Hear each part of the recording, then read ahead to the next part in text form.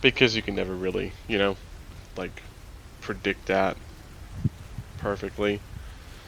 And then you go into chapter 6, which I just, in terms of leveling, I don't have a whole lot of information on that. So I have to actually, like, go through. But if we're running off of how chapter 5 went, for chapter 6 you should probably go from level 7 to level 9. Which I think is reasonable. So, I mean, 2 fucking levels. Dude, y'all are going to be going through some shit in these later chapters. I mean, 2 levels in 1 chapter is fucking insane. Like, y'all are... I hope that you don't die. Yeah, me too. It's going to be a lot of work. Well, for all of us, but, for y'all especially. And then let's see. Okay. So, chapter 7 tells me where you should be for chapter 6. Because chapter 7's telling me that, hey, you should be 9th level. So that's good. So that means that, yeah, for chapter 6 you should end at level 9. So that's great. That's really helpful. And I'm just writing all this just in my fucking book in pencil so I don't forget. Because doing leveling is... In the later chapters, if you get a level too soon, you're broken. And then it'll just snowball because you'll be like, hey, we just did a lot, like, where's our level? And it's like, oh, well, actually, I fucked up.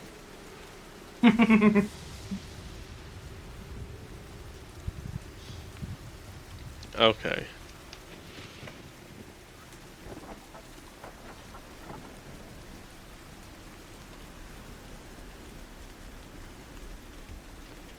And then you'll get the last 2 chapters in the last 2 levels in the last chapter. That's kind of weird, but okay.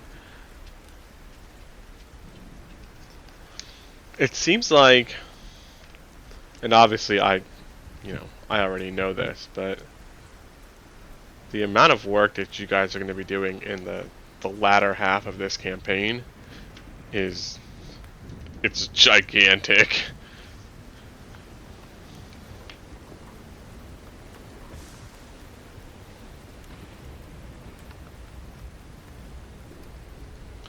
Alright. Good. Well, we have that figured out. I spent like all fucking week. All I need to do is read the first or the 3rd paragraph on the first page for one, and then I would have had all my answers. Kind of mad about that. Spent like 2 hours reading the wrong chapter. Well, shit happens.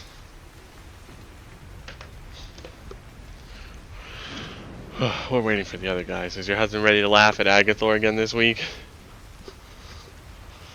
Or what? Is your husband ready to laugh at Agathor again this week? Absolutely. Just tell him plan bad. I did. I looked at him like midway through the week and said, "Plan bad." Oh, that's He great. lost it. He's got dinner and a movie. Good for him. Hello, Keimer. Hello. Sounds like you guys are talking about some Agathor. Yeah. He heard plan bad. He was like, I know where this is going. No,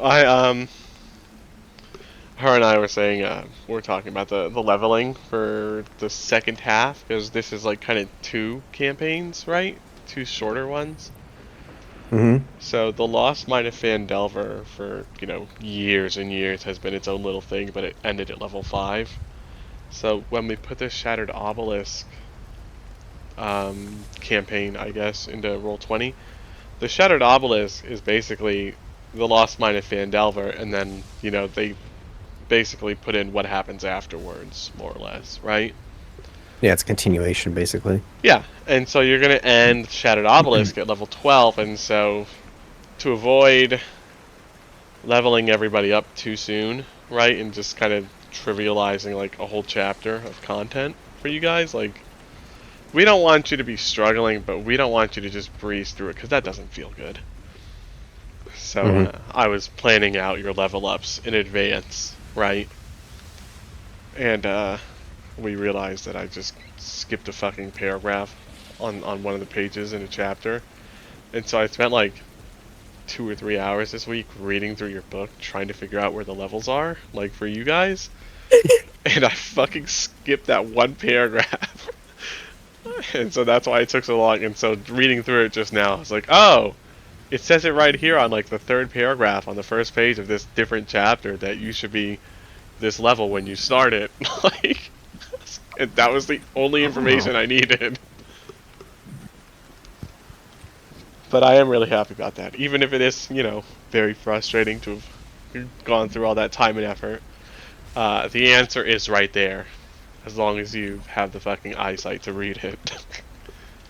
It kind of is weird that. Well, I mean, I don't see it personally, but it'd be nice if they condensed information down. It would. Like if they just had like a page before every chapter where they're like, "This is the main things you should know," and then they show the extra information. Right, like, this is the information that y'all should have, blah, blah, blah. Like, that would be really cool. I run into that a lot with the Tyranny guys. That book is very badly written. I'm like, hey, what do you guys what do you guys know? And they're like, and I'm like, okay. And then I go through the book and I'm like, and they're like, yeah, that's where we are.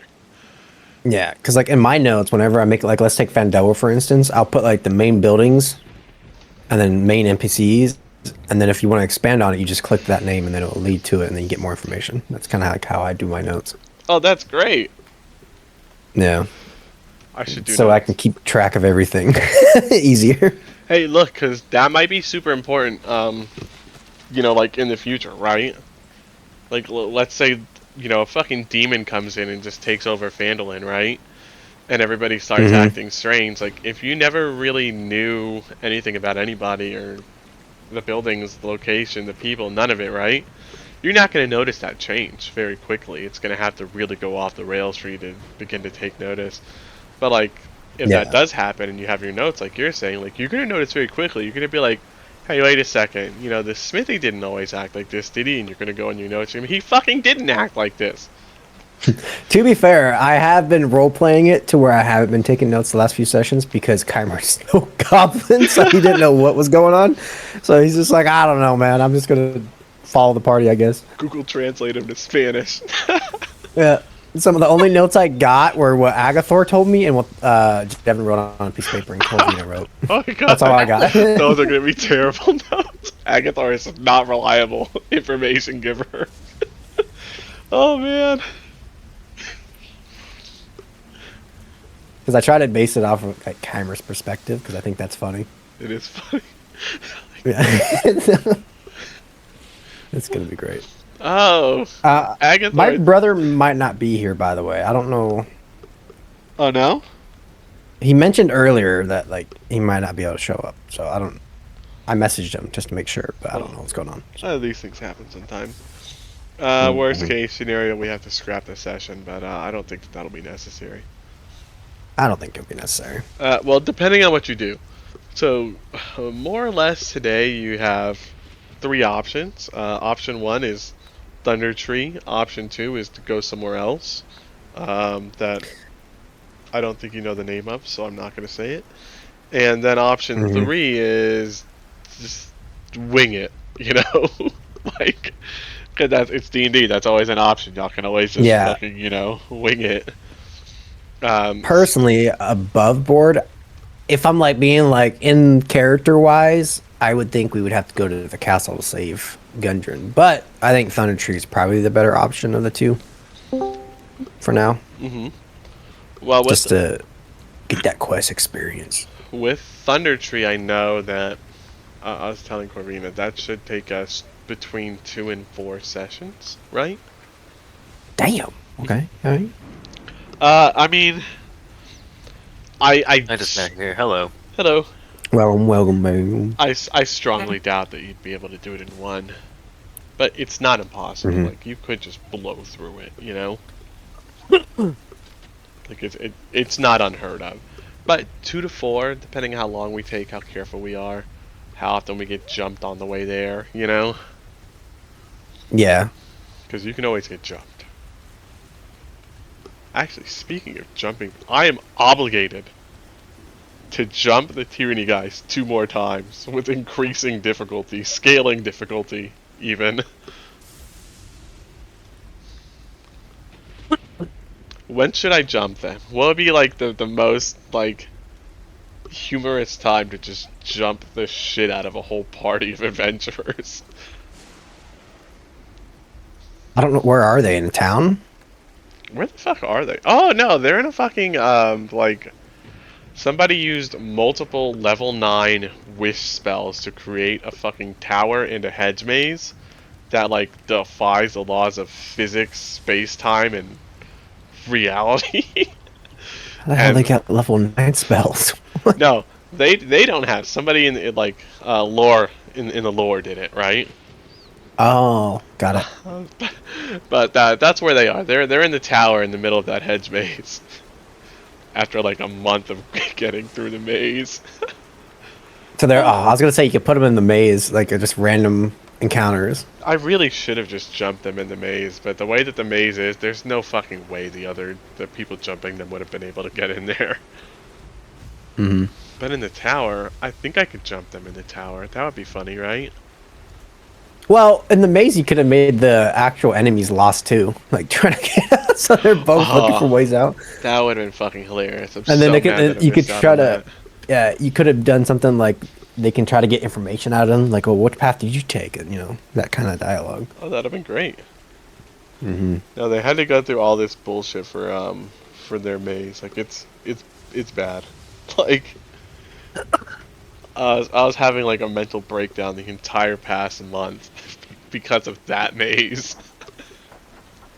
And the funniest part, there's a maze in the maze, like an actual maze. And that took them 2 whole sessions to get out of. It was gigantic though, and I turned on their dynamic lighting and I put walls and mist in so they couldn't see properly. They were mad. That's And it was payback because like 4 months back I gave them a decent sized maze, but it wasn't gigantic. And they just, one of them was like, oh, to get out of a maze all you have to do is just keep going to the right. And they got out of the maze in like 5 minutes, and I was like, y'all are assholes. So I made this one difficult as fuck. And they were mad the whole time, and I was like, yes, feel my fucking struggle. But we're really petty and vindictive in Tyranny of Dragons. Surely you don't have to worry about that happening to you. To be fair, if you're not petty, does that mean you don't care? Like I feel like if you care, you're kind of petty no matter what. I like it. I'll take it. It comes with it. Also, Now the levels of petty, that's different. Oh. Who knows about that part? we are like wildly petty. Like one of them paid their cleric. They bought 3 revives worth of items and gave her some money on top of it. They're like, here, I'm already preloaded with 3 revives. Throw them out when I need them, right? And somebody wound up having to use one of those revives, and he still hasn't heard the end of it. That was like 3 weeks ago. I was laughing. Like, Then there's our team. We work together. We're allies. We're peaceful. Working like through strategy. right? No, they're just cantankerous. But I like it. There's always problems with them, and it's hilarious. One of them, if he's in the shadows, he's just automatically invisible to anybody with dark vision, like who's relying on dark vision to see. And so they've been in like pitch black caves, and he's like gone unconscious. And he's like, somebody heal me, and they're like, we fucking can't. Like, If I knew the people in our party before I created my character, I would have created a little shit kobold rogue that like kept trying to steal stuff because he didn't know the culture, and so the party would have to like stop him from doing dumb shit. But I was like, I can't do that with new players. I can't. I gotta at least get acknowledged with the group. Because that's also like that's a group character where like the character could fuck with the group a lot. So That is true. I didn't want to be that guy that just handicaps the group. But it does sound fun. It does. Is Eric coming? No, I don't think so. I messaged him. We'll find out, right? I mean, I think he's asleep or something. rough week, huh? A rough schedule. Yeah. Yeah, that'll happen. I mean, I had a rough week. I was fucking Oh. sick. Oh, speak of the He devil. rose. Oh, big sexy. We're happy to see you. I see that you ignore my message. That's not very brotherly. No big Eric. deal. I know. No, that's pretty brotherly, really. I Like, know. It actually is. I ignore his message for days, and I'm like, oh right, I forgot about that message. What's the point? I got on. So Hmm. We're happy to have you. Are you feeling okay? You sound pretty tired. I mean, I'm exhausted, but If you need to sleep, I'm sure we can figure something out for 3 people. It's like, some things are more important. Don't feel bad if you're like, hey, I gotta, No, don't listen to this DM. You stay. Right? I mean, I don't care about your opinion. So Yeah. just don't be surprised if you hear some snoring Oh, okay. eventually. If I hear you snoring, I'll ping you a couple times, and then I will call you on Discord after disconnecting you. Yeah. Splash some water on your face. That'll wake you up. You should get really drunk and then smoke a bunch of weed. Surely you won't fall asleep after doing that. Yeah, that's Oh, wait. exactly. I forgot this is going on fucking YouTube. You should not get really drunk and smoke a bunch of weed, because then you'll definitely be up for 2 days straight. Surely. Usually I just stub my toe. Fuck, I'd be so mad. The anger alone will keep you awake. It does. Like, never mind the Oh. pain. It's just how pissed you get off stubbing your toe. Fuck! Alright, we're here. We're spaghetti. I was sick this week, but no longer. I am recovered. Got some soup, And then today we went to a big-ass plant nursery. My kid's first time going to a nursery. My wife got a fig tree, so I guess we have a fig tree now. Very low. But that's cool, you could... It's figs, right? It's free real estate. We could totally make that happen. I've never had a fig. I never had, a fresh fig. I had like Fig Newtons, but that's about it. Are those made with figs? Or I guess were those made with figs? Because definitely not now. One point, yeah. Nice. They're alright. I don't like them. I haven't seen them in like 20 I never had 'em, years. so I don't know. That's some old people cookie. Right. No, but some of those old people cookies are really good. Like the Chessmen, the butter cookies or whatever. So good. Yeah, Yeah. it was good. I'm a big white macadamia. That's my. Oh yeah, those are nice. I like to get pecan sandies, right? Oh, I like and Sandy. And you get like a half a cup of milk and you just drop the cookies in there and then you just mix it up with a spoon and you get like this cookie milk like slurry and you just drink it. Okay, I mean, it's snack. My wife she's like, that looks disgusting. I'm like, it does, and then I just drink it. She hates it. It's nice though. It only works with the pecan sandies. Like nothing else really kind of hits the same for the slurry. So we're here. Does anybody want to do recap? Do we have a volunteer? Oh, what the hell? I'll do it. Oh, this will be good. Yeah, let's hear it. Okay. It's gonna be in the format of though Jevin is writing a letter back home. Oh, I like it. And it's gonna be written Dear Redacted, because I don't want to spoil anything yet for his backstory. Anyway, Dear Redacted. We carried out our plan to engage the Red Wizard, let's say. And turns out he was a really tough son of a bitch.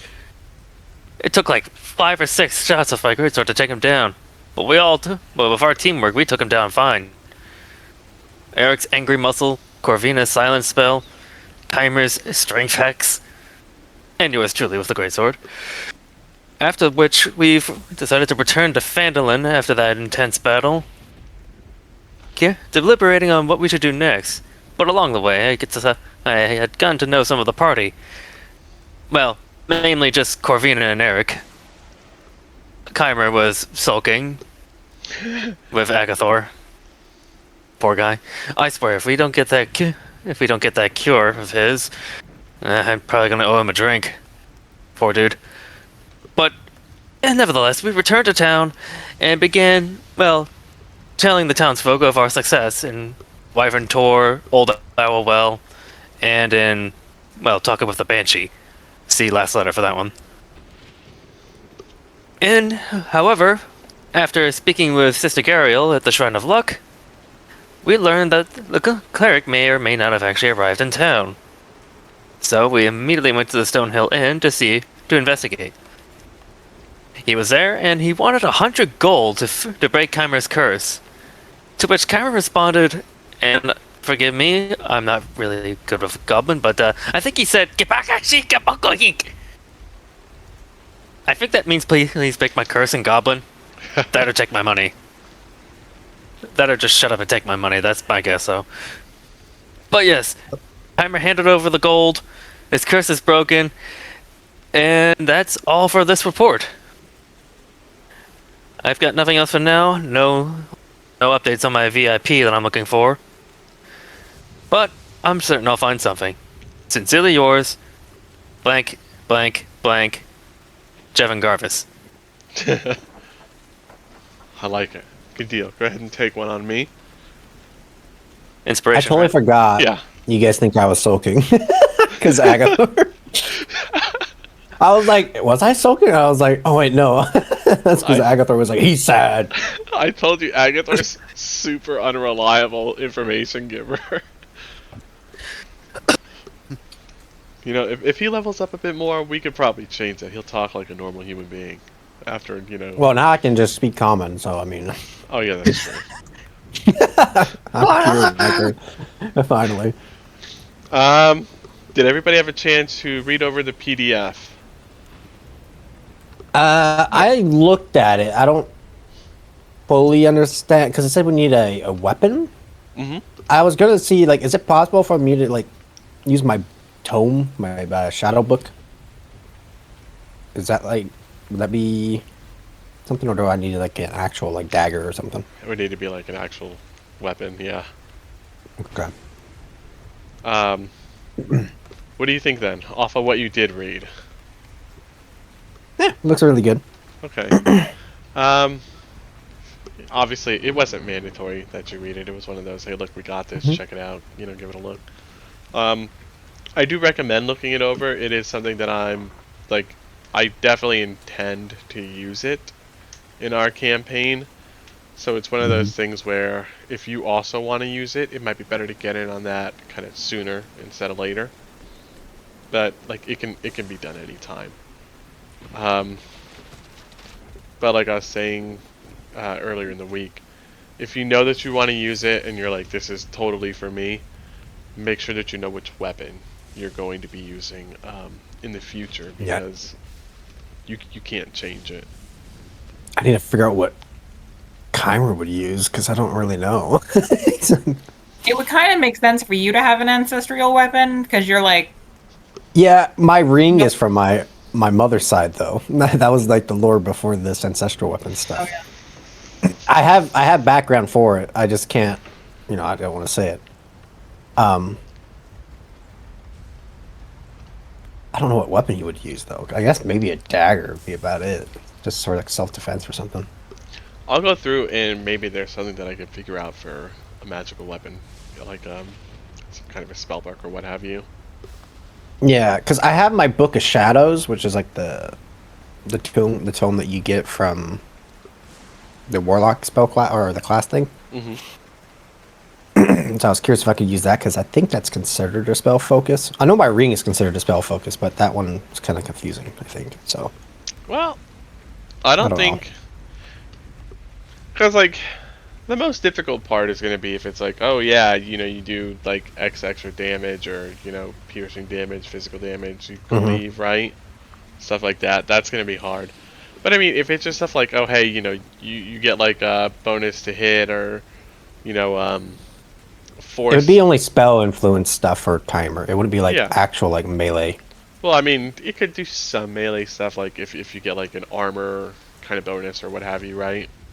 I don't Yeah. remember all the perks, but there might be one in there for that. So like we can definitely The use only- some of it at least. I know that for a fact. The only downside I can think of for timer specifically is like I could also have a stat with my staff of the glass staff, right? Oh yeah.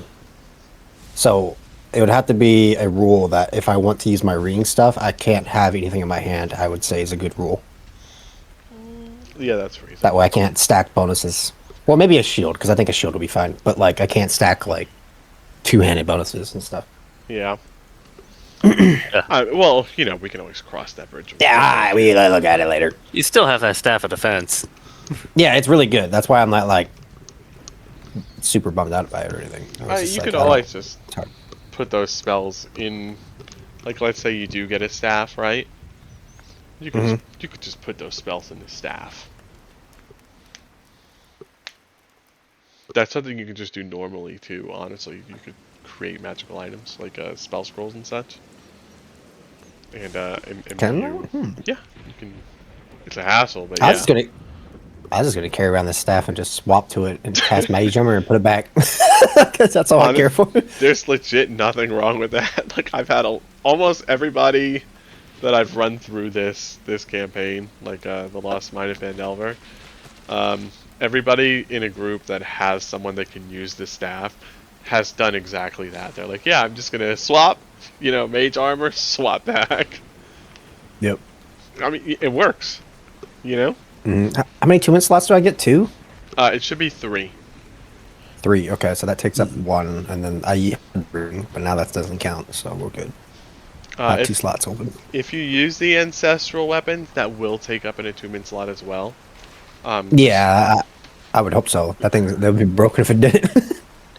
It would And be they run on spirit points, so Yes. like I'm Yeah. reading about it. Like how precisely are we gonna figure those out?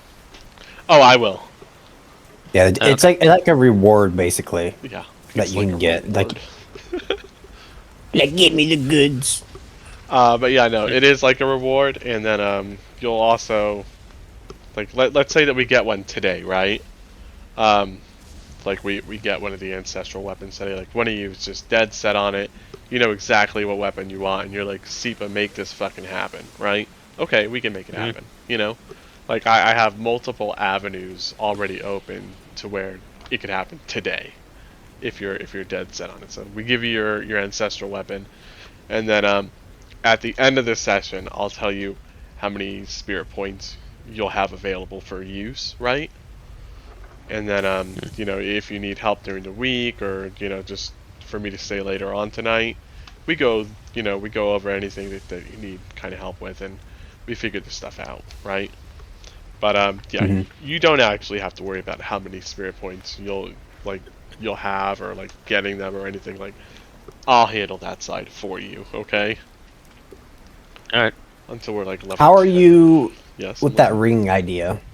Which ring Like, idea? as long as I don't have, like, where my ring could be my ancestral weapon, but I can't have, like, the staff in my hand and stack the bonus or anything like that. Well, I mean, I don't really have any issues with it.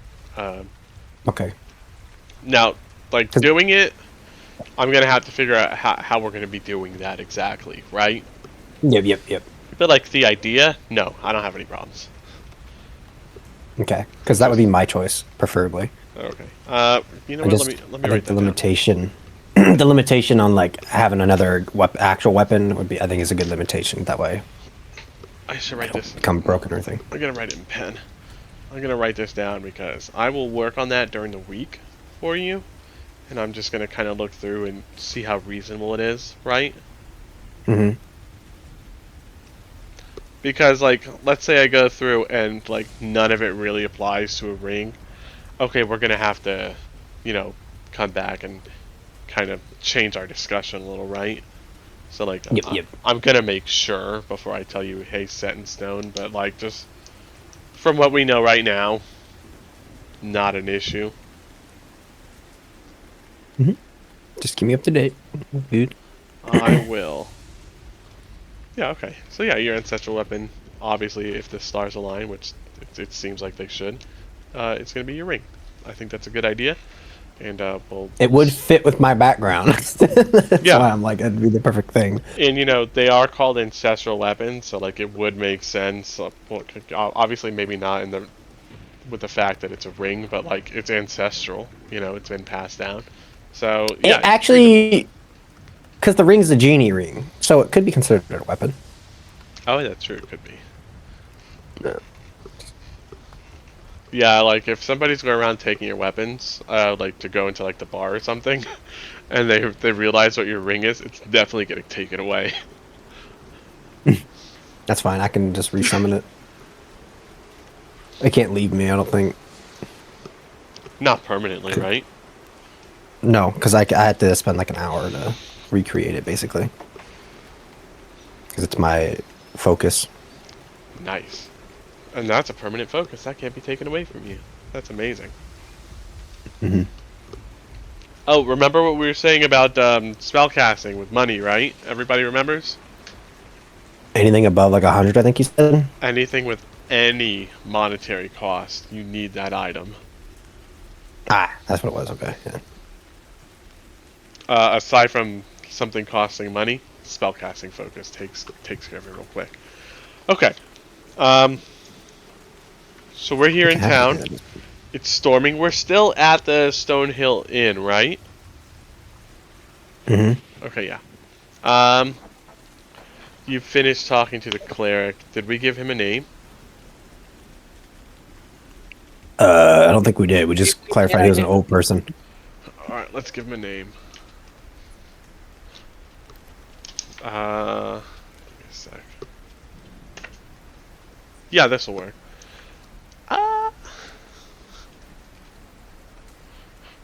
We'll name him Alfregor.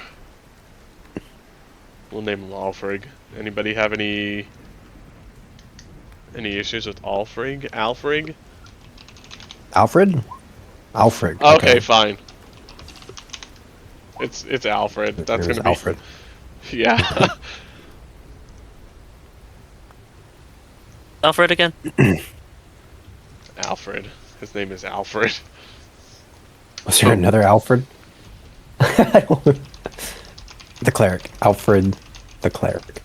Oh, the cleric we met. Yeah, and he was an elf, right? What was his race? I think I said that he was humanoid, but I'm not certain. Human. Well, Alfred isn't exactly an elf name, so.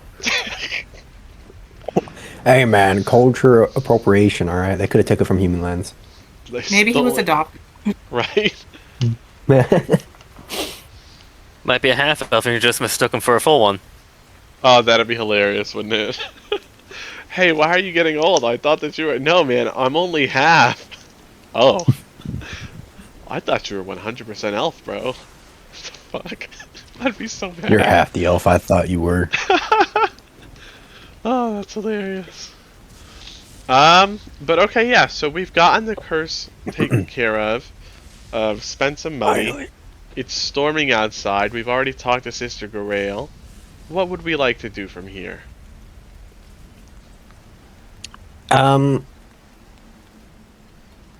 first off, Chimer would be like, I am quite glad that whole ring ordeal's done, finally. Much appreciated. I forgot his accent, so we're just gonna come up with a new one. I say to the party. Oh, to the party. Sorry. Yes. I thought you were talking to Alfred. Nah, Chimer has no business with Alfred. He took 100 gold from me. It is Yes, yes. It's nice to communicate with you again, but I'm not gonna lie, it was kind of funny for a while. It was definitely not funny for me. The only think about this for a second, the only voice I could understand was Agathor's. Again, it's fun. That's why we thought it's funny. Agador just like leans in from the corner, he's smiling, giving you a thumbs up. But to be fair, the ring did have some bonuses, and it actually taught me something. I can now speak Goblin without the ring. So if any of you are interested in learning Goblin, and he holds out the ring, he's like, here you go. I don't think so. But wait, are you serious? You actually can speak Goblin without the ring now? Ibaga! He speaks Goblin. And he says, yes, I can. If Agathor translates. Yeah. Agathor will translate.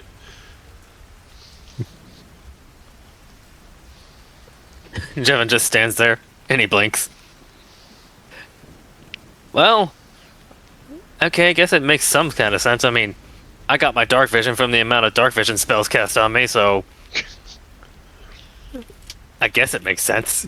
That's thematically hilarious, though. That's so funny. It's like I wonder if we can give you resistance to fire by keep burning you. I know. I got dark vision so much that it just stuck around. Hold on, Jeff. We gotta keep burning you. I'm gonna give you resistance. We're like, well, we do have those new items we gathered from the Red Wizard of Thay. If we want to go sell them, the art and what was it? Art pieces and something else. Oh, gems, I think. Art pieces and gems. Yep. Maybe we could go sell those. While we're here, I think we need to talk to Sildar about the abandoned forts. The what? Does Cameron know? Wait, oh, no, hold on, wait. Skyrim. Oh yeah, wait, Okay. no. I'm trying to figure out if Cameron... He had an idea because he drew on the map, actually. He's like, yes, the location...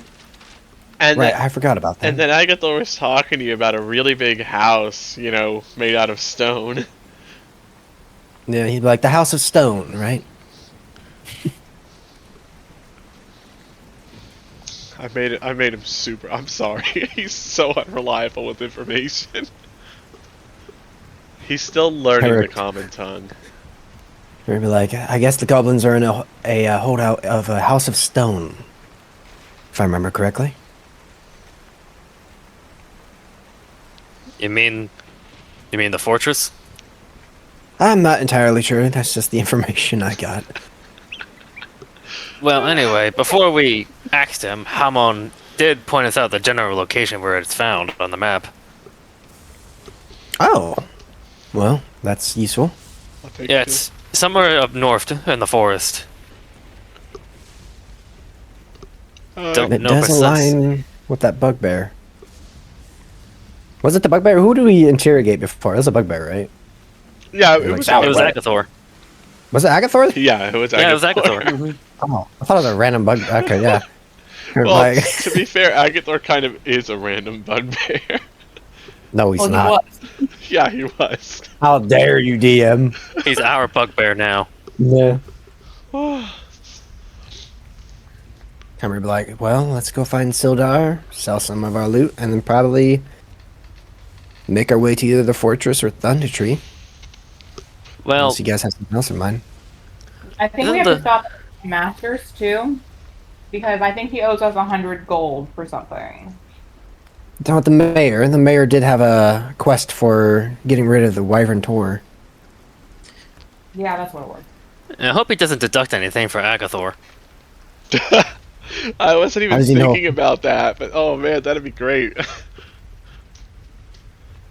I mean, I don't think he would. You gave me a whole new way to to just be a giant piece of shit. Thank you. Take an inspiration if you don't have one. I'm gonna do Sorry, that. are we planning on replacing this mayor in a way? I'm gonna fucking do that to the tyranny guys the first chance I get. Oh my god.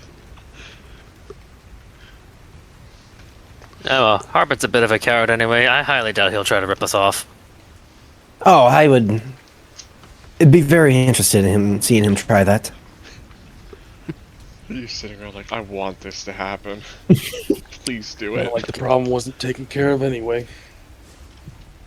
So if we're talking about collecting our rewards for finishing like requests around the lands, Mhm. you have the Eatermath Orchard. Remember? Um, the I forgot his name. Just the adventure that was Yeah. Agatha. The Eatermath Orchard was not Agatha. Well, He he's the was well. yeah, he Yeah, was the the well. well. Right. Okay. Did he offer us anything for that? I don't think he offered us anything. He said he'd Yeah. give you a Well, reward. did I write something down for him? Let's see. I don't think I had information on this because I was still a goblin. Let's see. Yeah, I don't write anything because I was still goblin. He's like, I didn't exactly remember anything about the Edermath orchard. Yeah, he didn't tell you exactly what the reward was, but he did tell you that there would be one. Well, you should probably stop by the Town Master's Hall first, because it's closer. And it's raining. True, and Sildar will be there too. You can inform Sildar. The rain is canon today, guys. Just saying. Why is there a cannon shooting rain from the ceiling? Oh, it's been raining in Texas this whole past week, so everybody gets to suffer. Even I love rain. virtually. Okay, I like it too, but it's just such a because like I walk my kids to school. Fucking rain. I grew up in Washington State, so that's a rainforest. Oh, isn't that like Washington State is the one where it literally rains like every day of the year except for like 10 of them or something, right? Yeah, pretty much. It'll rain for like 3 hours straight, then it'll be sunny for like 2 hours, and it'll be back to raining. Well, it snowed in Ohio today, so here we It's are. May. You know, I'm aware. I can't say anything. I live in Texas. It was like fucking 50 degrees last night, so Man, that's warm. is it not warm for you guys yet? It was. Wait, Oh, Last funny, week, it was like 30 degrees for us, is that where I currently Celsius live. or Fahrenheit? Fahrenheit. Okay. Wait, we're all in America, right? I'm in North Dakota, yeah. Okay. No. So okay, yeah. So we're gonna be using fucking freedom measurements. That's cool. Right for freedom. Freedom units. That's Celsius. Celsius. I hardly know her. No, I'm just. But okay, yeah. No, we've been hitting like 90. I think we haven't hit 100 yet, which is I would crazy melt. because we're in May, so we're usually up there already. I'm super excited because that means we might have, our high for the year in the summertime might be only like, 105, which would be amazing. I think our low this year was like negative 30. That's crazy. Oh yeah, we spent multiple weeks in the -20s, so that was Wow. fun. Yep. I love it. I leave my window open when I sleep.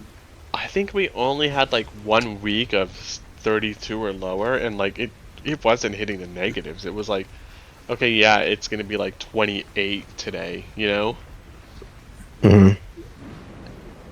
It's what? Can we get back to the session? Yeah, I'm sorry. Yes. Okay, yeah. So we go to the Town Master's Hall, right? You duck in out of the rain. It drips on you as you come inside.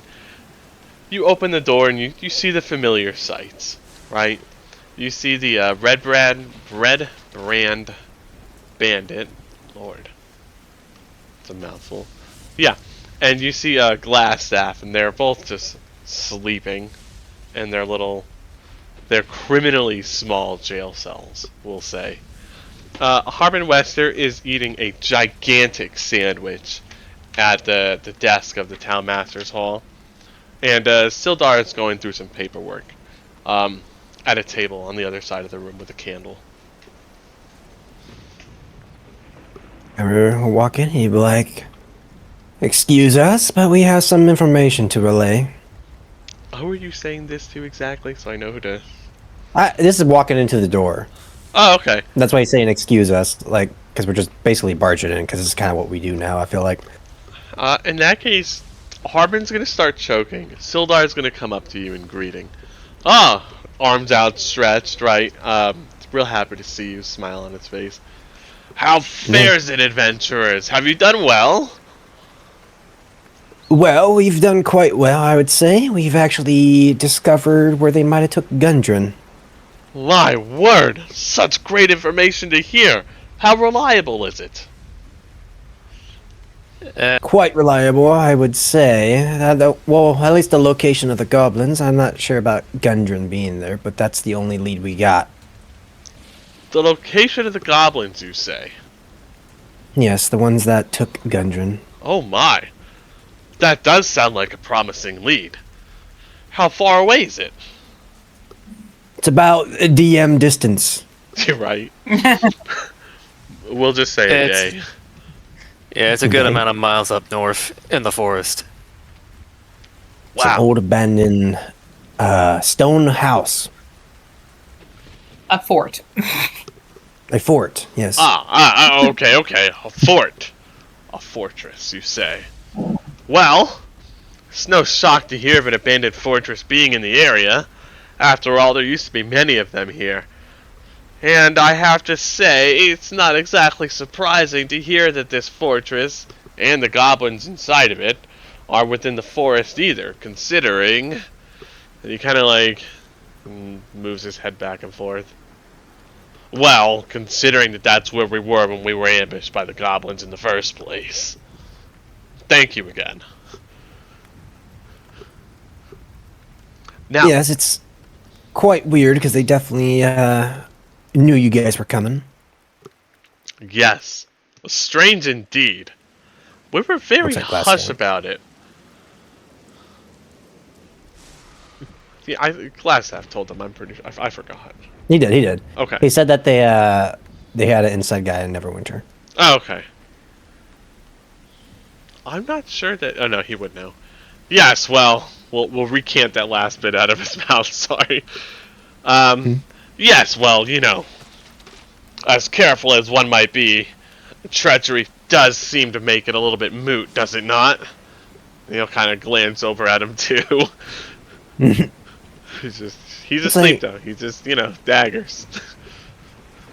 Yes, that seems to be the case, but at least now we know that he's most likely alive, since they had a goal.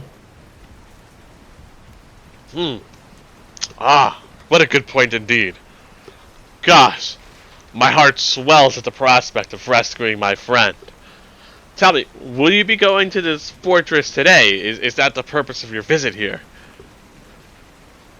We got to update some villagers on some of their worries that we've took care of, and then after that, I believe the party will most likely head that way. Very well. Are you listening? Maybe when the storm lights up a bit. Oh, yeah. Wow. It is that time of year. A little bit of rain is to be expected. Although, he kind of like looks out the window a little, like just leans over. It is coming down a little bit hard today.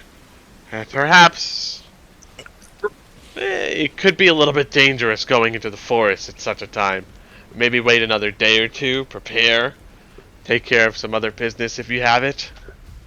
Yeah, get some supplies, maybe extra healing potions. Ah, yeah, see? He knows. I'm sorry. See? You understand. What a good man. Great head on your shoulders. But I am inclined to ask, what is it that brings you into the Townmaster's Hall?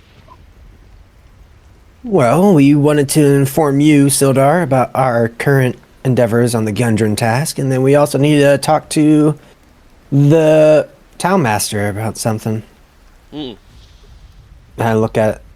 What's his name again? Harbin Wester. I look at Harbin Wester and I'm like... So on that note, Wester, we have successfully took care of your problem at Wyvern Tor. Wester's no longer breathing. No, I'm just kidding. But I did say he was choking when you went in there. Well, that's good. No, instead what's actually going to happen is, before, like, you and Harbin and Wester can kind of do some back and forth, who's he going to talk to? Jevin. And you too, Corvina, right? So, Sildar's going to pull the both of you in. He's going to quietly say, he's not whispering, but, you know, he's not being loud. take it a little bit easy on the poor fellow. I know we've not had exactly a splendid view of him, but he has been trying better and doing better since you've arrived and helped. Perhaps we can make a good man out of him yet, but try not to be too harsh on him today, at least, okay? DM, are you trying to prevent us from staging a coup? No, I don't care if you stage a coup. I'm just, Like, he who, the has been town doing master? better. Yeah, the town master is who he's talking about. And I'm honestly, gonna politely nod at Sildar. okay. And from what you guys do know and what you have seen, Sildar he's obviously telling the truth. Like, this guy, you've looked at him as like a giant lazy piece of shit this whole time, because like everything that was going on, he was just like, oh, I'm not, it'll be fine, right? Just a cowardly, lazy person. But since you guys kind of stepped in and started kind of shaking things up and solving some problems on your own, Harbin Wester has been there, right next to you or right behind you this whole time. Like, once it dawned that there was no way he was making it out of this situation without picking a side, he chose your side, and he has stuck to you, right? True. He hasn't lost the weight yet, but we'll work on that through character development, damn it. I love the scene of like Sildar talking to Corvina and Jevin about how like he's a good person. We just need to train him, and then we cut over to to Wester, and he's choking on Subway. Yeah. Like, Really, he's choking. He is, like, he's not like in danger of dying choking, but the whole coughing thing. Yeah. He didn't expect I was gonna say, you do I have guys. to give him the Heimlich? No, he's good. I But no, would not touch him. he didn't expect you guys for some time now. Honestly, a few days later, like 3 or 4 days. So he's shocked to see you. You guys took care of business very quickly, and that's like true in game. Like, you guys are actually really fast about taking care of these problems. Very Well, efficient. we do make a good team. Are you talking to Wester now? In general, I'm just saying. Oh, Devin okay. will just say that out loud. So Wester's gonna finish coughing up one of his lungs. Yes! Last prestidigitation in the air to clean up his. Clean up his filth. Mm-hmm. Yes! Yes. Well. I wasn't expecting you back here for nearly a week. You've gone to Wyvern Torn, take care of the problem, and you're back so soon? Well, not just Well, that. not just We also went to Old Owl Well and visited Agatha the Banshee. So much done in such a short span of time. Well, they were all within proximity of each other. But still. Truly I mean, impressive. have you seen what we did to the Red Brands? I suppose Points at the guy in the cage. it is a good point. Maybe I should not have been so shocked after seeing your work in the Tresendar. Well, okay, he hasn't seen, but after seeing how you handle the Red Brands, but still, truly amazing. How did it go, though? I had heard some talk of orcs. I believe that's what our bounty said, is it not? And he's gonna kind of like look Well- over at the bounty. Yes. Were there many? Well, there was a orc, and several bugbears, and an ogre. An ogre? Yes. Yeah, really fat one actually. Gracious me. An ogre. Kind of resembles someone around here. Hmm. Kind of stares at us. Doesn't say it out loud, but you can kind of get the intent. Agathor's in there with you, right? Yeah, Oh, yeah, Agatha yeah. should be here with us. He's just shaking his hair like a wet dog. Oh, yeah. Yeah, he's doing that again. If we're unattended outside. That's true. I see you've brought one of them back with you, too. Is he safe? Oh, this is Agatha. He's our ally. Agatha, they're gonna introduce themselves to each other. Ah. Agathor. Tell me, Mr. Agathor, do you know the rules? The laws of Phandelver? Agathor's just, no, he doesn't know them. So he's going to look at the rest of you. Well, he's trustworthy, I presume? Yeah, You we have our- plan on keeping him around. We'll be his guards. And Corvina, you were saying? You have our word. Ooh, wow. Your word indeed. It's very powerful. Very well. Your friend Agathor shall not be restricted in the town of Phandelver. However, he is unfamiliar with the laws. He knows what a law is, though, does he not? We've talked about rules with him. Okay. And he understands? We're getting there fully, but at least he won't attack people or steal. Okay. Well, in that case, he's going to give you just a small, I don't want to say book, but a small packet, right, of papers, parchments. Well, this, he's going to hand it. Who wants it? Alright, Corvina, you're going to get it. Okay. He's going to give it to Corvina. This, Miss Cleric, are the laws of Phandelver. Perhaps in your spare time or during your travels, you could see to it that Mr. Agathor understands them fully?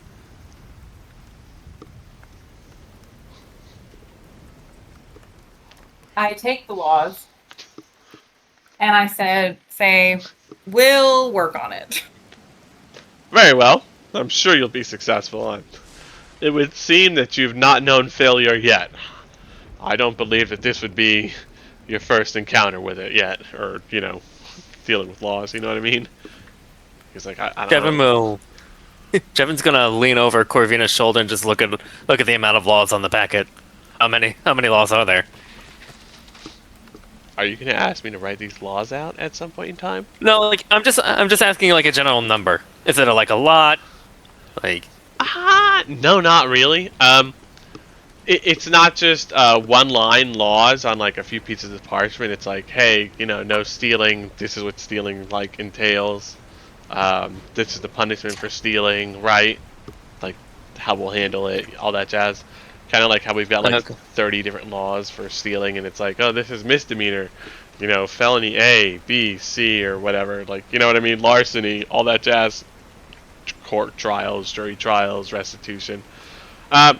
So there's really only like maybe 20 or 30 laws, like just for everything that he's given you, but they have all the punishments and statutes and processes and everything, so it just is a lot longer. yeah, Jevin will just look over and go, man, just cover the basics with him. Most people don't know most people don't know all the laws anyway. Yeah, I mean, like you're looking through them, and there's like a section on like farming law, and you're like, he's not gonna fucking farm, you know. It's a law about like where you are and aren't allowed to plant turnips. You're like, we're not gonna need this one, you know. Like you can pick and choose for sure. Hammer is gonna be like, Yes. by the way, Harbin, by any chance, do you have like a children's reading book so we can teach them how to read? I'm sure there's one somewhere. I'll have to keep an eye out for that then. About which level of what is his ability level? I suppose literacy and general speech.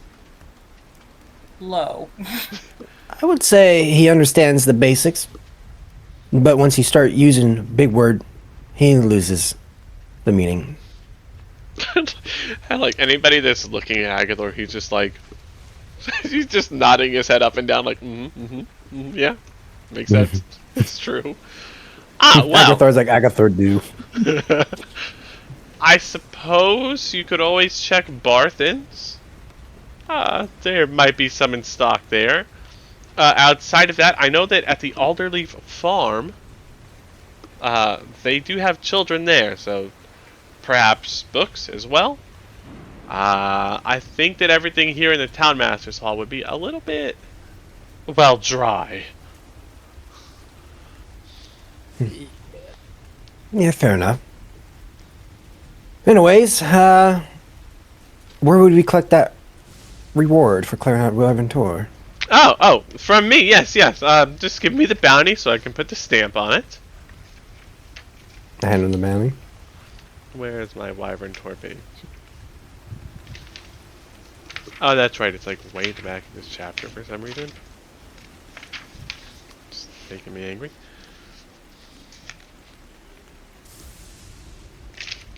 The reward is...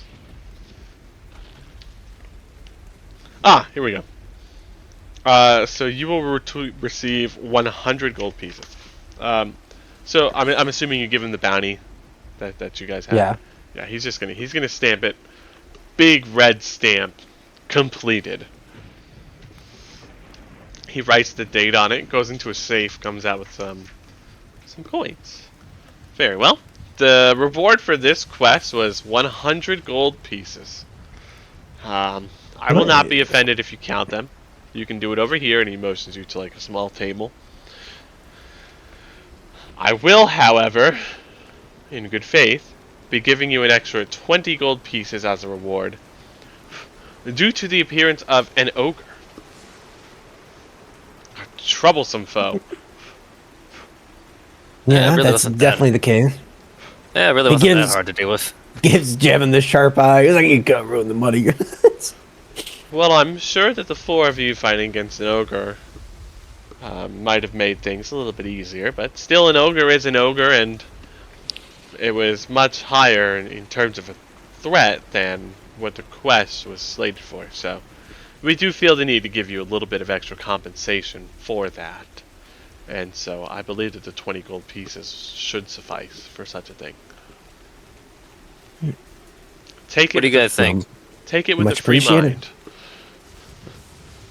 mind. He's basically saying like, hey, don't feel guilty taking the extra 20. Like, Yeah. we kind of fucked up. Are we above board? Are we splitting money equally with Agathor? Well, That's I between was y'all. thinking like give him the extra 20. Well, we split up like 25 each. Well, it'd be 20 each, right? Or Well, well, 25. originally, There's yeah, four yeah, of you. yeah, yeah. Yeah. So there'd be 20. Okay, that makes sense. Yeah. I'm Yeah. fine with him getting a cut. Okay. I think yeah, the we'll give. 25 for everybody else would be good. All right. Let's do it Yeah, that we way get then. the original promised money, and Agathor gets some money for helping. Okay, let me put that on Agathor's sheet. Oh, So Lord. Yes. hang on. 25 gold for each of us. And Agathor Yep. has an extra 20. Oh, Agathor And has come here powerful below. build. Nice. Come here, be like. On that note, are you looking for any art pieces, by the way, that you would like to buy? And he kind of like looks around the town master's hall. You know, I could use one or two. Have you come into some? Yes, and I'll pull out the art pieces. I think we have 5. No, we had. What was it? 6. 6 worth 25 each. That's what it is. Okay, We'll say that they're I'll pull out 6 of them. paintings. Mhm. Not very large in size. They are able to be covered completely in the rain. But yeah. Ooh, I like this one. This is a very nice painting of a farm. And this one. It is a little bit unique. I've never seen sunflowers painted this way before. I think they would both look good here in the town master's hall. How much would you like for them? Keimer is gonna say like, I was thinking somewhere around 30 gold per. Oh, 3 gold per. I can certainly 30. do that. Oh, 30. Apologies, adventurer. No, I heard you say 30. Oh, okay. I was just trying to... Perhaps something a little bit lower. 15? Keimer would be like, these are quite rare, I would say. I haven't really seen anything around here, and it would definitely make this place look a lot more professional. So I could go 27. I'll meet you in the middle with 20. Can I roll a persuasion check? I don't know how that works. Yeah, you can roll persuasion. How- Okay. Yeah. Sick. I mean, you are trying to persuade him. Oh wait, I have to roll. There's gonna be a d20. Damn it. He is not convinced. Do I know what they're actually worth above board? You have an estimation, so they're worth Or like what? 20, is that what, 25, supposedly? They're worth allegedly 25. So you would know anywhere between like 15 to 35 would be like for you a decent price. Like you And he has can't to offer tell 20? you can't tell like kind of how rare they are or like how masterfully they were, but they do look nice. And you know, you could look here like, wow, these are beautiful paintings, right? Keimer will sell 2 of them. He'd be like, yeah, that's fine. All right, so 20 gold pieces for each. Here you go. Must because I rolled low. If I rolled higher, I would be like, no. My precious. But basically, the estimation for you guys is just you could be selling a Van Gogh, but you wouldn't know. But you would still be able to look at it and be like, "Wow, that's a beautiful painting," you know. Well, that's what I was trying to figure out. Is like, would Keimer like, yeah, you know, from his perspective? Because above board, obviously, I could be like, I'm just gonna look for a better deal. But Keimer wise would be like, I don't know, this is a random painting. So, but based off what you already told me, I would say he would assume that's a good price. Yeah. So, Aren't you? Isn't Keimer a noble though? Wouldn't you have better insight? I would. Sure you would. I would. Yeah. I am a Remember that noble. in the future. I'll give you an extra bonus to rolling. Okay. So that's 40. So each 10. I'm not gonna worry about Agathor, so we each get 10 gold. He'll It's live. easier that way. Yeah. I mean, he doesn't even know what to do with gold, so like I don't. He has an idea, like him. but yeah, he's a little bit behind on the times there. Mm-hmm. Which is So crazy. we have. Because you've seen barbarians, all of you have seen barbarians in a civilized capacity, you know, in some of the big cities or some of the passing through towns. You've seen bugbears, you know, buying and selling things, farming, running stalls, all of it. So you know that this isn't like an inherently kind of bugbear behavior. You would all reasonably come to the conclusion that Agthor's kind of just been in the wild his whole life.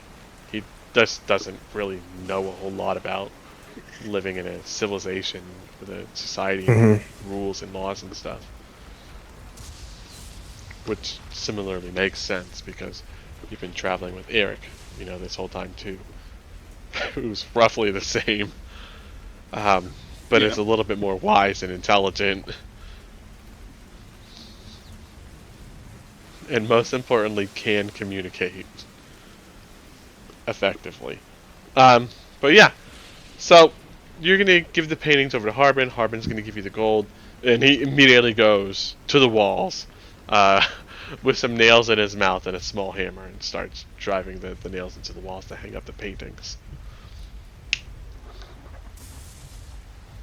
So Keimer be like, well, I think that settles everything here. So we need to go check in with Eldermath or Edermath. Well, really quick, do we have like a map that has like the rough location of these forts circled on them?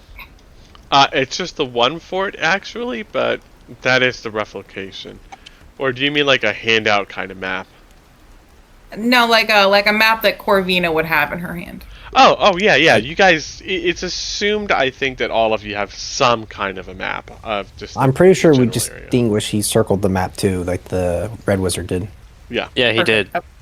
So So I'm gonna Yeah. take our map up to the town master and I'm gonna say, Town master, do you know anything about this fort located in roughly this area?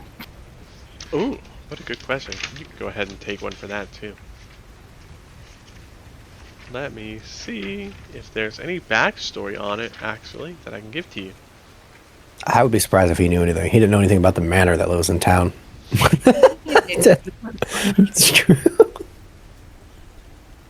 I mean, it's worth it. It's a good question. Yeah. Ah, okay. Oh, and this you may be talking about the old Cragmaw Castle. Yes, yes. I know some of it. It's been lost to time for many centuries now. The exact locations beyond our knowledge, but yes, if it's still standing, it would be in that area. And he kind of like he looks a little bit stuck in thought for a second. Ah, there it goes. It was built by a talented wizard in an ancient realm that once controlled a lot of the north. I don't know.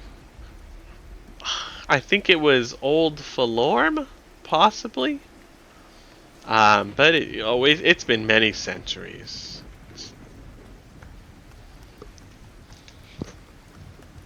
Do you perhaps know anybody who might know its exact location? Oh no. Great. That means we'll have to forge through the woods a bit until we find it. Do you happen to know if there's anybody in town with an interest in history that would know more than you? Okay, we all know what word I'm trying to spell. Well, there are perhaps some who would know, but this information has been lost almost as long as the location of the Phandelver's Pact. Even a grand historian would be none the wiser. Great. So it was one of the strongholds against the orcs, then. Perhaps it was. Though I can't really say for certain. The information being as it is, much of it's been lost to time, and the rest of it has not yet been found. Terrible thing, Well, that's really. Definitely interesting. Yes, I'm assuming it's your intent to go there at some point.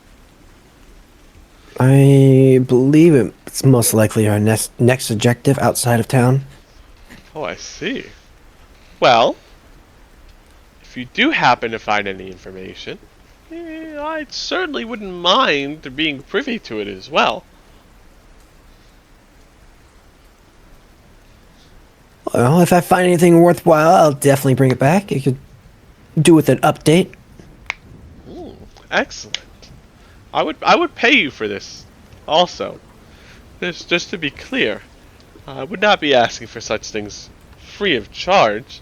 I know we may be friendly with each other, but I don't believe that you are so friendly with anyone at such a time to be giving information for free. So, if you do happen to find it, just bring it back here and we'll discuss the price, and if we can both agree on something, I'm sure we'll be able to leave happy. Sounds good to me. I mean, gold is our survivability, anyways. Oh yeah, well, it is also mine. The town requires much to keep running every year, especially in the winter months. Speaking of which, any donation that you have as we approach would be certainly very much appreciated. I don't know how possible such a thing is for you, but if indeed it becomes possible, please keep us in mind. I'll keep it in mind. Excellent. Then I wish you luck on your journey, and I do recommend preparing thoroughly. If what you've said of this place is true, there will be many goblins there. Yes, and possibly the Black Spider. Which who knows how dangerous he is. Are we hoping for the Black Spider to be there, or for him to not be there? I'm not entirely sure. The most we know is that they were in contact with each other. Very well, then I hope that whichever one you wish for is what happens. He's like, hey look, do you guys actually want to run into this dude? And you're like, I don't know. And he's like, well, if you fucking make up your mind, I hope that that's the one that happens. I would say no, because we're attacking a castle, so a castle plus boss, yeah, I don't know. And I would assume there's a goblin leader. I'm just saying, if you're attacking a castle that's full of like soldiers and troops and stuff, Hmm. I hope you're ready for some issues. Okay. Oh, I'm sure there's gonna be issues. There are two things that get a lot of people killed in my campaigns. It's attacking castles and using thunderclap, thunderwave. I should use that to bait them out.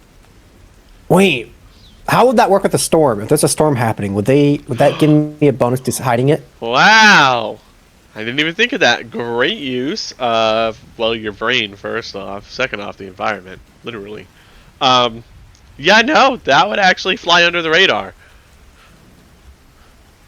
That's assuming it's storming when we're there. Also true, yeah. But I Can we be like, can't exactly make it stop storming when you get there now, because that would be kind of a dick move. well, it depends on if we're staying in town to wait till the storm passes or whatever. So Oh yeah, either way, if you spend a day or two in town, yeah, the storm's gonna pass. I'm personally kind of against that, not because of the storm, but just due to time. The longer Gundren's in prison, the worse he'll be. Well, they need information out of him, so you have some confidence that if he's not dead already, he's not going to be dead soon. And you do know that there is that whole bit going on at Thunder Tree that you were asked to kind of go get your own reward from. And I think the Thunder Tree situation, it was implied that it would have more information too. On Do you the, get- We can go to Thunder Tree. That does sound Thunder Tree, accurate. then Castle. I mean, the alchemy shop had some form of gift, so Yeah, that's where your reward is. Mhm. And I'll also give you some alchemy supplies. Yep. If you go around crafting like health potions and stuff, it'll help to defray the costs. Well, We're like, well, let's go check in with our adventurer friend. yeah, Oh, sounds yeah. good. At the orchard. I was like, wait a But, second. Jevin's actually going to linger behind for a moment so he can ask the town master something by himself. Sure, yeah. Jevin's going to pull out a paper with a realistic sketch of a person on it and ask the town master if they've seen this man. And you read my backstory, right, DM? On your character sheet, right? Yes. I read it I forget which day, but let me look over it again because I definitely forgot. That's terrible. I'll just send you, like, a little bit. Oh, okay, the bit that's relevant because it was a lot. Yeah, I I'm should sure. probably add my backstory to my actual character sheet.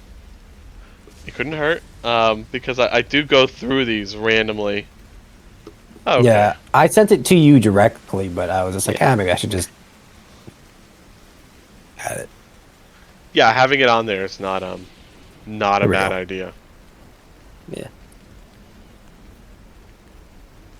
Yeah, mine's like, what, 4 paragraphs? About? Yeah, it's just because of the way that it's structured, like, it's all squished, right? Yeah. It's always a hassle.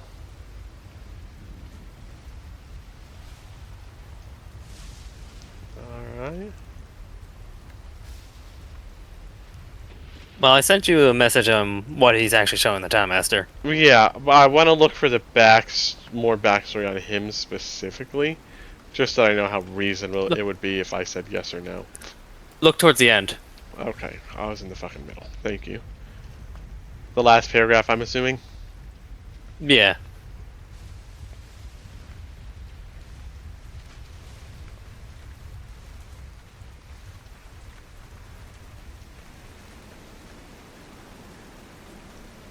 Now, with you asking me to use this at this point in time, you could be going in for a bad ending on this individual.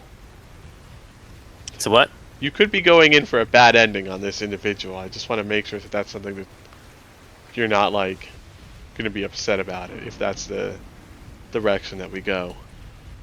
What happens to him, happens to him. Okay. He's just trying to find him.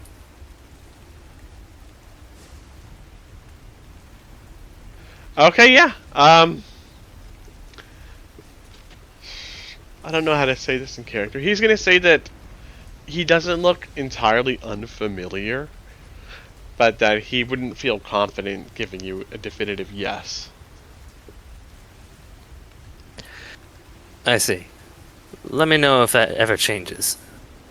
Uh, very well. Is it possible, perhaps, for us to maybe make a copy of your sketch?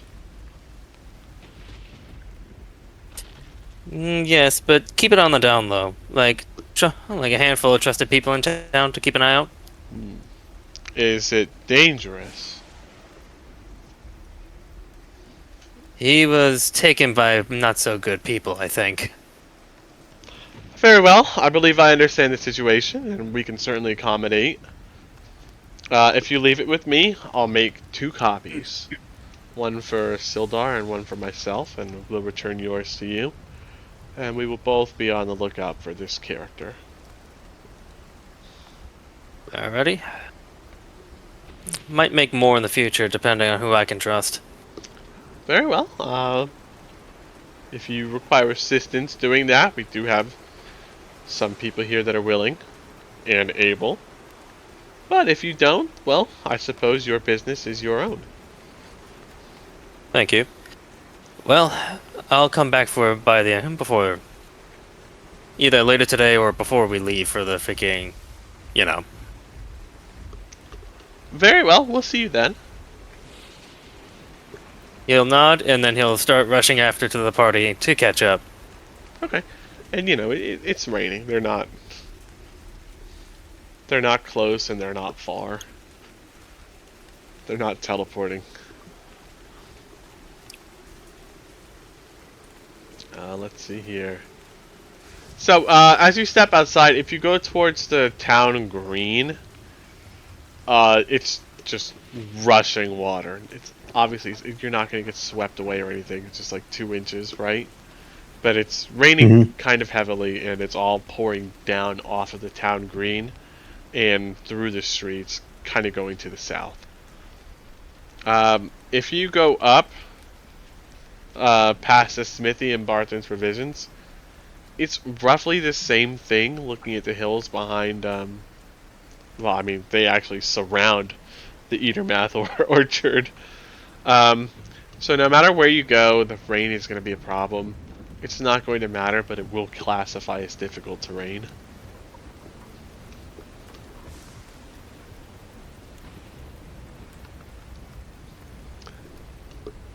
So We're like, this weather does kind of suck, but we do have to get this objective done. Mother Duck. Died the red dot of destiny. The red dot of doom and despair. Oh, we're gonna go to the north. Okay.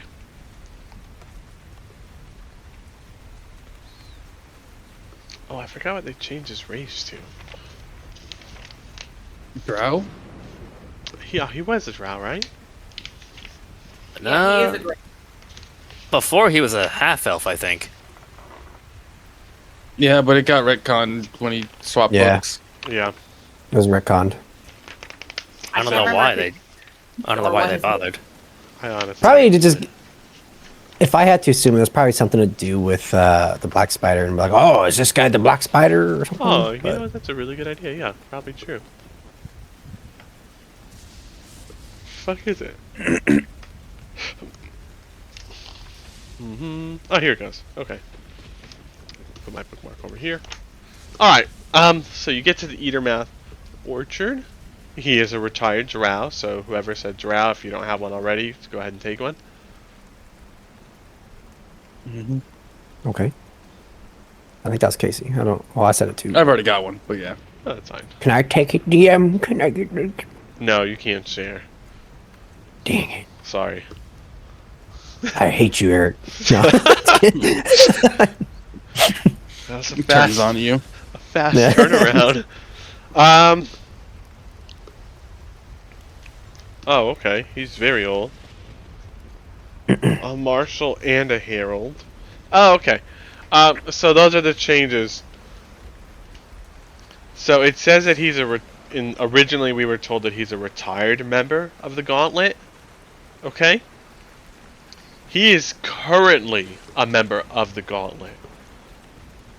He is a retired marshal and herald in the lands of the Dragon Coast, which is far to the south, okay? So he came back to the Neverwinter region, which is where you guys are, after retiring. He joined the Order of the Gauntlet. He is well over 500 years old. Okay? 500. Let's see here. Yep. So you knock on Darren's. Are we going with Darren or Darren? Bird. Aaron's easier, I feel like. But Alright, Yeah, Darren sounds more elven. Alright, so Darren greets you, right? At the door. Ah! How nice to see you, adventurers. Back so soon. Come inside. Come. Under the awning. Out of the rain. Out of the rain. There we go. Much better. What brings you here? Have Akathor start shaking all over the place like a wet dog. I see we've been doing some business for Harbin Wester. yeah, we've been all over the place. Oh, have you been? Pleasure to meet your acquaintance. Oh. Ah! I recall the last time that we met there was something going on with you, was there not? Yeah, I was cursed. Well, is it fixed? Yes, before I was only able to speak Goblin. Ah, I see the cleric arrived in town. Were you able to, take care of that thing that I asked about? Indeed, the undead at the well was taken care of. Oh, what was the purpose for them being there? Could you ascertain such information? Just to make sure, a red wizard is like evil, so like taking out one is not a bad thing, right? It's not guaranteed evil, but yeah, essentially. Generally Above speaking. board, yeah, above board. Do we want a way back to us, leading to a red wizard being killed? Because if we tell them, people are gonna be like, "Oh, they killed a red wizard," and then more red wizards might learn about it. Well, Or as we a could just keep quiet about it. the former adventurer, I think he might catch on that he should probably keep it on the down low. Just in case. Okay, Cameron would be like, "Well, we can definitely inform you, but I would ask you to be a little bit more discreet with the information we're about to tell you." Oh, something important happened, I see. Yes, Well, actually, it was a red wizard of Fae that was there, controlling the undead.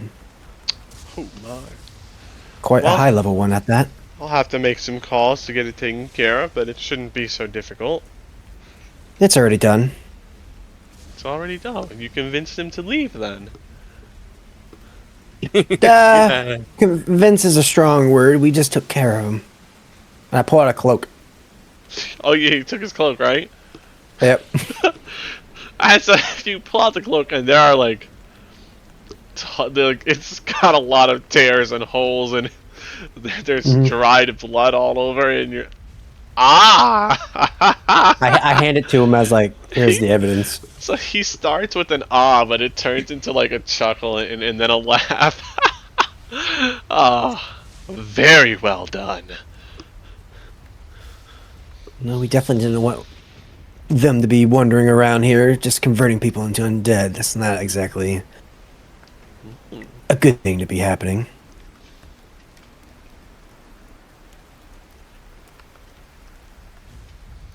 Okay. Would any of you say that you exemplify honor, vigilance, and righteous zeal? Me? I'm just a mercenary, bro. So you don't have I'm honor? neutral. You're not. Well, I didn't say that. You're not vigilant. You don't I have. think the righteous zeal is where I fall short. Yeah. A bit of righteous zeal. Kymer's an opportunist, all right? He's With all due respect, I don't know if any of us are going to be interested in what you're selling.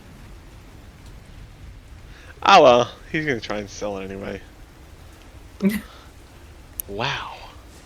And you're all, most of you are relatively familiar with the Order of the Gauntlet being very honorable and prestigious. It's kind of like Batman a little bit, like, you know, help the people that need help, hurt the people that need hurt, right? But like you do have a code that you live by, if you're part of the Gauntlet. Now let's see here if I can give it a little bit more. So the Order of the Gauntlet is a group of faithful seekers of justice, and they protect others from the depredations of wrongdoers. They're always vigilant, they're always ready to smite evil, they enforce justice, and they enact retribution against people who try to subjugate or harm others, right? Ah, perfect. Ironically, yes. So when you guys tell him that you've killed this Red Wizard of Thay, instead of, you know, convincing him to leave or doing any of this other like kind of pansy ass stuff, not my words, his view, right? He's gonna be super excited, and obviously evidenced by like the chuckling turning into the laughter and all that, the borderline maniacal like smile on his face, holding the Thay in rags now, right? He's gonna look at you. I have a bit of an offer for you. Oh, please tell. You see, as I've told you before, I am a member of the Order of the Gauntlet. Are you familiar with them? The information you relate to us, do we know about that? Ah, yeah, Would that be that's common? That's pretty common knowledge about the Can we Order be of the like, Gauntlet. yes, I do. I feel that ones such as yourself would be a great fit. You've already shown yourselves to be upstanding, well, citizens of the Sword Coast, really. But you have protected others from the depredations of evildoers. You've been vigilant. You've smote evil. You've enforced justice. And you've enacted retribution against those who would subjugate and harm others. Here in Phandelver, you've done this already. At Dresendar Manor, with the Red Brands. And in the middle of the road in front of the Stonehill Inn, with the other Red Brands. I hear from Sister Grail that you've gone to do a quest for her, which, granted, might not have anything to do with these tenants, but you've still helped those who are unable to do the things that they need done. You've killed the Red Wizard of Thay, which is very impressive to say the least. So you're That certainly... son of a bitch, too. Took like 5 greatsword swings to bring that bastard down. Yes, indeed. Very strong indeed, which makes it all the more impressive. So, I offer you to join the Order of the Gauntlet. With Okay. Oh, God. the individual title of a Cheval. I'm gonna write that in, there you go. In roll 20. Cheval. I think it's Cheval. It could be Cheval, but... Yeah. Can I remember, like, is that a title or is that like a pseudo name? Oh, it's a title, though. Some do use it as their name. Above board. What? So, Do you want to know if this will affect you going forward?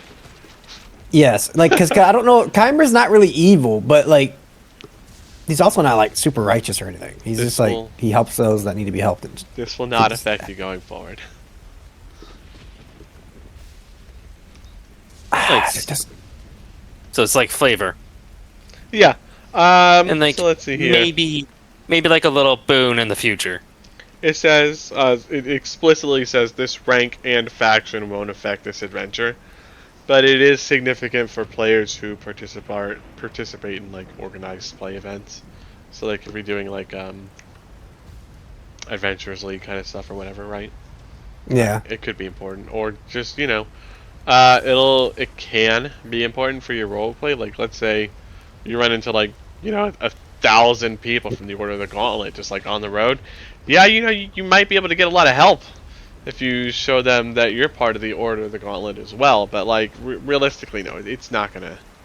This is just if you want to join them, you can join them. Literally just to say that you did it.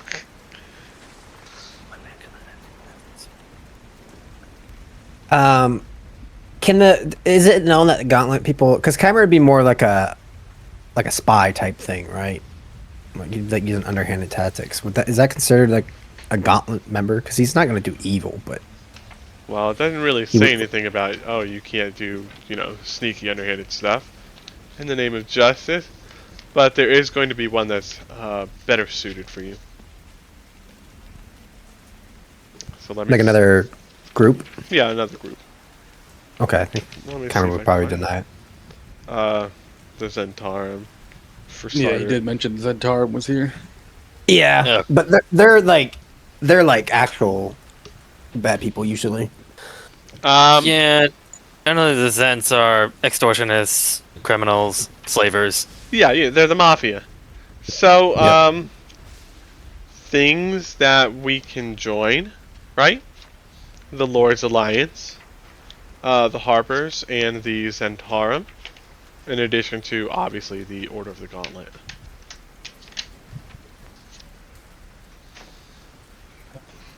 I suppose could be. Eric would actually speak up real quick. Mhm. Like, is this offer extended individually or as a group?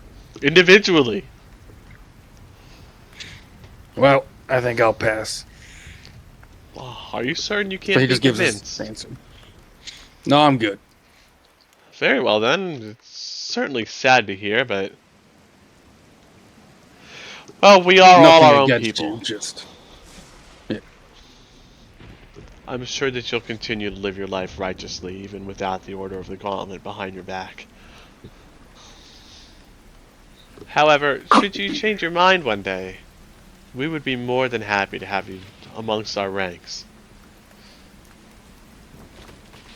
Chimera will wait to see what the other people respond. He'll look at like Corvina specifically. See if she responds. They don't have any rules against melting people, Corvina, so... Yeah, but I don't think Corvina would want to serve any organization outside of like her god. Oh, that's fine. This is not, man. Don't feel pressured, No, I was really Yeah. deeply thinking about it. That was my problem too. I'm like Chimera. It's kind of selfish. I think it's the best way to put it. Chimera be like, I appreciate the offer, but I like to do things my own way. Very well. Hey, go join us in Tarum. Corvina's just gonna say, I also politely decline. Certainly is sad to hear, but I had assumed you would at least. A cleric of your caliber. Normally you only stick to your gods. Though we do have many in the order, their god is the same as ours. I forgot who their god was. It's here. Ah, Here. thank you, yeah. I am their god. Eric gets to the front and is like, I don't serve myself. I am the one! So that's all of us? No, Jevin. Jevin has to make up his mind. Yeah. I'll respectfully decline myself. I might be a merc, but I'm from Cormier, born and bred. So I'm loyal to the crown, and one man cannot have two masters, as they say. Wise words indeed. Well, in that case, there is but one more thing to do. And he sits down. He opens up a little chest underneath the bench on his porch. That's magically there now. And he pulls out a pair of boots. These A pair will of be shoes. for you. A reward for the quest that you've done for me. What exactly are they?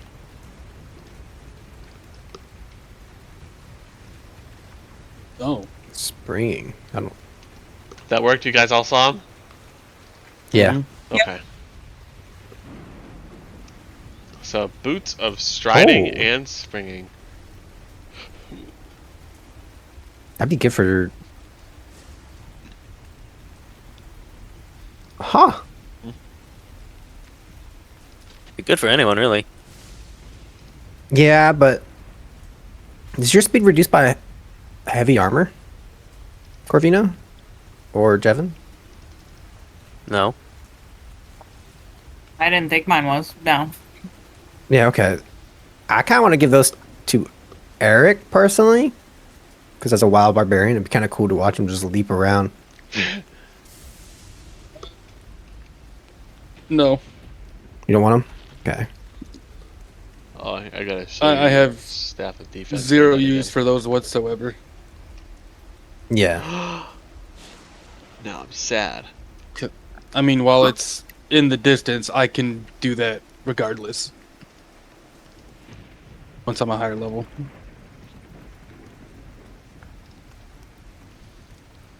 Oh, okay. I forgot Yeah, the I mean, ring protection. Did All give I you? would get out of it is the jumping. You guys have a potion of climbing now, right? Yes, I believe you gave Yeah. us one of those. Yeah, I mean, if you give it to Jevin, he could probably jump like 12 or 15 feet with them. Yeah, you can jump vertically up. Yeah, I know. Like, I'm Yeah. talking vertically up, 12 to 15 feet. So, castle walls and stuff, you know, we're on a castle. Being able to leap from section to section would be really useful. Boing. So, I'm down to give it to Jevin. Well, Yep. well, maybe. Wait a minute, is that the ring of protection that we got? Yes. Yeah. So it's not cursed. No, we're just No. paranoid. Yeah. So if you join the Order of the Gauntlet, you will get this pin, which looks nice.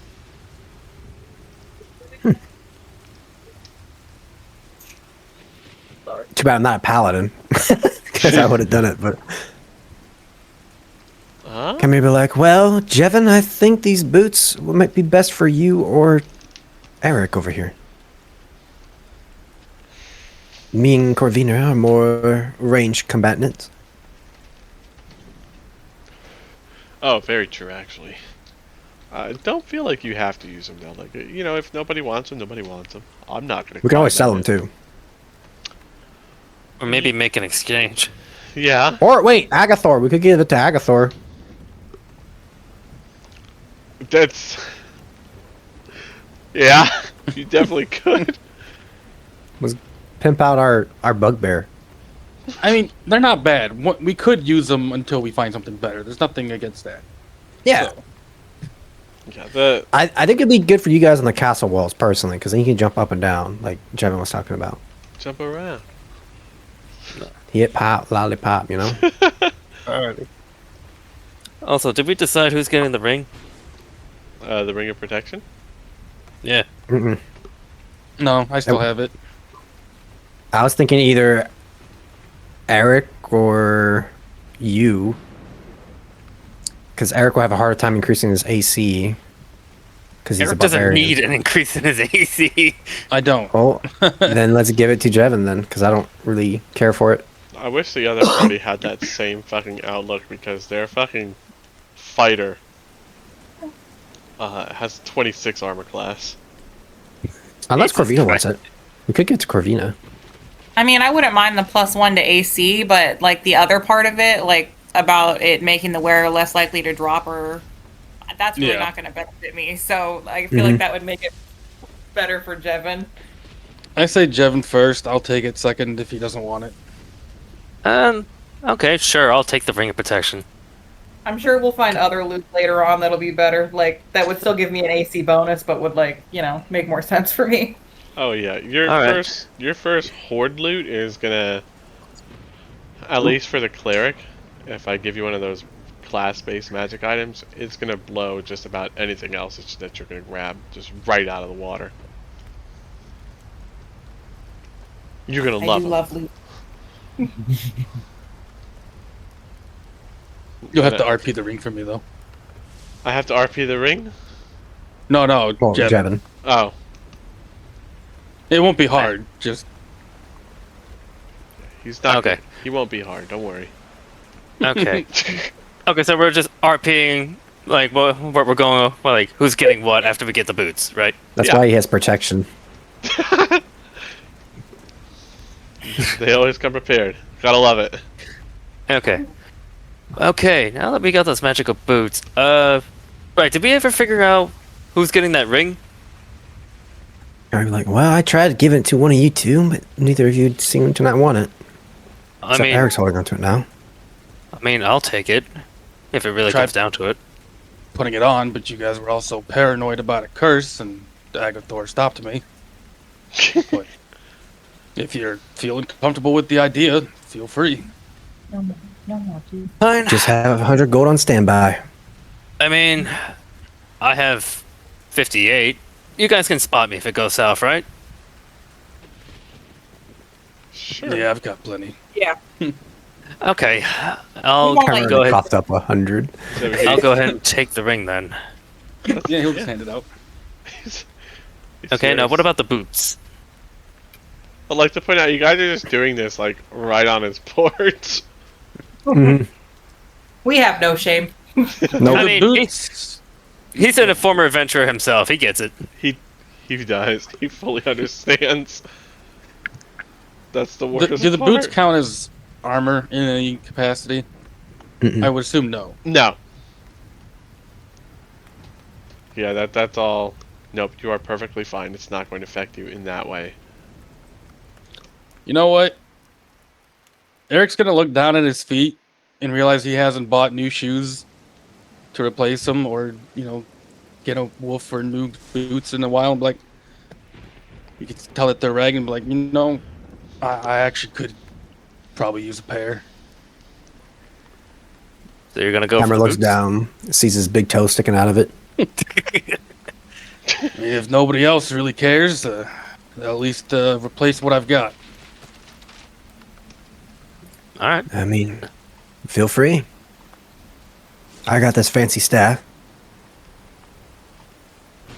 And you, Corvina, any input? You're good. Take the boots. He'll take the boots and tell the adventurer thank you. Ah, you're welcome. It's nice to be thanked every once in a while.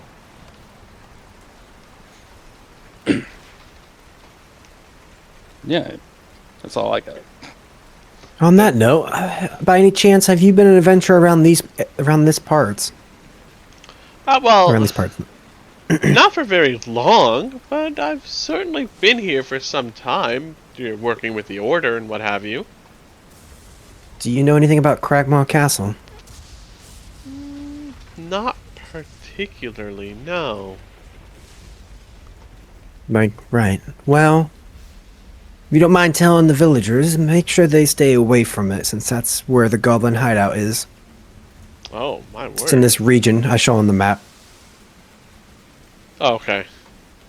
Just a word of caution. Very well. If he doesn't have any information, Cameron won't proceed forward.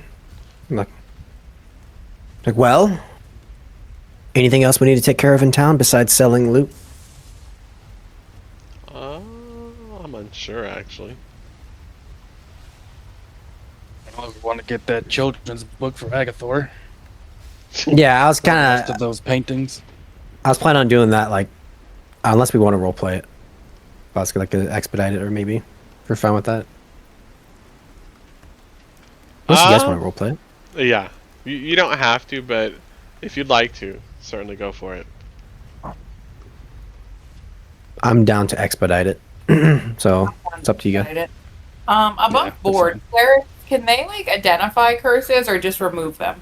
So apparently nobody can identify curses, which I think is kind of crazy information to have. But yeah, you can remove them though. Because we still have that glowing amulet, and we have no idea if there's a curse, what the curse is. Well, I mean- we used augury to see whether or not it's a good idea to let me finish the tuning. No. Yeah, and it said it was good and bad. So So we know it's cursed. Camera be like, we can always see what the curse is on that necklace. I'm not And then- volunteering for that. Worst case, we have someone pay for the removal of it. Oh, that is true. You know what? Just give me the necklace. All right. If You're a it's funeral, cursed, Eric. I'll do it to help you get the curse removed. I'm sure it'll be fine. If anything, Devin we will- can just get it removed. Jevin will hand him the glowing amulet. Tune to both of these later. Takes an hour. Yeah. Yes, it does. So while we're shopping, I guess you can attune to it. Or we're selling stuff, not shopping. Unless we want to shop. Well, we still have to sell our stuff. Yeah, yeah. Well, I mean, like, do we want to buy any potions of healing or anything of that sort? Probably. I feel pretty comfortable with what I got, but I have 2. I have 2. I think we all have 2, right? I think And I Agathor even one. has 2. I think Agathor had... Someone has 3. I think Kevin had 3. No, I only have 2. Do you? Yeah, I only have 2. I think we gave 1 to Agathor. Yeah. Agathor has 2. Okay. I mean, we can't, like, more healing potions can't hurt. Yeah. That's true. If he's restocked by now. It's Is there been any- like about a week or so. He might have. Is there any form of... DM, this is a question for you. Is there any form of, like, adventuring gear that would be useful for, like, one-time use besides healing potions? Oh, so something in the realm of healing potions, but, you know, not exactly healing potions, right? Yeah, like something offensive or something like a bomb or I don't know. There are, like, Casual Alchemist bomb. Fire.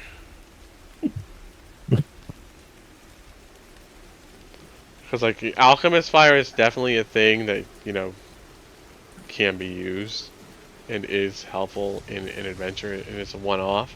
It's basically just like a hand grenade.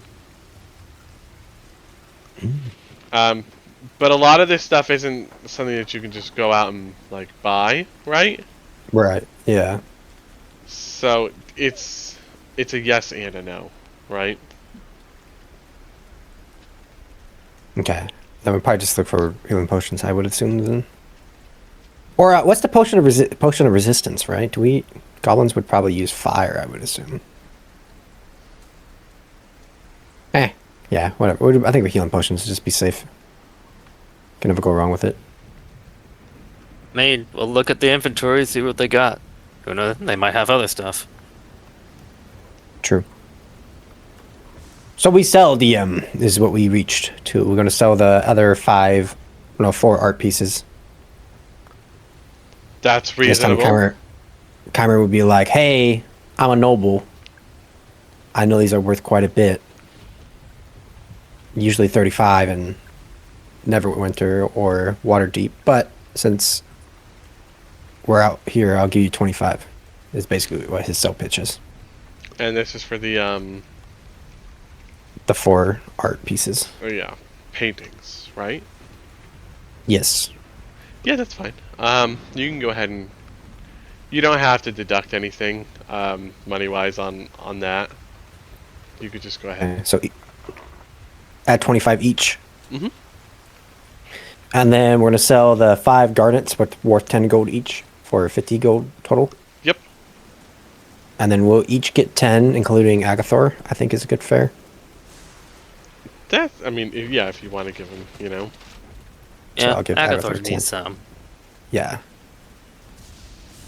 So we'll give everyone 10 there. So we should get 35 additional gold from the items, and then we can buy stuff from whatever else. Are you giving Agathor the gold, or do you need me to do it? I already did. Oh, thank you. I can't remember, like, well, do any of you want to look for any form of potions or anything of that sort? Wait, caltraps. How do caltraps work? D&D 5e. How do they work exactly? Oh, it's kind of a hassle. But essentially, it's a giant fucking shit show. Like, you throw caltrops down, and dude, it's just fucking free damage. I think they'll fall too, half the time. Maybe I'm thinking something okay. else. No, Camera would be it's like, caltrops.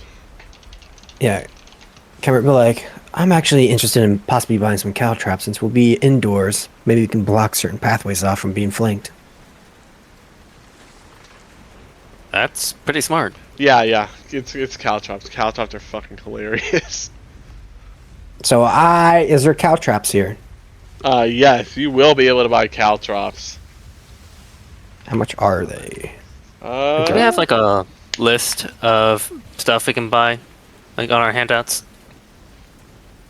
Caltrops are going to be one GP for a bag, and there's not really a list of things that you can buy in town. It's kind of just it's a toss-up. It's more or less up to me. There are places that do have like an actual list. This place isn't one of them, but it's generally your normal stuff, right? So this is The basic adventuring gear, yeah. like in the player's handbook, right?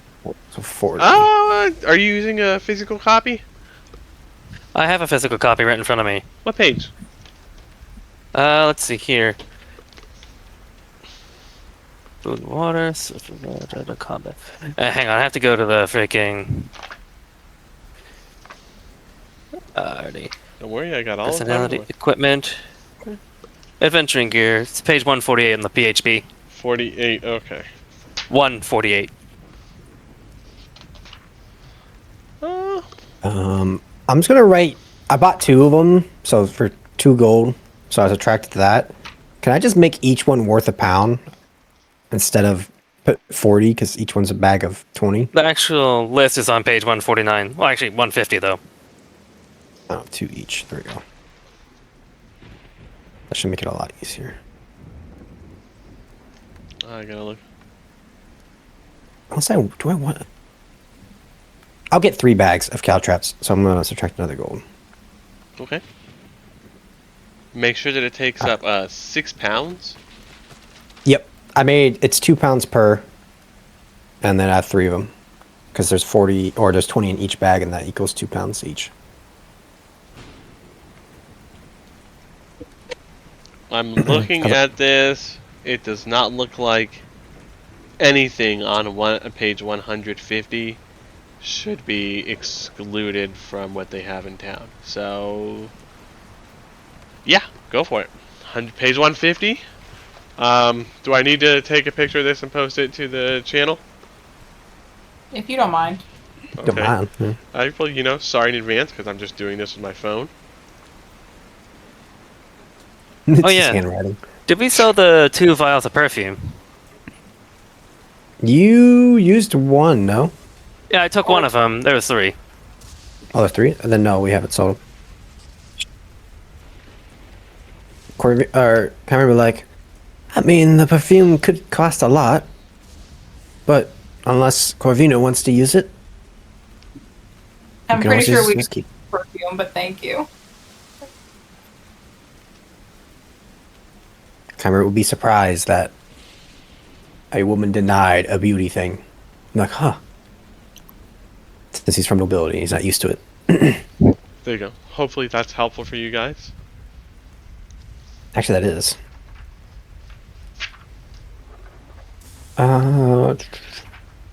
Thank you for the page number. I appreciate that. Yep. Because I don't have my PHP tabbed out the same way that I do my campaign books, so finding things in here is impossible. Hey guys. Should we get a portable RAM? Is that on the fucking list? Is that on there? Yeah. Oh, wait. Do we have pythons to climb? Some of you might. That's something that you would get in Adventures thing? yeah, one of your packs, like the engineers, mountaineer, something like that. But, How does a healer kit work exactly? Healers. Let's see. You know what? Actually, I don't.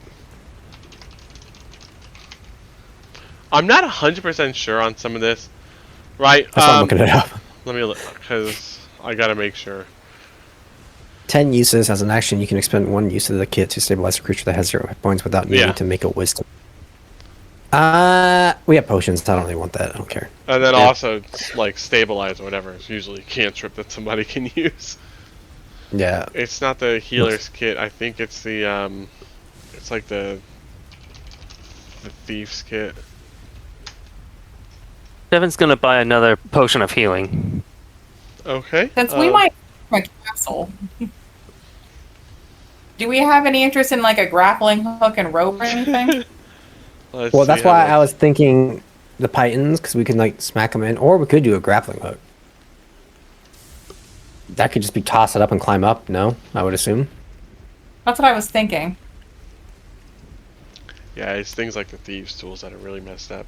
Really, you just had like a +2. Well, we don't have a rogue, so we should be looking at that portable ram.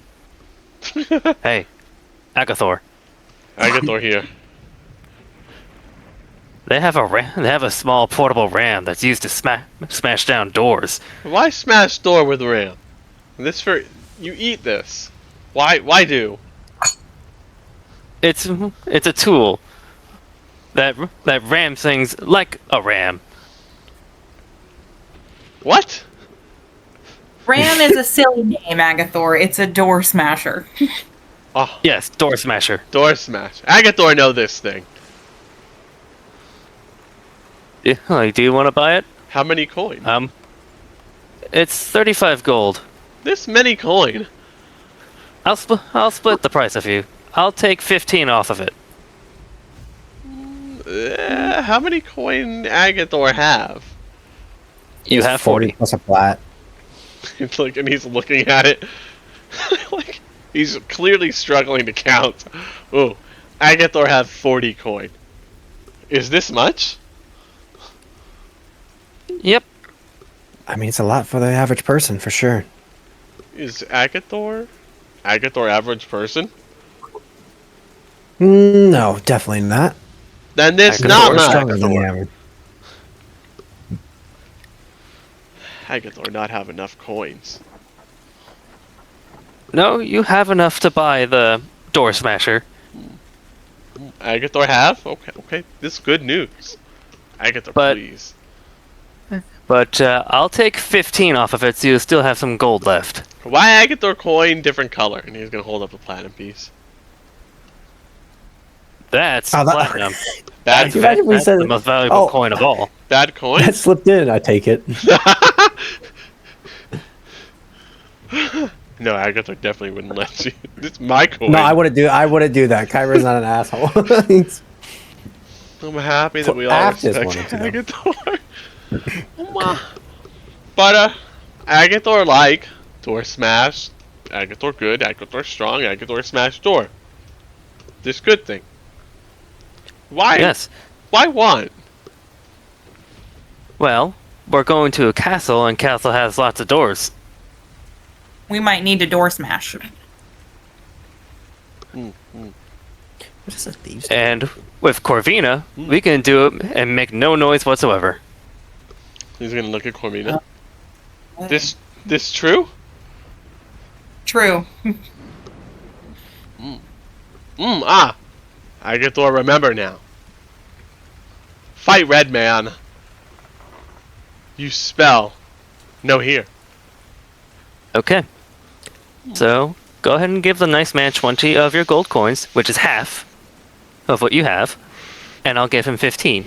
So And he'll he's, give you the door smasher. he's not gonna count his coins at all. You're just gonna see him like put all the coins in his hand, and then he's just gonna like move his hands apart, and he's just like moving them up and down, like weighing them. Eimer will be like, "You mind if I count it for you?" You know what? Go ahead. Roll me. Do you want evens or odds? I'll take odd. Roll me a d10.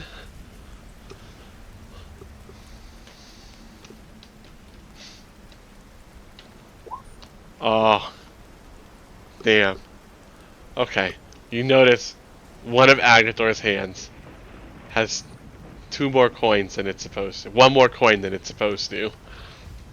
Wow, that's actually impressive. Kyra will be like, "You accidentally have an extra one on this side." He's like, "Just move one over, and then you'll be half." So he moves one over from the wrong hand. This good. Yep, that's exactly what you need. And I also track 20 from his gold count. Thank you. And Jevon will take 15, and we can add the portable ram to Agathor's inventory. I'll do that for you.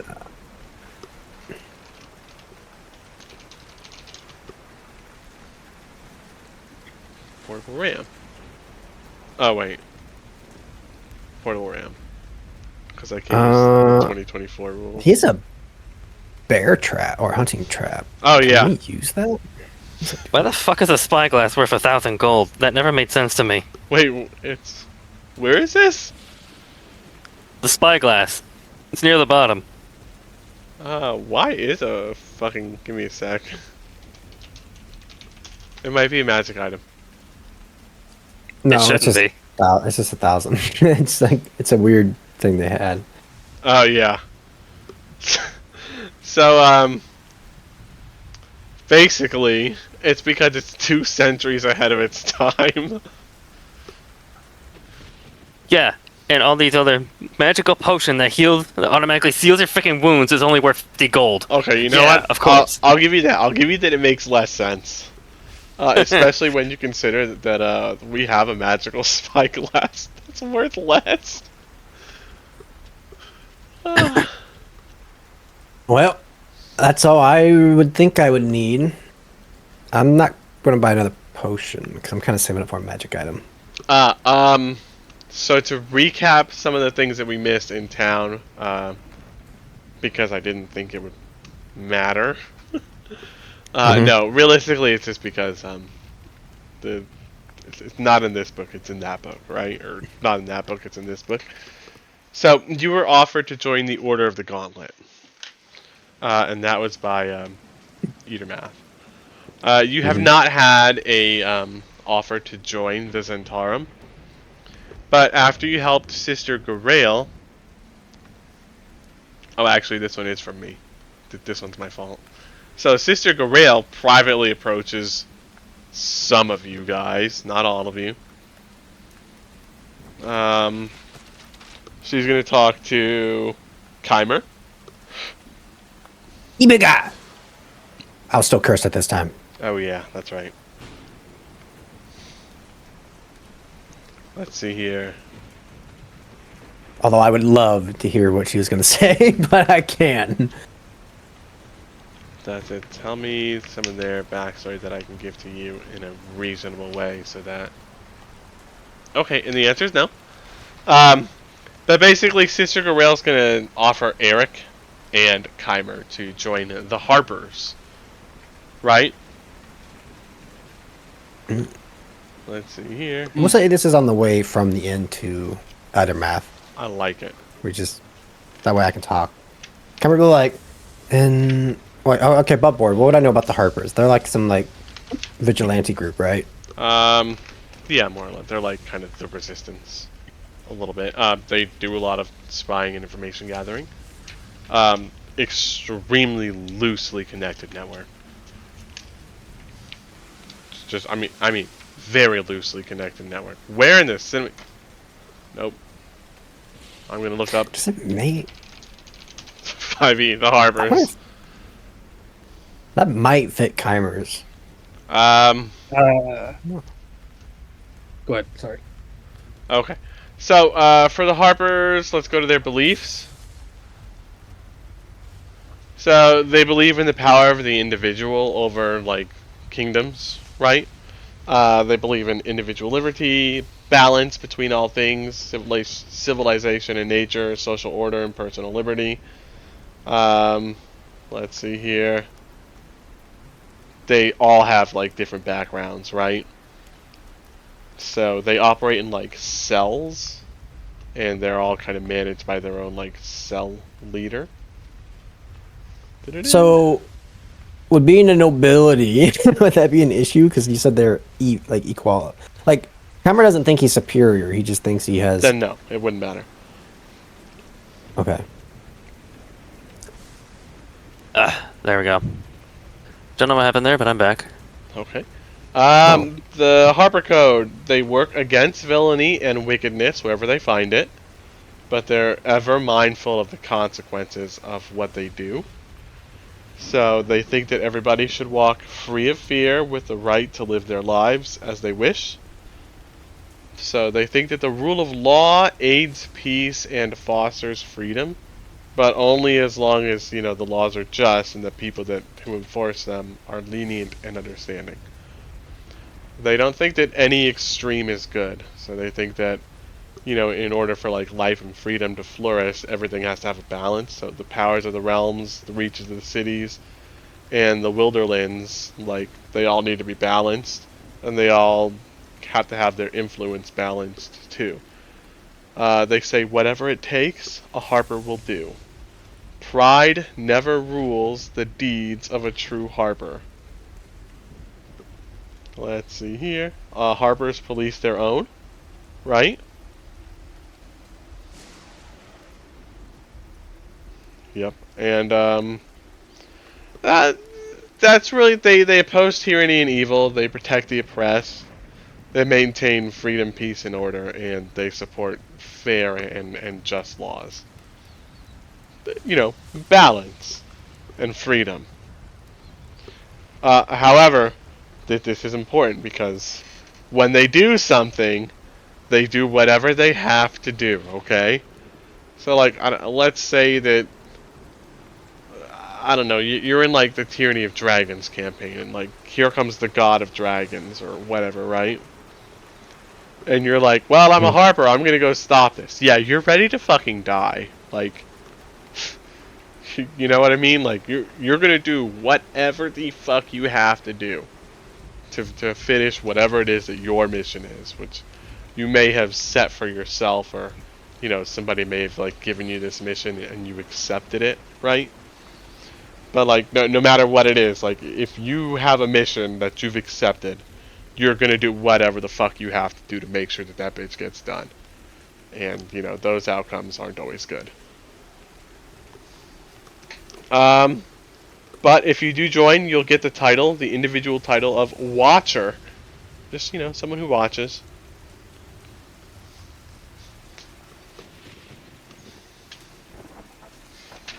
So does anybody want to be a harper?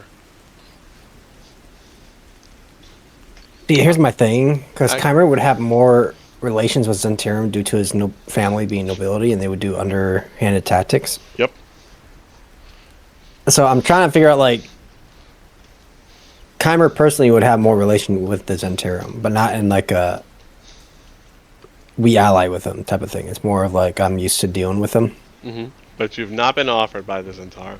Corvina, actually, the Harper's invitation is going to extend to you as well. Oh, okay. Yeah, no thanks. That's fine.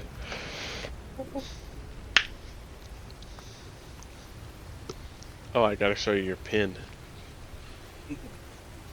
Kymer would be like, I appreciate the offer, but I'm more of an ally, I would say. Wait, look at the pin first. Oh. See, doesn't that look good? That let's could see be the pin. yours. We're only selling your soul. Hmm?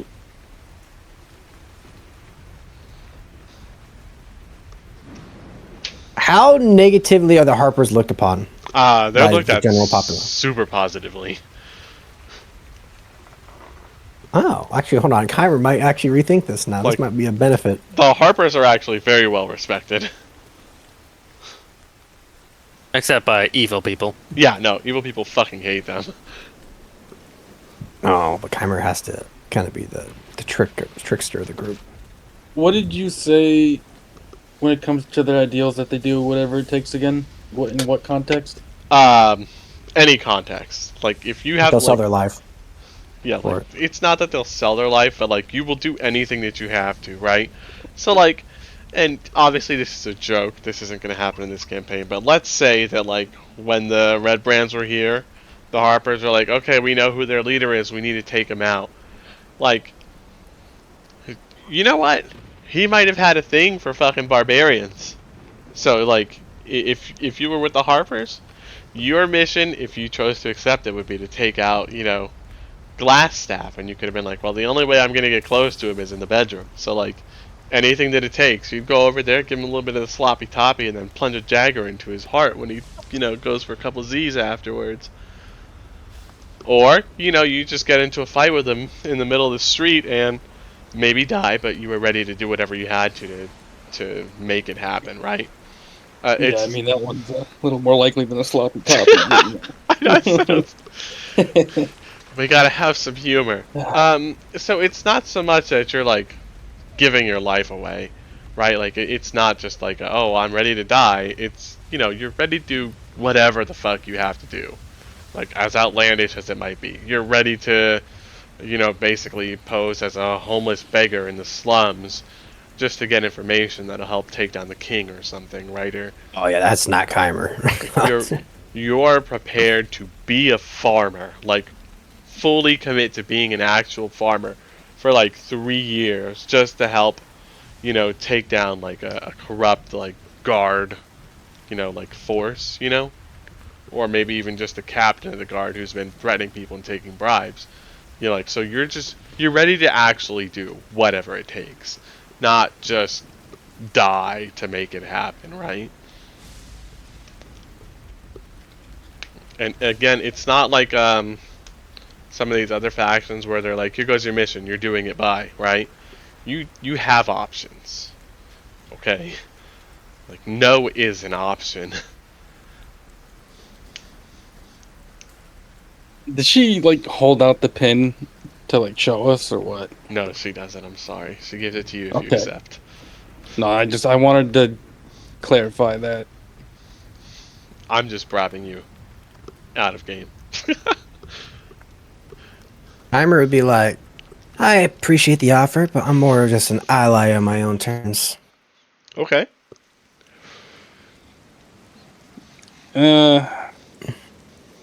You'll notice that Eric kind of like stiffens up at the mention of the Harpers, but he doesn't really give much else to it. But eventually he'll like relax and he'll just say no, thank you. And she does look a little bit sad that everybody declined, but that's okay. Yeah. These things happen, right? You're not going to win them all. When you left the town master's hall, Keimer, you Where are got the Boy offered. Scouts coming from? You got offered to join the Lord's Alliance with the rank of cloak, Oh. and that's the pin. I know that bitch is tempting. Look at that motherfucker. I am nobility. Who does the Lord's Alliance follow, though? I don't know. I actually forgot, like, entirely. Let me find out. You don't usually run into factions. Council of Lords is a political and military correlation of merchant cities in the Forgotten Realms. Primary purpose is to ensure the safety, prosperity, and stability of its member or cities against external threats, particularly the Zentarum. Oh wow, I didn't know that. Huh. Holy shit. Like, half of these fucking people are, like, in Tyranny of Dragons. So, the member states and their leaders is the people that run the Lord's Alliance. So you have, from Amphail, Lord Donner Ilzimer. Baldur's Gate is part of the Lord's Alliance, and they have the Grand Duke of Baldur's Gate and the Marshal of the Flaming Fist, Older Ravengard. In Daggerford, you have the Duchess Morwen Daggerford. Long Saddle is also part, so you have Dowell Harple. The Mithril Hall is part of it. Mirabar is part of it. Neverwinter is part of it with the Lord Protector, De Goat, Neverember. Silvery Moon is part of it with the Terran Hornblade. Waterdeep is part of What it. Waterdeep is? Yep, they're all Silverhand. And also Yartar with Nestra Ruthial.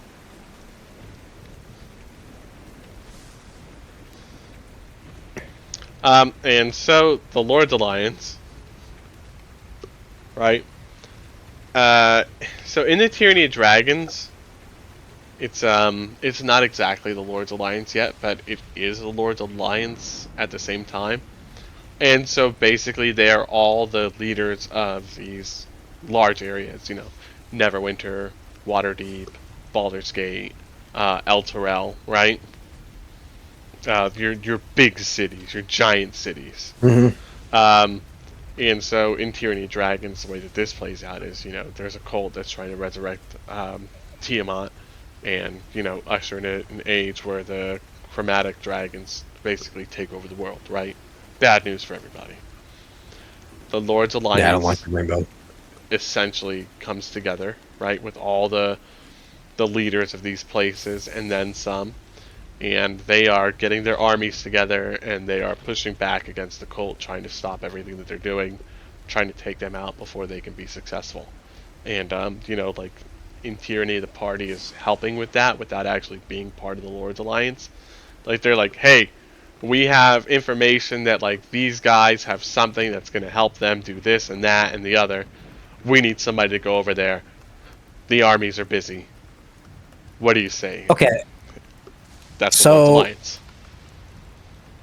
this is like kind of like Chimer's background a little bit. The Grailhun family in Waterdeep lost its prestige due to the dwellings with like devils and whatnot. Would this be a good way for Chimer to bring prestige back to his family? Yes, this would actually be a very good way to do that. Chimer would probably accept them. Chimer would be like, he's like, well, so do I. I actually think I might accept this offer. This seems to be more of my style than the other two.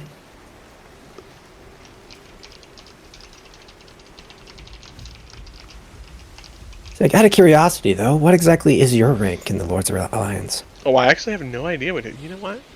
What is Sildar's rank in the? I'm gonna Google it.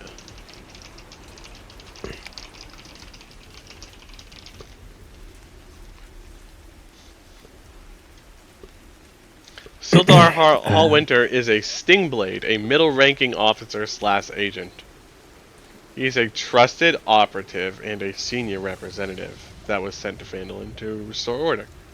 So yeah.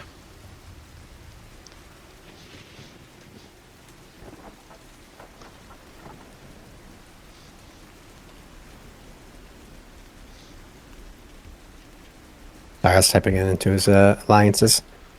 Yeah, Clemmer would be like, I will actually join the Lords Alliance. Oh, very nice. It's great to have you with us. He wouldn't know anything about your backstory, right? I mean, I mentioned my family name. That's about it, I think, to him. The Waterdeep. Yeah. It's like the only I'm trying Waterdeep to- nobles of Tieflings. I'm trying to think if he would actually have heard about that.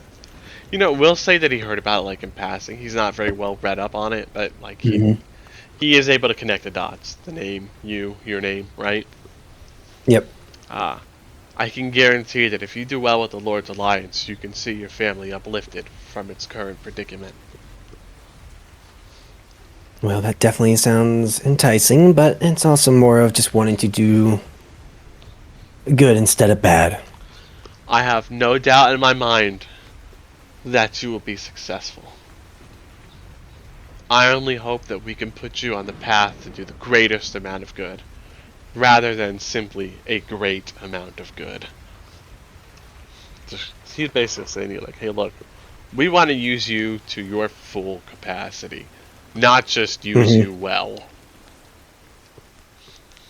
Cameron would be like, well, take some notes. I'm definitely more espionage for information. Oh, that's fine. And obviously, you don't have any jobs right now. Like, realistically, Yeah. this is your job right now. And, Sildar's going to tell you that. Like, hey, look, you don't have any assignments. Honestly, if we're being serious about things right now, your assignment is what you're doing currently. Like, just this whole business with the whole Black Spider and, Glass Staff, which you're already going to get, merit points for and all that jazz, right? Like, just keep doing what you're doing. And if things change, then yeah, sure, maybe we'll talk about it. But, like, right now, you're already doing good. Keep doing good. Understood. Nice. Cameron would be like, all right, that'd be about it, I think. I've now officially joined a faction. Yep. Do you put on your pin or no? Keimer would put it on the inside of his thing just in case, because he's more espionage. So like basically where he can fold it out and show people if he wants to, But it's hidden. but where it's not on full display. Yeah. Smart move. Aside from that, I don't think that there's anything else that needs to be done in town right now. Other than the attunement of the magical items by Eldritch. Yeah. Or Eldritch. So Jevin only got one faction offer. Yeah. I mean, yeah. I'm sorry. Did you want to join the Harpers? No, Jevin's kind of. Well, with his whole backstory, it wouldn't make much sense for him to try to join anyone else. Yeah, that's true.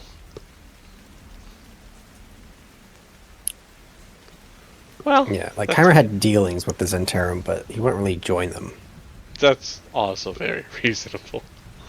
Yeah, Jevin also considers the Zentrums to be his freaking enemies, because they're not exactly on good terms with Kormites either. No, I don't think they're on like good terms with anybody, frankly. Mm-mm. Like, are we gonna mess with this Zentarum? No, definitely fucking not. Do we like this Zentarum? No. Do we wish they were dead? Yes, absolutely. But we're not gonna be Keimer's the ones to make it opportunities. happen. He'll use them if he can. That's about it. Yeah, that's about how the Zentarum are treated. Like, if we have to fucking go to Zentarum, we will, but I'm not gonna like it. Mm-hmm. Okay, so we're tuning to some items, right? Or is it just the one item? I think he's doing the boots and the necklace. I'm doing the boots and the necklace, yeah. You have to attune to the boots? I mean, they are made for walking. Do I? I assume they're a magic item, so I thought I would. Yeah, these do require attunement. They don't always, though. Some of them are really nice about it. So yeah, you'll have to attune to both. Which one would you like to attune to first? We'll do the necklace. Okay.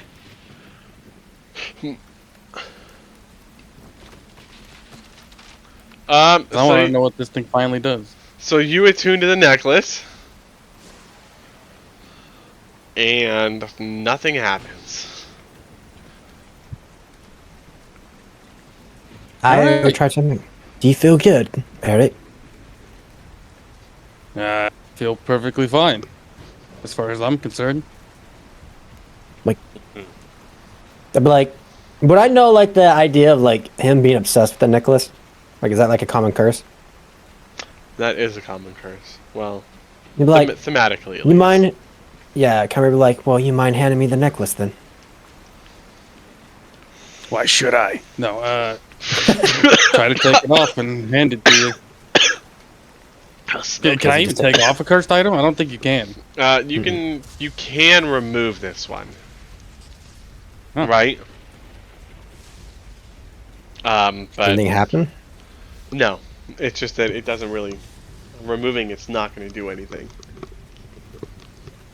Keimer would be like, well, that was uneventful. Well, here you go. He'll hand it back to Eric. Well, above game. After attuning to an item, wouldn't you like end up knowing what it's actually about? Because you kind of revealed it with the Goblin Ring. Yeah, no, I was mistaken. You don't actually know what the curse is unless it's something that immediately affects you like this. So, let's assume for a second that the Soothing Amulet is cursed, right? Mm-hmm. Let's say that the curse is something, I don't know, something obtuse, like every time you go to sleep, aliens come in your window and suck on your nose or something, right? You're not going to know what that curse is until you go to sleep and you wake up with some aliens sucking on your nose, right? With the Goblin Ring, like I said, I made a mistake because I'm not like super good with curses. Using that. Well, then to this again, extent. it was kind of obvious that he just started speaking Goblin and only Goblin. Yeah. So that one, the cat was out of the bag instantly on that one. Assuming that this Soothing Amulet is cursed, you're not going to know what it is until it starts. And then, you still might not recognize that it's cursed. You might just think, oh, okay, that's just what it does, So what does this thing do for me normally again? I don't remember. Oh, a +2 to all emotional saving throws. So fear, sadness, rage, those sort of things. Okay. +2. Just across the board. Anything emotional. And we'll just keep an eye out for other things. Okay, so wait. That thing helps you against like things that affect your emotions, right? Yes. Maybe have an arm wrestle contest. Well, Jevon's not speaking like he's speaking in game. Yeah, Cameron would be like, maybe you two should try having a strength test to see if that affects him. It's more physical. How are you doing? Well, it I'm just thinking. in turn order, or Well, I'm I was just gonna thinking. have like I'm just Go ahead. thinking. Like, if it affects emotions, do you think the curse might interrupt your rage? You're a barbarian, right? It's possible, but I don't think that would be an issue. Only one way to find out. I mean, if it did, that would absolutely suck. Well, it's Personally, I best think it'll. Oh, go ahead. It's best to find out now instead of finding out when we're in the middle of the Goblin Castle. Oh, are you guys gonna go outside and spar then? Looks Could do a outside. wrestling There's contest. thunder and lightning and everything. It's very, very It's a frightening. dramatic scene. You know what? It's probably a good idea if you come with me and test this out. You could try striking me. Maybe it'll lower my defenses in other ways. It's worth a shot to find out. You know, just like a punch or something. Unless you want to use the sword. No, I think just going fisticuffs will do. And you'd be like, well, let me go grab some popcorn. It wouldn't exist. I create an illusion of popcorn. How Man. dare you, DM? If we go outside, I'll just take my rage and he can take a swing at me. Okay, yeah. I'm not gonna consume any resources for this. So, yeah, you just rage and he hits you and nothing really happens. Oh, I was hoping he'd have to make like an attack roll. It's not like I'm just gonna willingly take the swing. Do you want to go into initiative? Why not? Because he's testing his defense. He wants to see if he would get hit by something he normally wouldn't expect to get hit by. Oh yeah, that's right. Let me put you on your turn on the actual tracker, like on the map. So this is gonna be Jevon, and we're gonna have Eric as well. Like, the slowest people like march towards each other. Eric, can you just redo your thing, and I'll put you in the turn tracker. There we go. So you go from a 13 to a 12.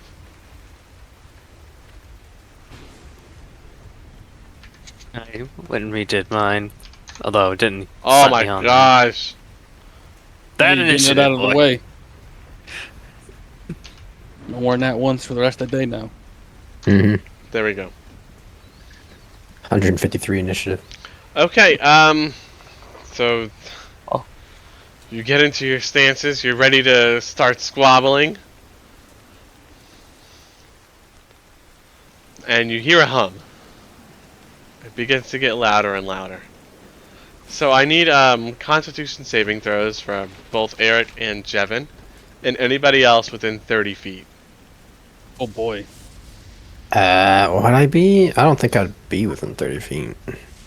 We're probably within 30 feet, I would say. Go ahead. Do you think so? All right, I'll roll it then.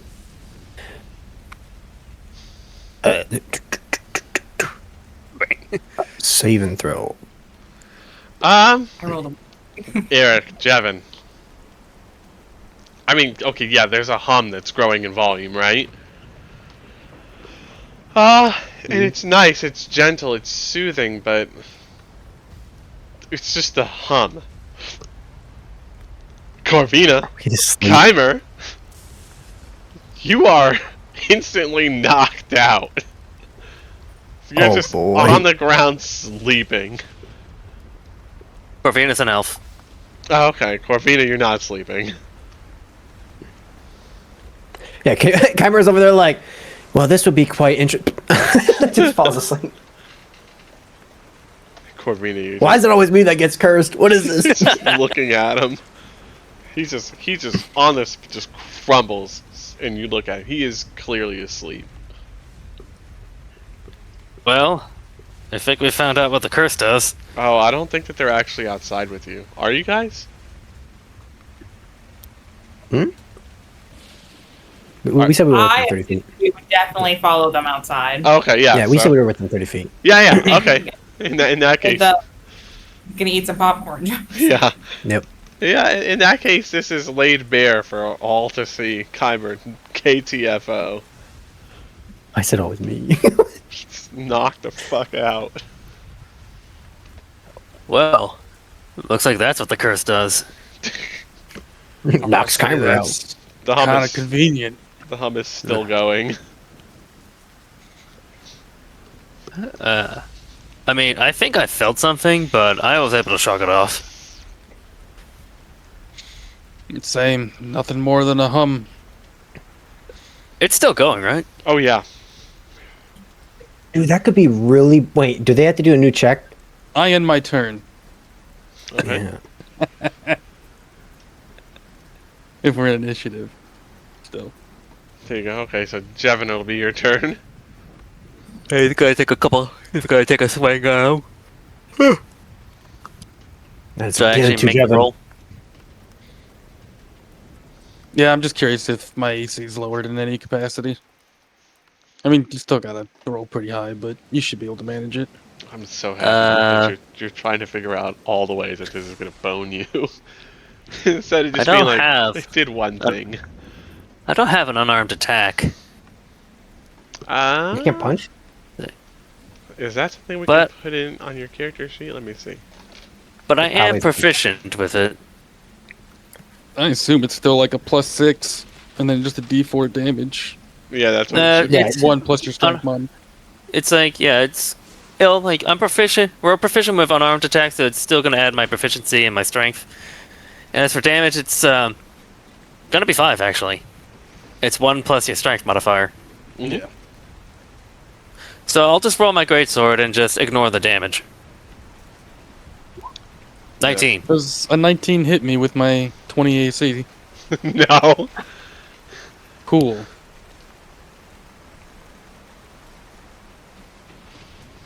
Well, that's pretty much all Jevin will. It's only to do. Well, actually, wait. Our resources aren't being burned, right? Correct. Well, you Okay. can also just bonus action punch. Oh, you have multi attacks? Nice. I'm No. pretty sure that's a base thing, no? That's a No. that's an No. offhand. No, It's You that's an can't do that attack. naturally? you can't do that naturally. That's a thingy. It's What? a- But yeah, a as I class was saying, I could just action surge and just take another swing. Actually, no, I might be wrong on that. As a matter of fact. Alright, it's starting to feel a little personal now. Hey, we're testing it. Oh, right? it's a monk thing. That's Yeah. why. Ah, okay. I mean, do you actually want Jevin to hit you to keep your rage going? No, not particularly. But if it's, you're still in the mindset of us testing. I, as the player, got what I wanted to know. So, as Eric, we're still doing this though. So, Okay, so by all means, yeah, Jevin's gonna make that other punch then. Oh yeah, and So- that's gonna It'd connect. be 5 damage instead of 11. Yep. But since you're raging, yeah, maybe 2 or 3. I don't fucking know. 2. it'd be 2. You round down.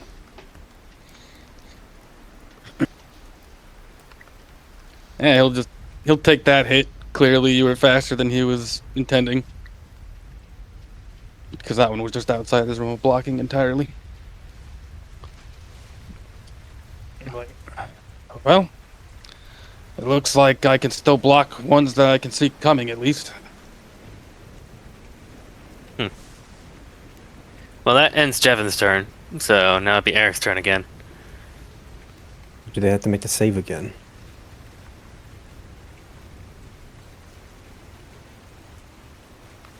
DM? No, you don't actually have to make the save again. I'll be nice. Like, or is it you actually being nice, or is it actually the limit of the item? It's actually Yeah, the yeah. limit of the item. Okay. But we still hear it. Yes, you do still hear it. Is there anybody walking on the streets near where we're doing this? You know what? Yeah, that's gonna be really powerful. I'm gonna go with no, just to be nice to everybody else. What building are we next to? Where do we stop? The inn. I'm gonna walk in the inn. Oh my god. Okay.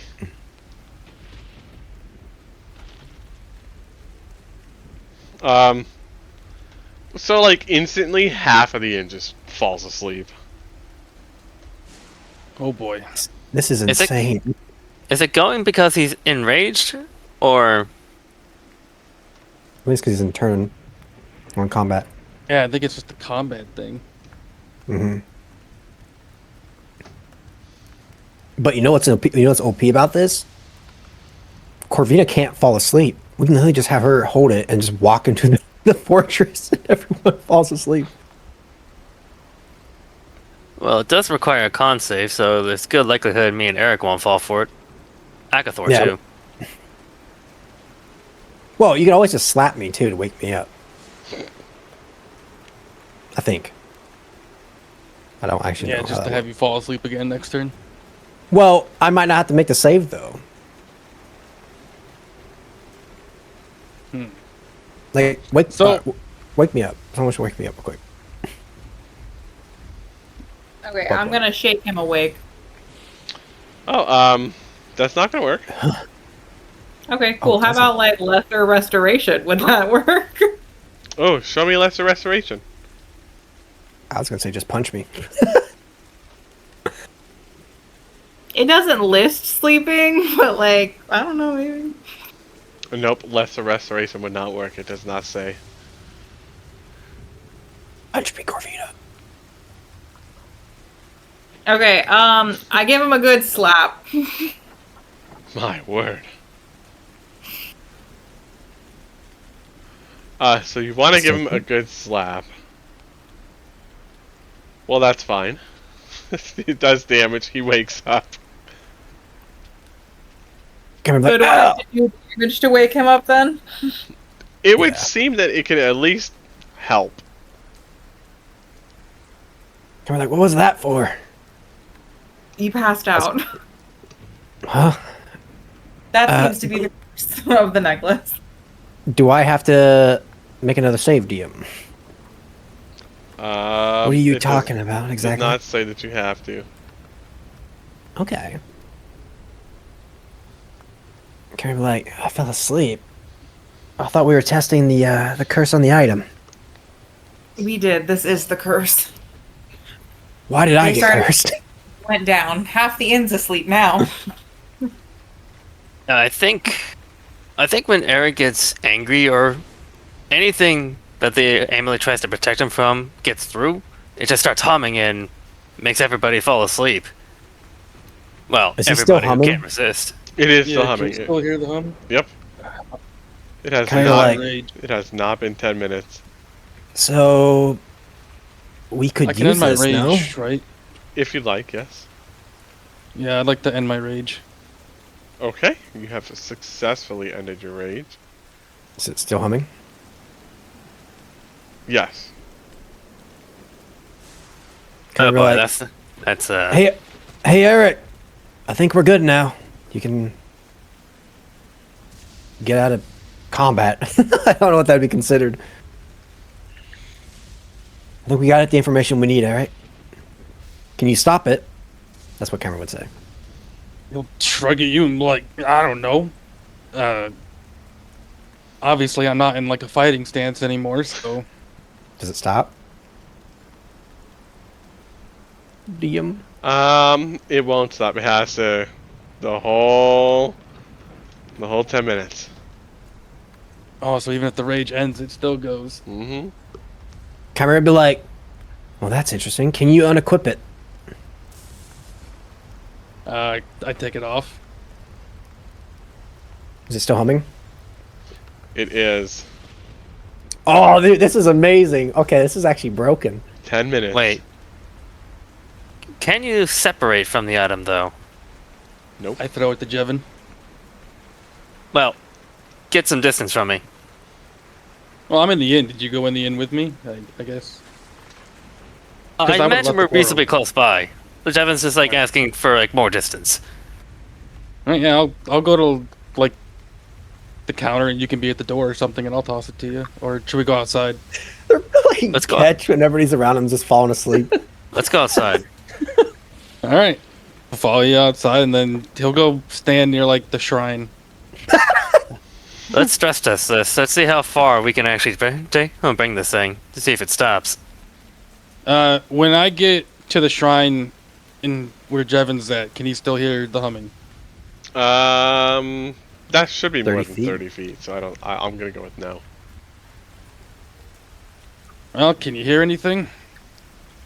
Nope. All right. Well, I'm gonna try tossing it to you, and he's gonna throw the necklace. If it'll. I imagine when Jevin catches it, he starts hearing the humming again. Yeah. Timer I'm looks not towards the sky. Thinks of the planes passing by. So I'm not 100% sure if the humming is supposed to be from you or the item. I think it's reasonable to assume that it comes from the item, though. So we're gonna run with that. So once the item is within 30 feet of you, you're gonna hear it again. Jevin will like- signal Eric to get a little further away. Just like, Does the Shrine of Luck Lady pass out? Well, I guess I'll go like over here. Oh, you know what? Sister Garael's an elf. Oh, yeah, Oh yeah, that's she's right. an elf. Village right now, on like a nap. Like half the fucking village is just Z's. We're playing ball with the necklace, and then pass out. Yeah. Like so, like basically. Catch So basically, long story short, doesn't matter how far Eric gets from the necklace, it's still going off. Right? Yes. 10 minutes. Yeah, for 10 minutes. That's the important thing.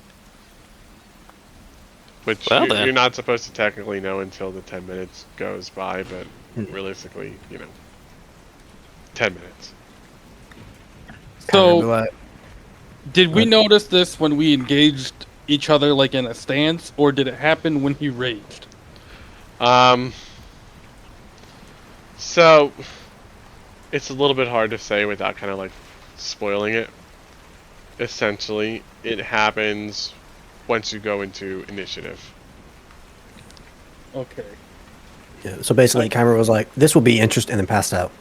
Yeah, that was the moment we learned. It started as soon as you guys were ready for combat. So in other words, it activated once the amulet sensed danger, as it were.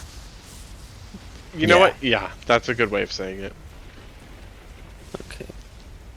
Well, Kymer, well, this can be extremely useful, especially since we can just wake each other up. yes, but if our enemies are further away from us and half of us drop, it could really backfire on us.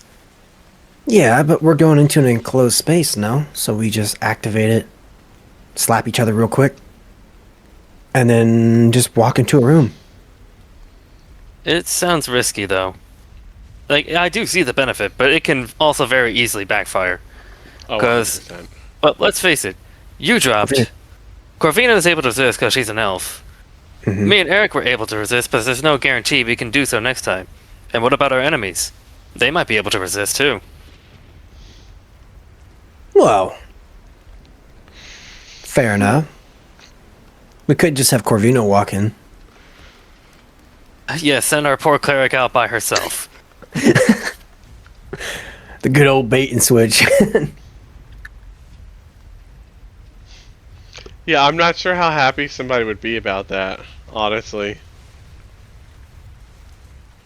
Like, hey, you're gonna go out there. I know you're in charge of keeping us alive, but just, go out there by Walk yourself. out.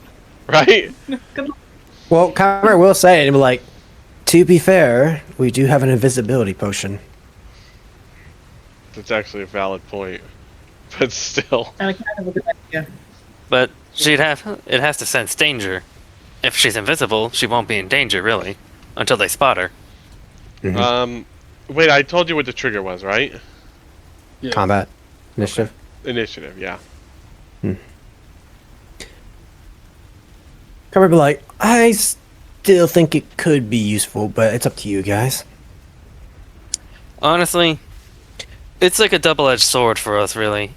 It could be a great boon, but at the same time, it could also backfire horribly and get us killed. Yeah. We still get our action if we wake up, right? In a Or do we get our sense, turn skipped? You're But you're probably supposed to get your prone. turn skipped. You're supposed to? Yeah. Okay.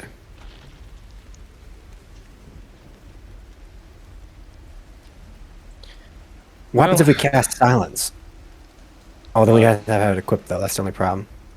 Because it'd be silent. Well, no, because they won't hear it then. Although Corvina could just walk outside the bubble and then they can hear it. I don't know. I don't know. We won't worry about it. Regardless, about it. probably get it removed. Like Jevin says, it's not worth the risk.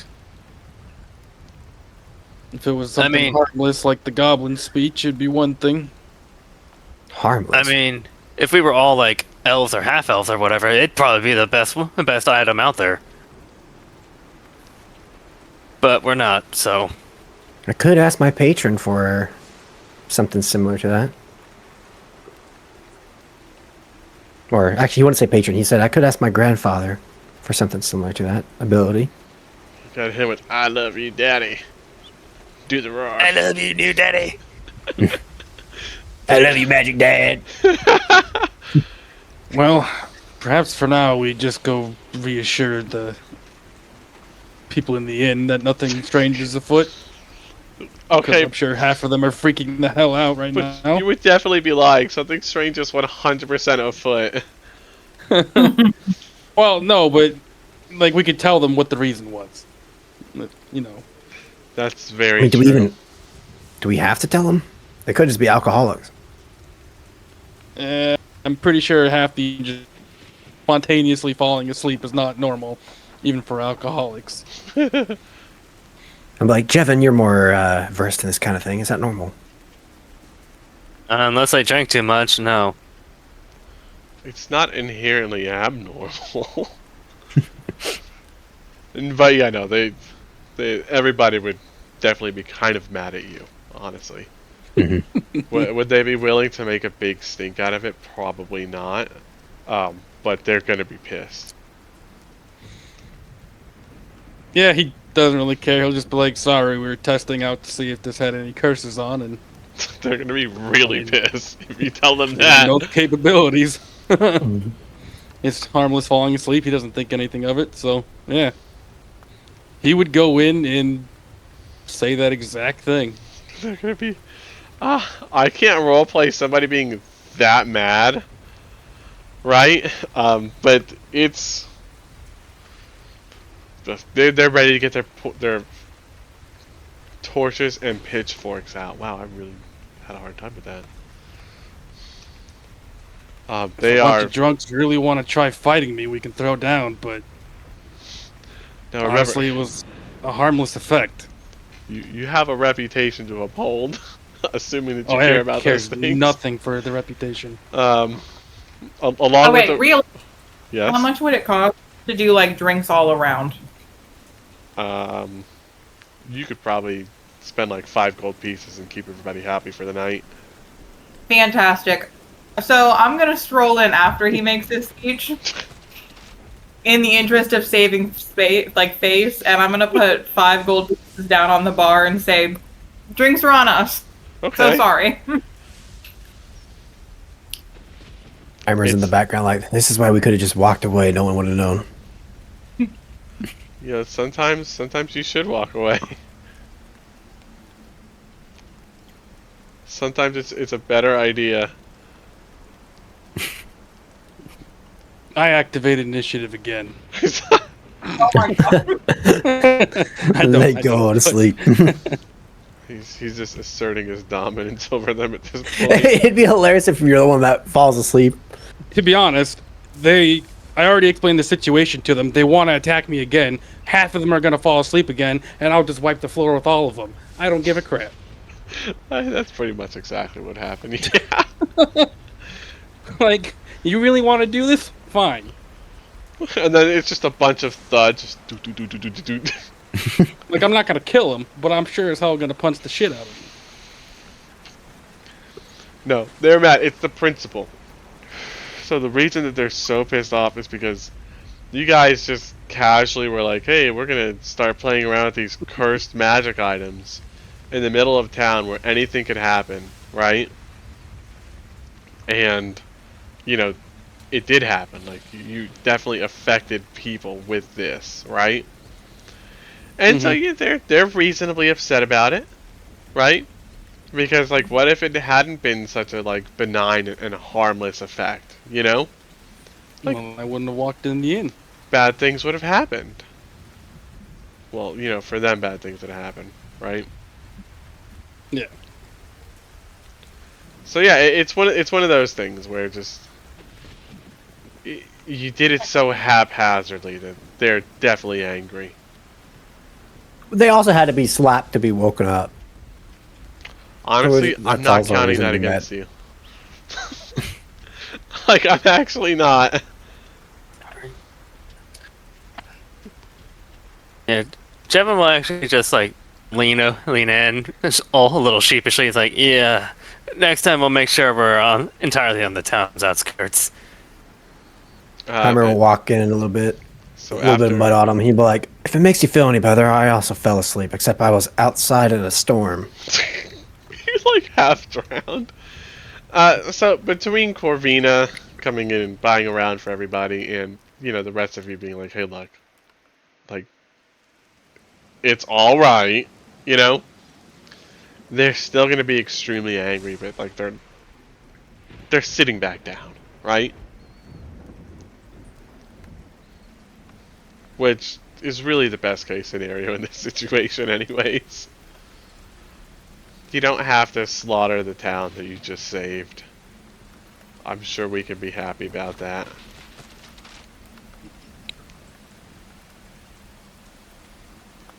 Wait, we can be happy about that, right? Not having to... Yep. Kill them. Just put them in their place. Is their place 6 feet in the ground? No, just on the ground, apparently. Just not in the ground. On the ground, Depends on not any in questions the they ask. ground. But yeah, so I don't want to say you've smoothed things over, but you smooth things over to the extent that they can be. The rest of it's just going to take time. Well, guess I'll go see that priest and get this off. Or cleric. You can just take it off. He's still going to be attaching. Wait, I thought we tried taking it off. No, already. Well, can but I'll still have the curse. Yeah, he can remove the item physically, but like it's still going to happen.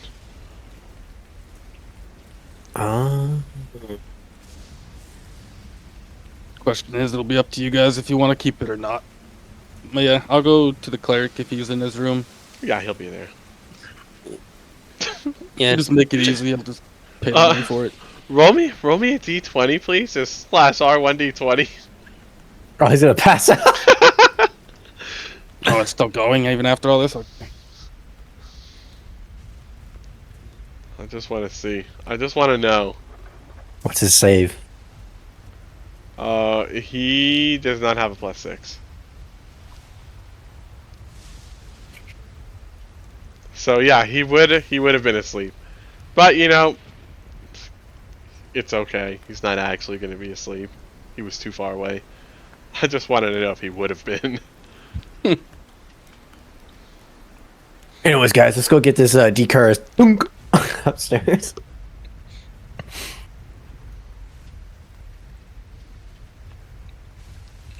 So I'll just minus 100 gold. I assume it's still 100 gold, right? Yes, it is still 100. He's not going to go up. Alright. Unless you guys are coming in here like every week. he's gonna you know what? This is a bit excessive. I need you guys to be a little bit more cautious with the items that you're putting on. We need Corvina to have decurse. Move curse. I'm gonna need Uh, to keep that active all the time. so he's going to remove your curses. Your curse, your singular curse. And I you will- are... I'm listening. Oh no, go ahead. You can finish. You are able to unattune to the item. Cool. I will just tell him I appreciate it and just walk back to the party.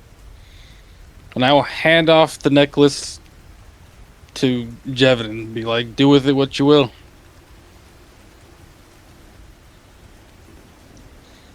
At least we know what it does now. What will you do with it, Jevin? I don't think anybody's gonna be willingly buying a magical cursed item, are they? Emmer's like, Honestly, you'd well, be to be surprised. fair, I do know how to speak Goblin. Maybe I can convince one of the goblins to work. Oh, fuck, that'd be funny. Well, yeah, but won't Hey, we just wind up in the same problem, just the other way around? Yeah, we won't be able to get to them. That's the only. It would be funny though, but it would be very funny. Honestly, what do people do with cursed magic items? Not Like, use, is not there like use them. some sort of, so it's like some sort of magical compost or something? No, there really isn't. Like, I don't know what they do. Like, usually, if you get a cursed magic item, you try to find a way to, like, work around the curse, you know? So, like you guys are Can saying, we- pop silence. yeah, we could make a collection. Curse items, the collectors. Just start a Be kind of- museum after the Yeah, campaign. it'd be like a nice, yeah, nice I little mean- niche thing. I mean, there's probably gonna be at least someone out there who's willing to buy. Like you said, Jevin, a party full of elves would probably find it useful.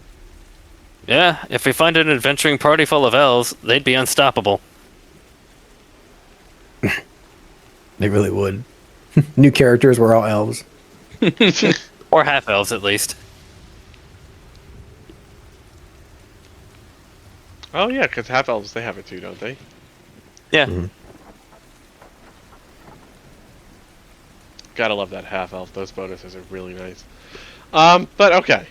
I gotta get us back on track.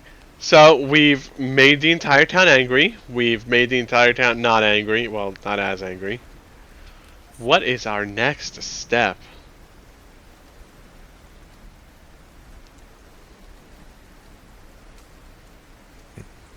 Uh, Under Well, we tree sold- or castle, right?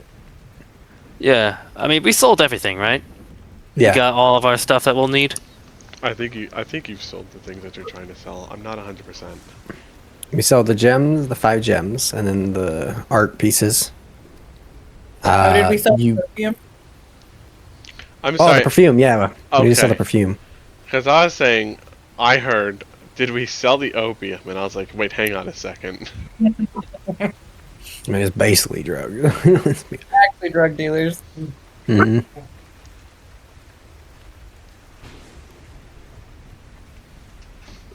I hope you guys aren't. Don't be drug dealers in my campaign, please. CIA knocks on my door. What are you doing? Oh. Gonna give you this for your soothing amulet. I'm going to move him into his correct spot for you. Right under your glowing amulet. There we go.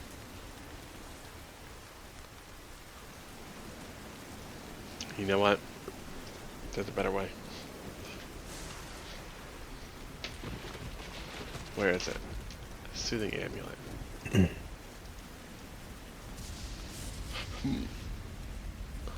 We're gonna put this under Agathor. Agathor counts as a party item technically. He's our ancestral weapon. But yeah. So what would we like to do now?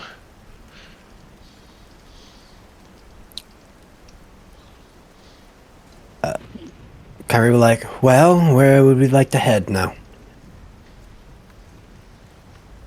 Do we I want guess we to got that do perfume. Thunder something. You can auto Thunder sell tree? the perfume. I'm not gonna. You don't have to How- go through How much all is that. it? How much was the I don't perfume?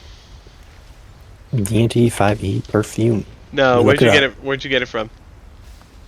Wyvern Tor. Okay, from Wyvern Tour. Thank you. Let me go check this out.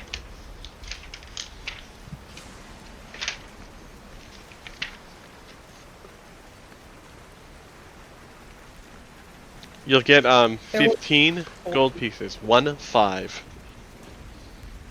Total. Per or total? If we Total. sell all three, right? Yeah, So that's 10. if you sell all 3.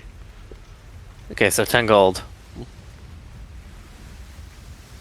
So 2 So- each, including Arthur. And yeah, 2 each with Agathor. Okay. So it's so nice that you guys are including Agathor. I'm not even being sarcastic. It's so nice. I mean, technically, we did steal it from his home. Oh, you know what? That's true, actually. We Like, thinking Yeah, back on it, He's like, wait a minute, I recognize that. it was just Agathor's perfume in the first place.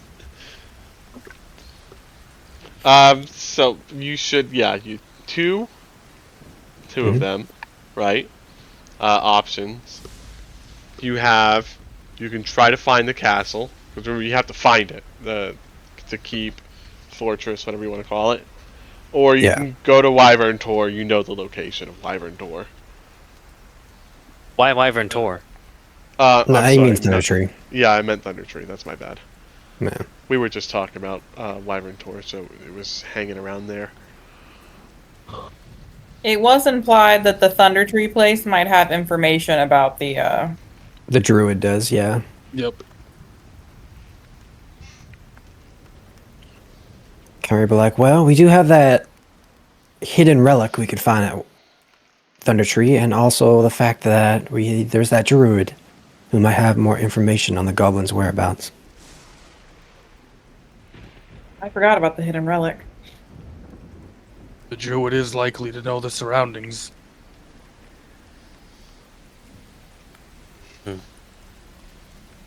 I suppose we can try the druid. All right, sounds like Thunder Tree it is. Okay, we're gonna go to Thunder Tree. Okay. Are there any things that we need to stock up on? Anything left before we hit the road? I don't believe so. I think we already did. I think I'm good because he said not to really worry too much about rations. So Yeah, I'm not Yeah. buying those. Do you have any on your person? yes, Yeah, fuck it. We're good. If we need to, we can always stop at Trent's or the manor and just get the free rations out of there. Yeah, or you could literally just hunt while you're camping out. Next question: do we have tents? Yes, we do. Yep. Bought some. Okay. We got 2. So we have tents. We have that. We all have dark vision. Oh, we don't have enough tent space for 5 people. oh, that's true. Agathor's he's a gimme on stuff like that. Good. Okay. Yeah, I'm not gonna make you guys spend your money on Agathor and blah blah blah. No. You're good. He's an NPC. You don't have to worry about him like that. In a fight, you have Artisan, to worry he had about his own. because if he dies, right? But aside from that, no, you don't have to worry about Agathor. Next big question: He are gets you? saving throws, right? He does. He does get death Okay, saves. cool. Are you going to take Agathor with you, or are you going to let him stay here in town and acclimate to human society? He wants to fight, no? Yes, Agathor does want to fight. I'd say we bring Yeah. him with. Yeah, But listening. it's probably better to feed him like crumbs of like civilization information, like as we travel, Okay, well, don't instead forget, of just dumping him on the townsfolk. you can't feed him after Yeah. midnight. Okay. You can't get them wet. Do we have a But brush? if we get him wet, he'll multiply. Yeah. I don't need it if Agathor is telling me plan bad. Well, it's coming. There's gonna be a point in Thunder Tree where you're gonna have to make a plan, or at least I'm going to want you to make a plan. And because you guys are nice to me and you care about me so much, you'll try to make a plan. And Agathor's gonna tell you plan bad, because that's Agathor's favorite thing in the world: plan bad, even if When it's a does good plan. Agathor level up? Same time as y'all. Okay. So he'll always be one behind. Maybe. Got it. Okay. It all depends. Mhm. I have plans for Agathor, right? And his development as a character. If he turns into a paladin, that would be becomes a righteous bugbear. Well, you'll have to wait and find out. Turn him into a warlock. But yeah, I think we should bring him with us. Like Jevin said, he needs to be introduced to society slowly rather than just throwing him on the villagers. Oh, was there any children books from Barthens? Oh, we'll say you were able to pick one up. We'll say that Barthen just gave it to you for free. Cool. We'll say he gave you I'll hand this three to of them. Corvina. Colors, numbers, and things. So like just words, tree, door, house, kind of stuff. Mhm. So he's gonna learn his colors, he's gonna learn his numbers, and he's gonna learn the names of some regular things. Perfect. And then he's gonna finish those. He's gonna finish like the next level. He's gonna go up until he's reading books on like quantum fucking physics. He's a rocket scientist. He's gonna He's walk actually up. the smartest. He is. I'm pretty sure he is the smartest one in our group. You're gonna walk up to Agathor and he's gonna be at a chalkboard. He's gonna go, E equal MC square. He's gonna have a pair of glasses or a monocle. Right? And this one's gonna say castle. And he's like, "What does that mean?" What word mean? He points a stick at the chalkboard. And in conclusion, plan bad. All of them Brand got like a British accent. Space, no oxygen. We die. You die, me die, I'll die. Plan bad. Need suit. Alright, so with that, I think that's everything that you need to have. I'm gonna put you on the map to the Sword Coast. I'm gonna just teleport you to Thunder Tree, okay? Not gonna get waylaid on the way there? Oh, you know what? I actually do have to check your waylays. Can I tune to the boots on the way there or no? Yeah. Oh, I'm yeah. attuning to the ring, too. Yeah, you can definitely attune to the ring and the boots. It actually doesn't even take that long. And if you'd want, you could probably get here in like half the time if you, I don't know, rented a carriage or something, or some horses maybe. That's up to y'all. You don't need to do that. But realistically, the first time that you stop for a short rest, you should be able to attune. Now,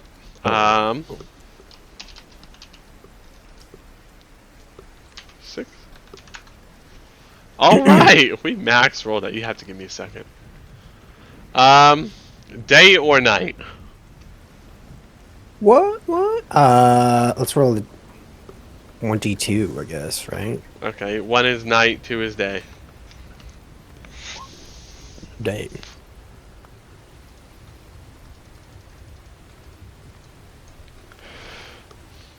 Oh, nice. So I'm gonna set this up for you guys. And this is gonna be really cool. You've stopped off somewhere to have a short rest. Keimer, it's safe to assume that you and Jevin would be sitting together, and Eric, it's safe to assume that you and Corvina would be sitting together. Is that accurate? Sure. Okay. Yeah, that works. Fuck. I have to do some dynamic lighting real quick. Where'd Agathor learn that language? What is this? Word bad. This is not going to be the best dynamic lighting that I've ever done, but I'm doing it on the fly.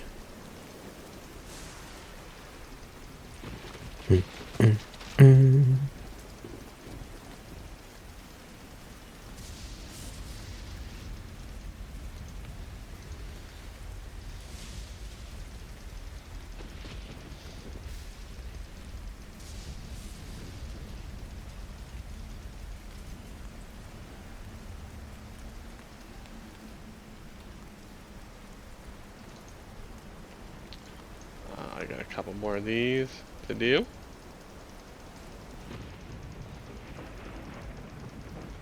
Alright guys, I know, it's just taking a second. Somebody has to send some thanks to the Tyranny guys at some point. Because I keep having to do a bunch of dynamic lighting on all their maps. And so I've gotten used to doing it quickly. I didn't say well. It's just fast.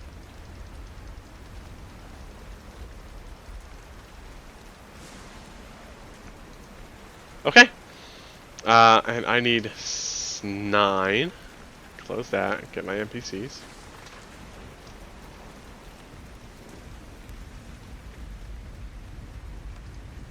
Tokens.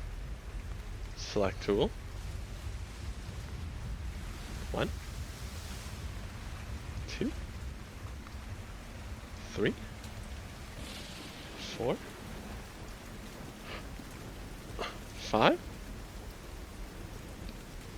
6, 7, Agathor's reading the book right now. 8. Oh my god.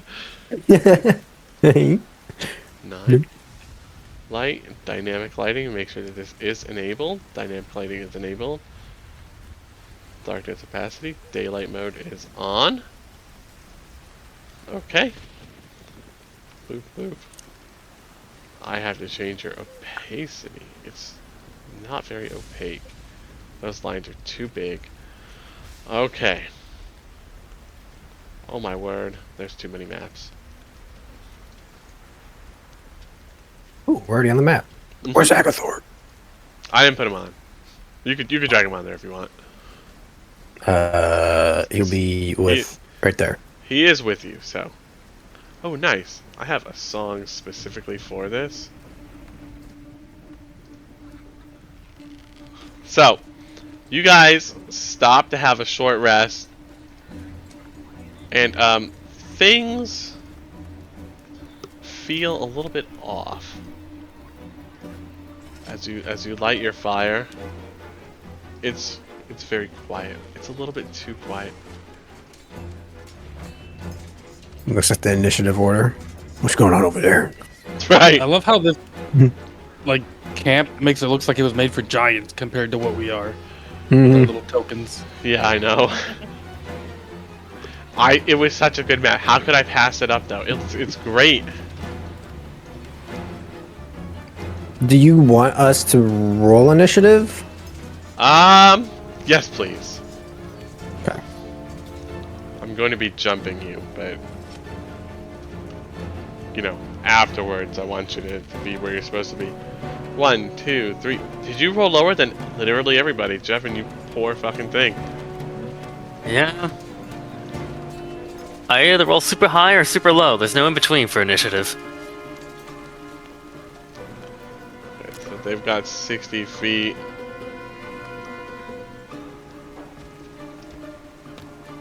Okay. So this goblin's gonna come out from cover. Wait. Oh, actually, Listening. I was gonna say, Corvina has a passive perception of Yeah. 16. So they're actually behind full cover, okay, because these trees and such. Okay. But yes, you'll be able to notice them more or less the moment they step out, Corvina. You're still surprised though, like you know what I mean? Yeah. Like, yeah, you saw him, but it's like, holy shit, we're getting jumped. But this first goblin is going to have advantage. Because you are not yet ready. You'll be ready after this one. Mhm. So no more advantages after this. I'll be nice. So, he's going to go hit. He's going to hit Agathor for 7 piercing damage.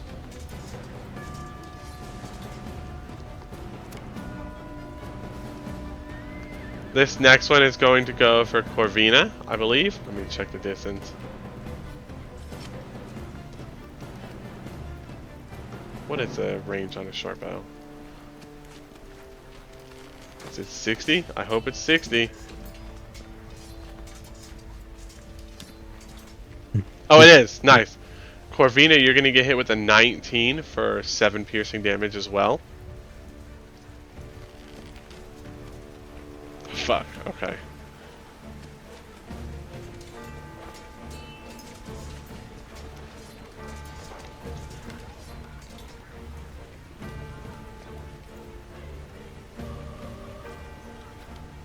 I'm gonna move these guys. 21.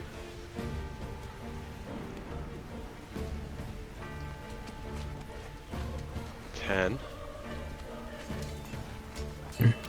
20. 30.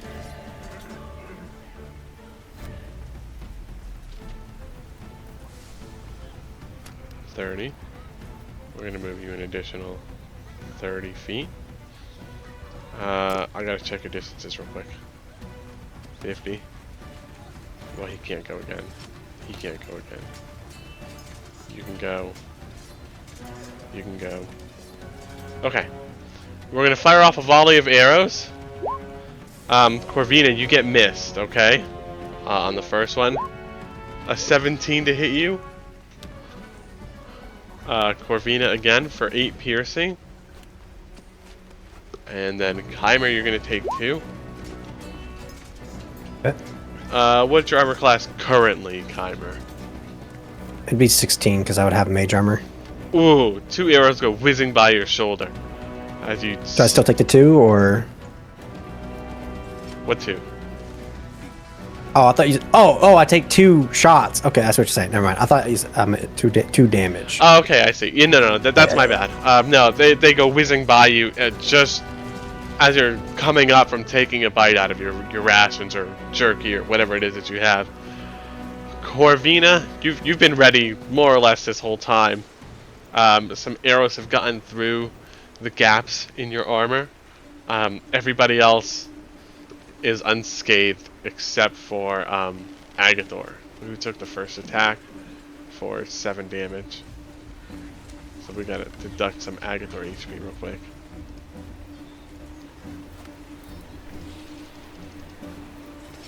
Did somebody give Agathor inspiration? Which one are you?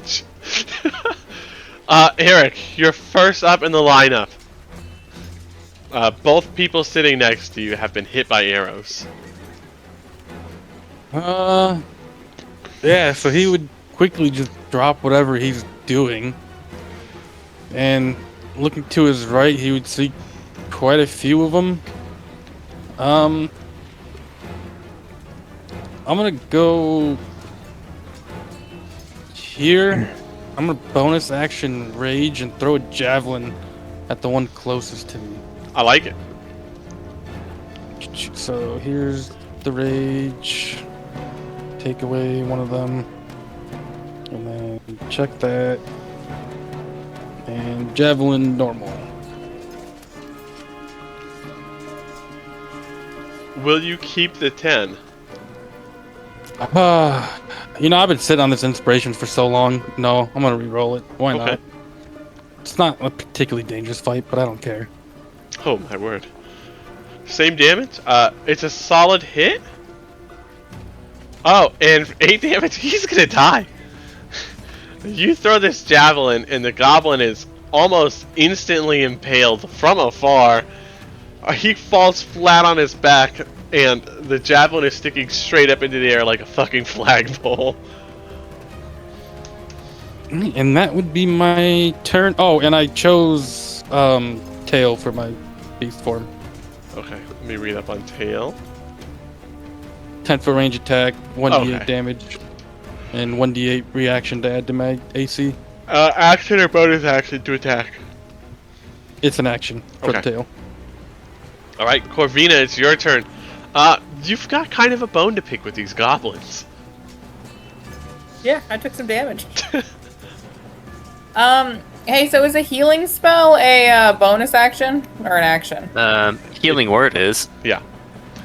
You got 2 different types. Mhm. Healing word heals less, but I forgot what the other one's called. Um, Man, Your I'm actual really one heals the more. only So is a healing potion a bonus action or an action? bonus action. Healing potion. Okay.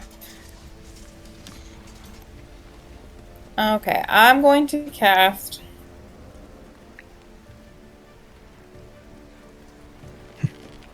on this guy, the guy I just pinged. Yes. I have witnessed him. I'm gonna do Sacred Flame. Okay, let's let him make a dex save.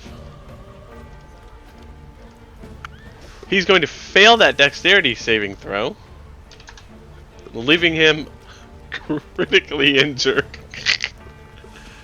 As you set him on holy fire in the rain. And I am going to take a healing potion, which is tragic, but here we are.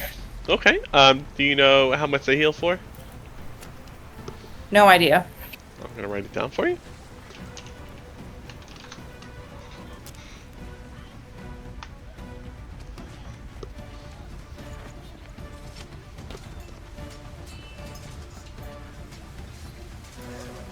Oh. Alright, So 4. Yeah, you get 4 HP back. I'm sorry about that. I can't let you reroll the healing potion once, so. Okay. That's terrible luck. You have my sympathies. Who gave us that potion? That's what it is. Is there anything? And that will I'm listening. That'll end my turn. Okay. I'm sorry about that healing potion. It happens. Oh, nobody put Agathor on the turn order. He should be. No, he is. Oh, he is? He's on there. Okay, never mind. I Oh, yeah, I he's didn't good. scroll down enough. Oh, I thought he blended in with the goblins. Okay. So we have a goblin up here at the top. He's gonna move 30 feet. He's gonna take a hit at... Let's see here. Agathor is looking like he's been damaged, so... We're gonna short bow Keimer. Keimer, it's gonna be 21 to hit. You're gonna take 4 piercing damage. As you see one of the western goblins rush up, arc his bow towards the sky a little bit, and launch an arrow. It comes screaming down out of the gray sky, and it lands in your foot, not directly into your foot, like on the side of it. It just slices it open a little bit. Very painful. And it has evoked an intense and everlasting hatred in your soul against the goblin race. He unlocks racism. Yeah, I'm just kidding.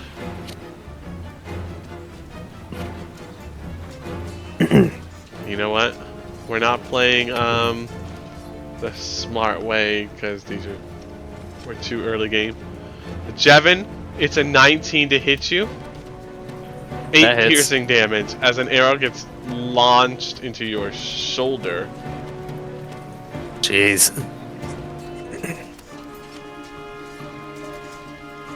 And here comes another one.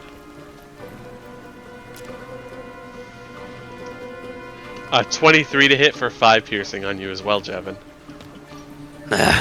As the goblins begin to close their stinky, filthy, shabbily made trap.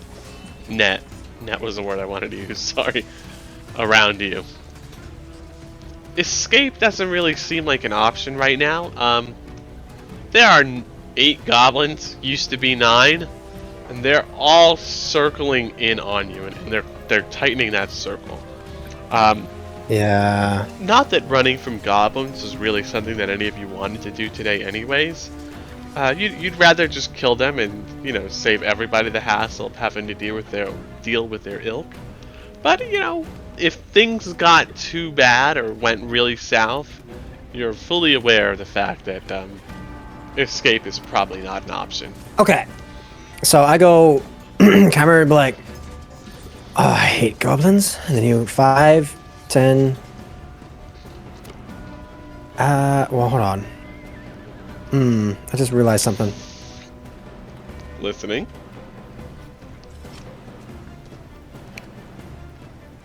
Wait. What's that range? Hold on. I need to check a measurement. Okay. Okay, cool. So 5, 10, 15, 20, 25. Mm-hmm. Thunderwave. Oh, okay. So it won't hit Doesn't Jevin, but backfire. yeah. It won't hit So I Jevin, roll- but it'll hit them. That's my Yes, understanding. 2d8. Both of them? Yep. Okay, and they have to make a Constitution saving throw. What is their con? What is the con save for this? should be mine. So 14. Okay, 14 Constitution. Goblin 1 fails. South Goblin fails. Northern Goblin succeeds. So he takes half, I think. The South Goblin gets launched into the tree, right? Next to Jevin. This one, half of 9 is going to be 4 in Dungeons and Dragons. There you go. Is there anything else that you would like to do? I don't think I can do anything else. That's it. Yes, my turn is over. Okay. Oh, more goblins. Okay. Oh, nice.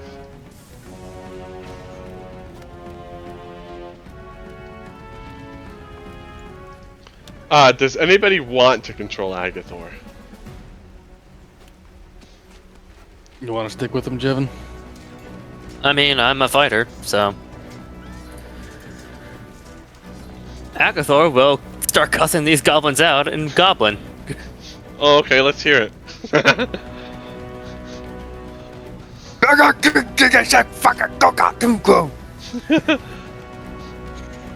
And he'll Agathor move, is most displeased.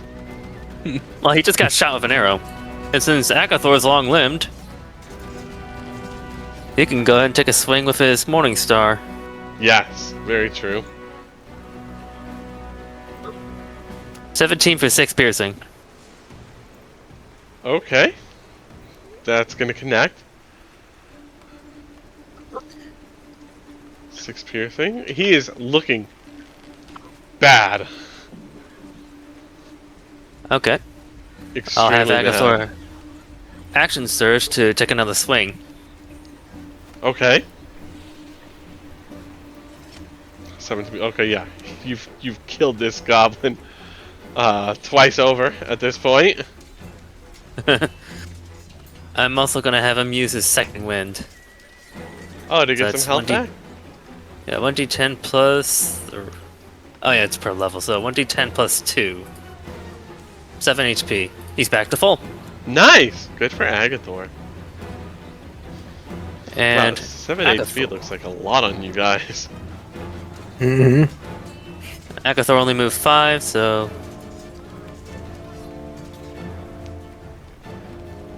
Well, he only really needs to move here. Okay. But maybe a little closer for opportunity, just in case. Yeah, lock him down.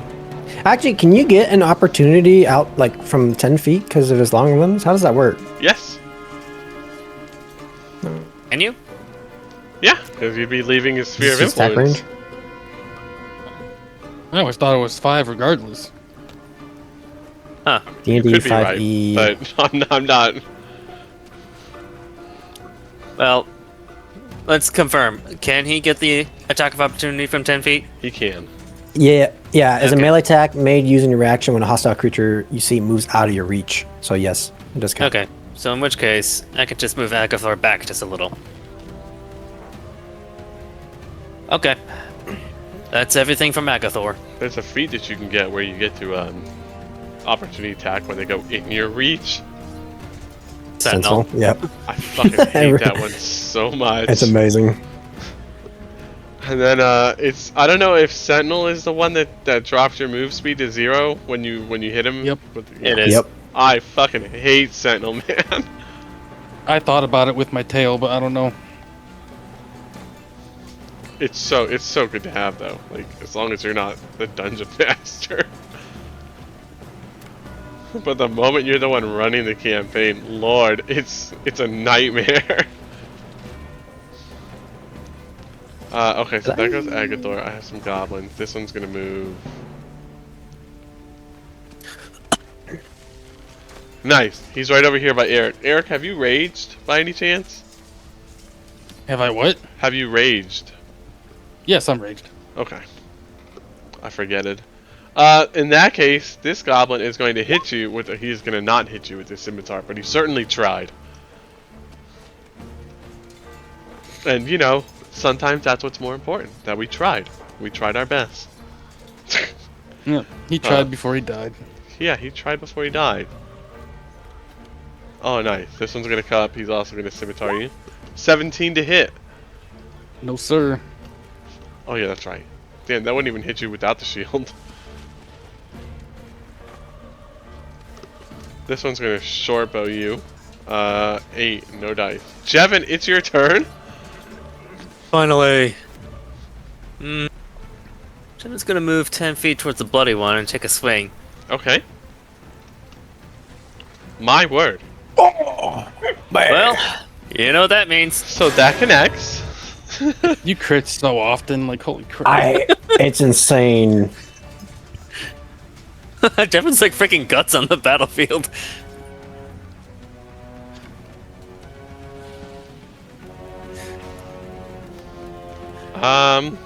Can you do anything else? No, you're too far, right? Nope. Oh, wait. No, he can kill the other You goblin. can. Oh, Yeah, I totally. can. 100%, that guy's dead. Yeah, uber dead. I had a crit and a kill, so I'm getting to another swing as a bonus action. Yeah.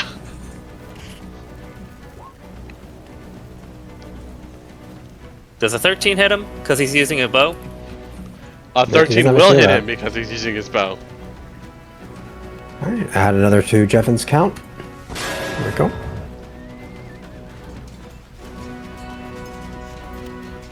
Will that end your turn?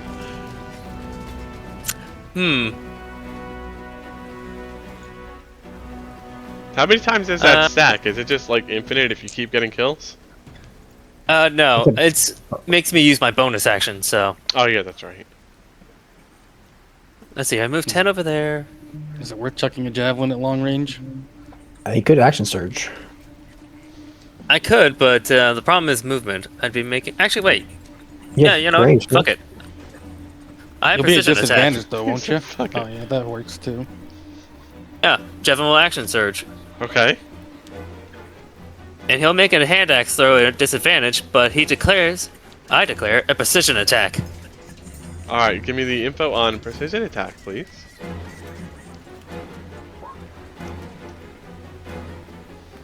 Okay.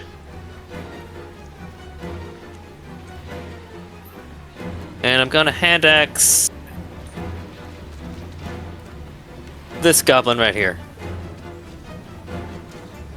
I'm sorry, which one? The one... this one right Okay. here. To the... yeah.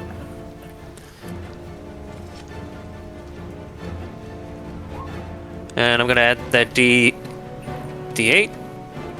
Does a 14 hit him? Oh, it will not hit that one. Ah. Yeah, I think it's Well, it's worth a 15. shot. Yeah, he's 15, he's in melee.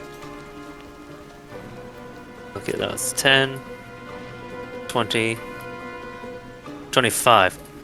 Okay, I can move like 5 feet. That'll be my turn. I've unleashed my vengeance. You are vengeance. You are the knight.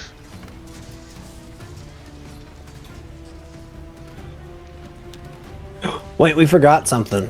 We forgot What? Corvina's melt score on that He goblin. used Sacred Flame. He decided Yeah. there was no melt score for it. Yeah, it just burns. Oh yeah, okay. Fire bad, remember, okay? So plus the 2... No, the 14's not gonna do it on him. Yeah. So is Kyber actually keeping track of the kills, like in a journal yeah. or something? Mhm. Oh, that's gonna be hilarious. Alright. The 2 HP goblin, I'll wild swing my Morning Star at him. Okay. Just try to thin their numbers.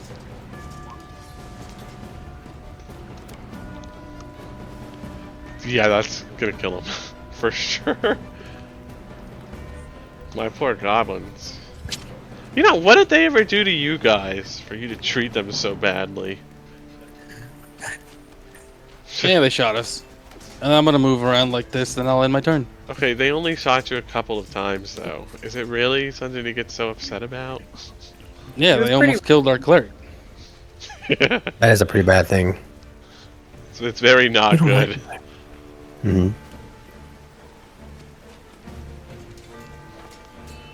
And you said that'll end you? Yes, You don't have I any... can't do anything else. Okay. I have no use for bonus action besides Wild Hunt and my rage. You know what? That's fair.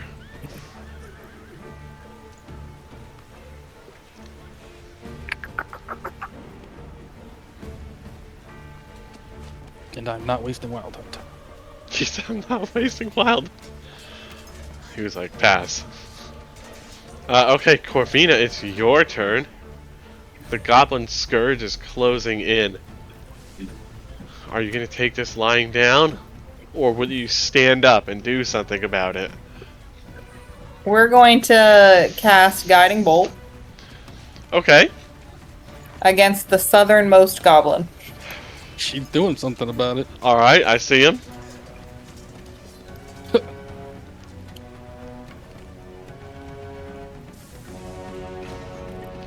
Oh, that's definitely going to connect. I don't think you see him anymore. Yeah, I think he's toast. Yeah, he's very much toast. He has been, as I like to say, cinnamon toast crunched.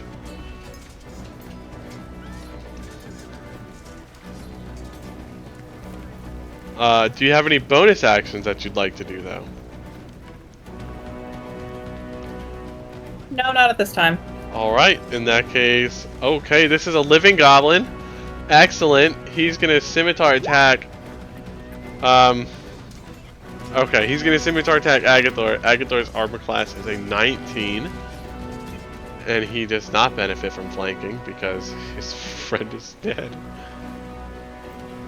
Chimera, it's your turn. My goblins. I kinda... Do I just go for the kill, or do I try to be fancy? I think you should be nice to my goblins. They've never done anything to you. You know what? I'll be nice. I choose this goblin, Which good? and I'm gonna cast Whole Person on him. The one on next to Eric. Oh, I could barely see that guy. Okay. So, Whole Person, so Wisdom save DC 14?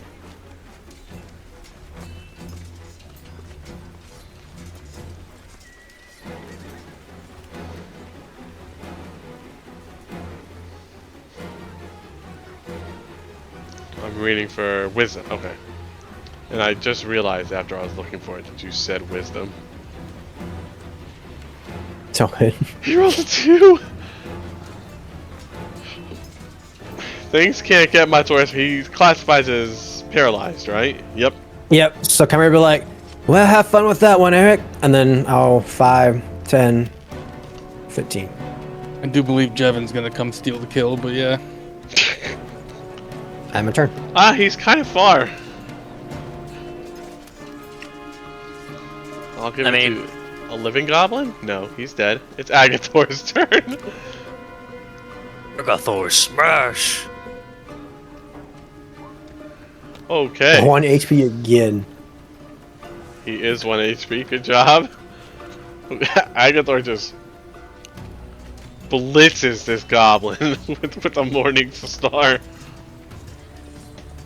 Well, that's pretty much all Agathor can do right now, so that'll be his turn. Okay. I'll give it to a hopefully living nope. Oh wait, yeah, he is alive. He's paralyzed though.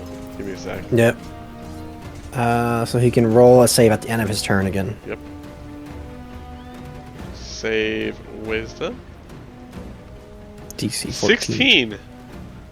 Alright, well, he's out of it, though. Well, I mean, No, the free crit.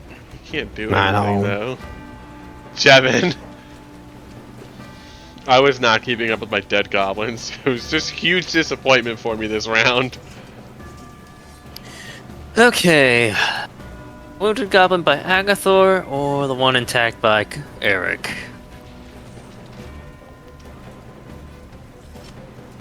The one intact by Eric it is.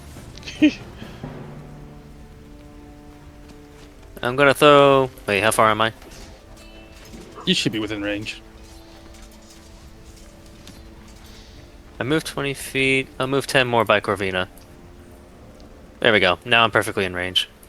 No disadvantage this time. I'm gonna hand axe him. Okay, you're gonna hack some. Does a 15 hit? 15's gonna hit him. 10 damage. He's, Max damage. he's dead. Oh, good job max damage rolling. Okay. I think we're bullying my goblins. I think maybe we just needed to give them a chance, and we just didn't do that. And everybody should rethink their decisions at the end of the day. Hey, to be fair, they got a surprise round on us. It's their fault for not doing more damage. I'm willing to accept that logic. I mean, they did mess up Corvina. Yeah, it was quite rude. But yeah, that's everything that Jevin can do. Okay, well, you know, it was good. You've done well. There's only one gobbo left. Can Eric get the kill? Can Eric get the kill? Let's find out. Is moving over this difficult terrain, or can I just like hop over it? Because I You- assume it's not that big. You should go around it. It actually is kind of big. 5, 10, 15, 20, 25, 30. You didn't specify, so I'm just gonna. I mean, you can also just jump over it. Yeah, I mean, he's got the boots now. Yeah. True, but Oh shit! Yeah, either way, I forgot about the boots. we will wild swing my tail at him. Oh, that's good. Yeah, that's a good one. Oh my word. Well, 16, 17, 18, and he currently has 1 HP. So he just got aliened. He did. His-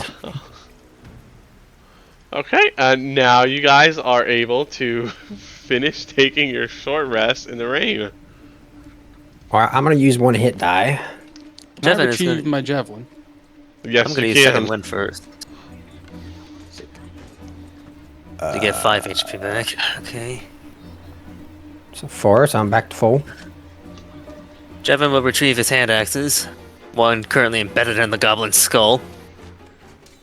Corvina, you are not having a good time with these D8s. My god, poor girl. Every fucking health roll recovery that you've made has been a 1. There's been 4 of them. It's because she's not Oh my- knocked out. Oh my Aware. god. I despise Jevin sometimes. Meanwhile, the melee character's over here having a field day. Right? Rolling max damage on everything. Like, You need another healing potion. No, I have one. I just didn't want to have to use it. I mean, Well, we if- can always take a long rest. We use mine, then I still have one, and you still have one. I have another hit die. I'll just burn them all. There we go. I'm sorry. I'm sorry for your struggle. That was a struggle. Did you add your Constitution modifier to that, by the way? The D8? Oh yeah, did you? Yeah. What is my Constitution modifier? Should show up on the left side. It's whatever the number is underneath Constitution. It's a 3. Yay. Okay, Yeah, big so one. I'm not near. I'm actually at full health now. Everything's better. Yep. Thanks, guys. Thanks, guy. Yeah. On your sheet in roll 20, if you hit dice, it'll roll it kind of like I did. It'll actually show the D10 plus your con modifier. Oh yeah, you gotta click Yes, the the- words. It's the text below it. The Okay. number. Yeah.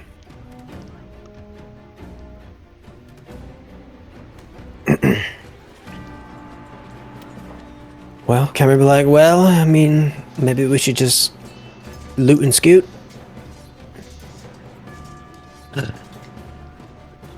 Yes, loot and scoot. How long until we reach it to Thunder Tree? Like another day? Yeah, roughly. How much do I want to bet these are freaking crag moths?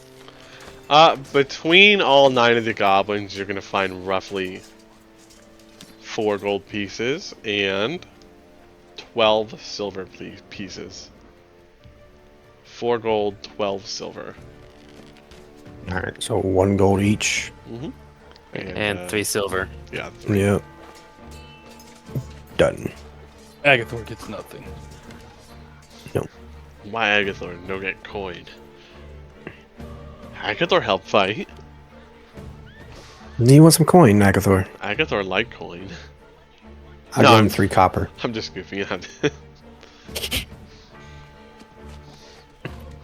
Oh, but Agathor does like coins. That is fact. They're very shiny. He doesn't No, I'll care. give him 3 copper. Silver. He doesn't care about like using them.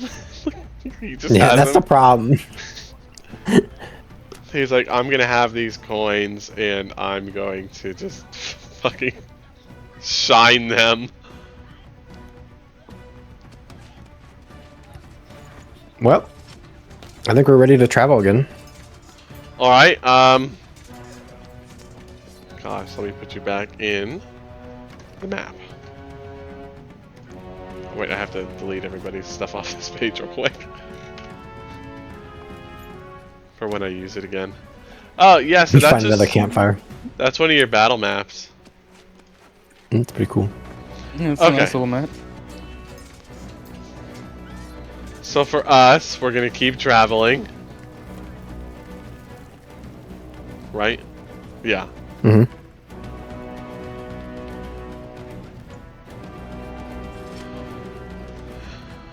Let me see, are we gonna... actually, you know what? You guys are gonna have to long rest.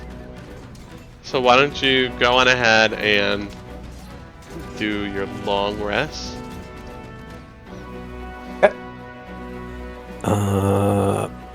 Boom. And everybody give me perception checks.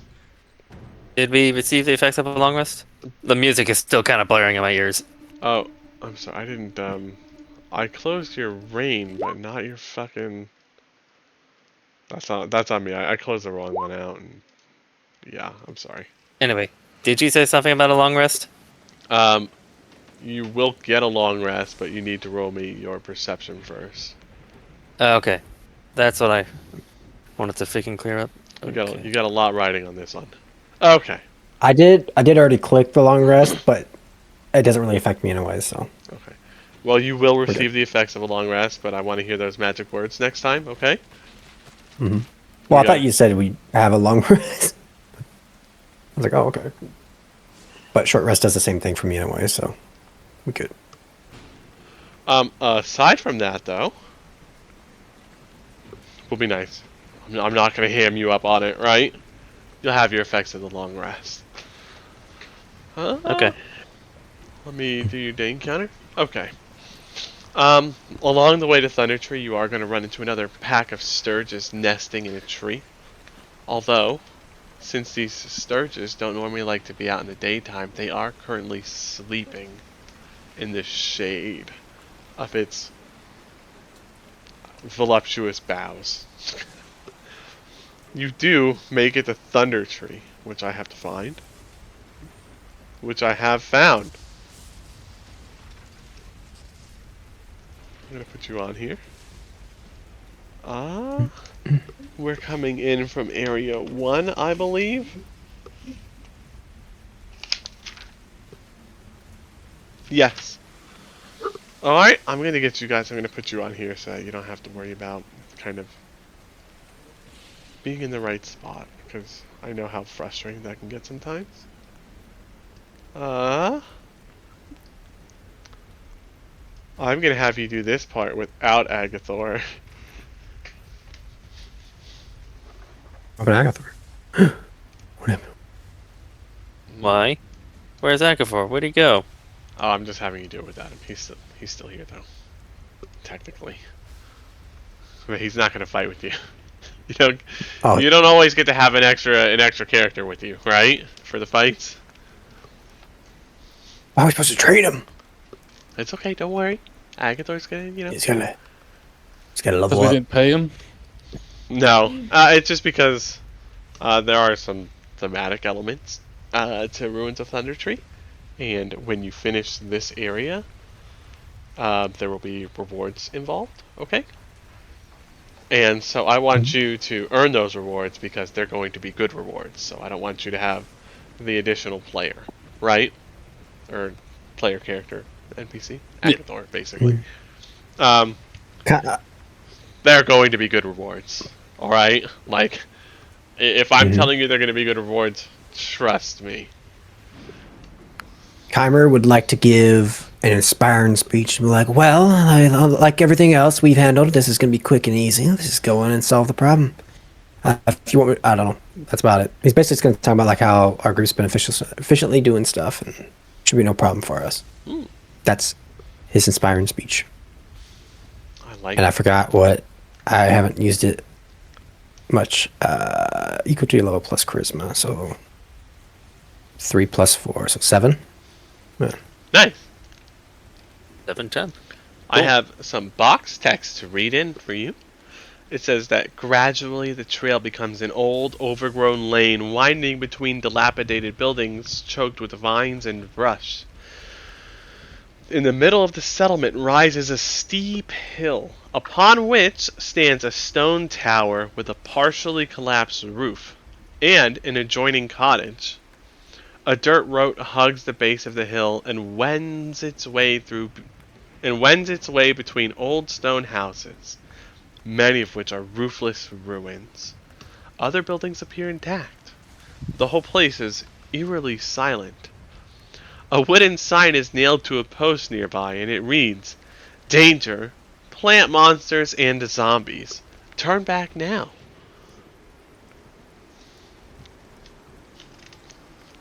Okay, so buildings, any building in Thunder Tree is either ruined or intact, okay?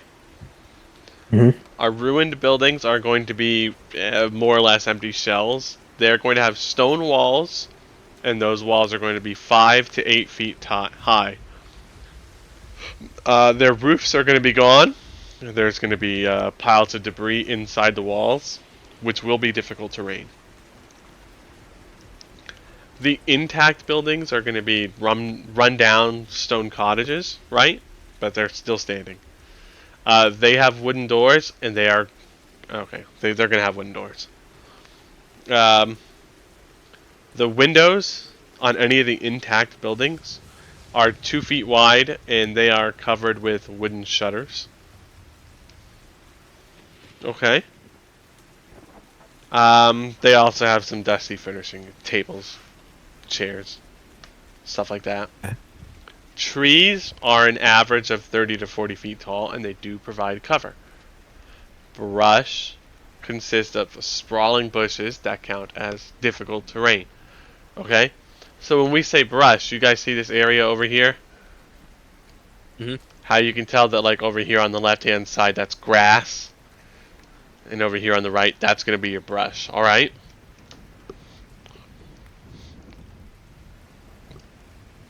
Keimer will look at the group and be like, well, I think maybe we should go head for the alchemy shop first. Maybe get that relic. Do we know where did she say where her shop was in Thunder Tree? You know what? Actually, she might have, but I don't think that she did. So let's find out. She was in area R5. That's R4.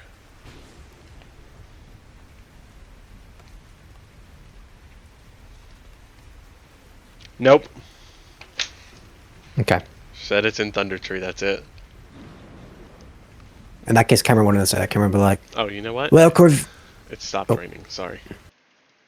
Oh, okay. Yeah, Keimer would be like, well, Corvina, you mind being on high alert since you seem to have the best vision. Got it. And maybe we should check each building one by one. Slow and smooth. So I'll point to the east and be like, so I say we head for this one.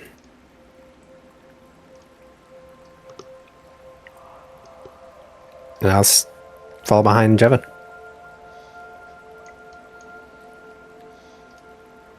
Also, do we know anything about plant monsters from that sign? Like, what would... No, we don't actually know anything about plant monsters. We haven't run into them. By we, I mean you. Yeah. Kind of like, I don't exactly know what plant monsters mean. It does make me sort of suspicious, though, with a druid.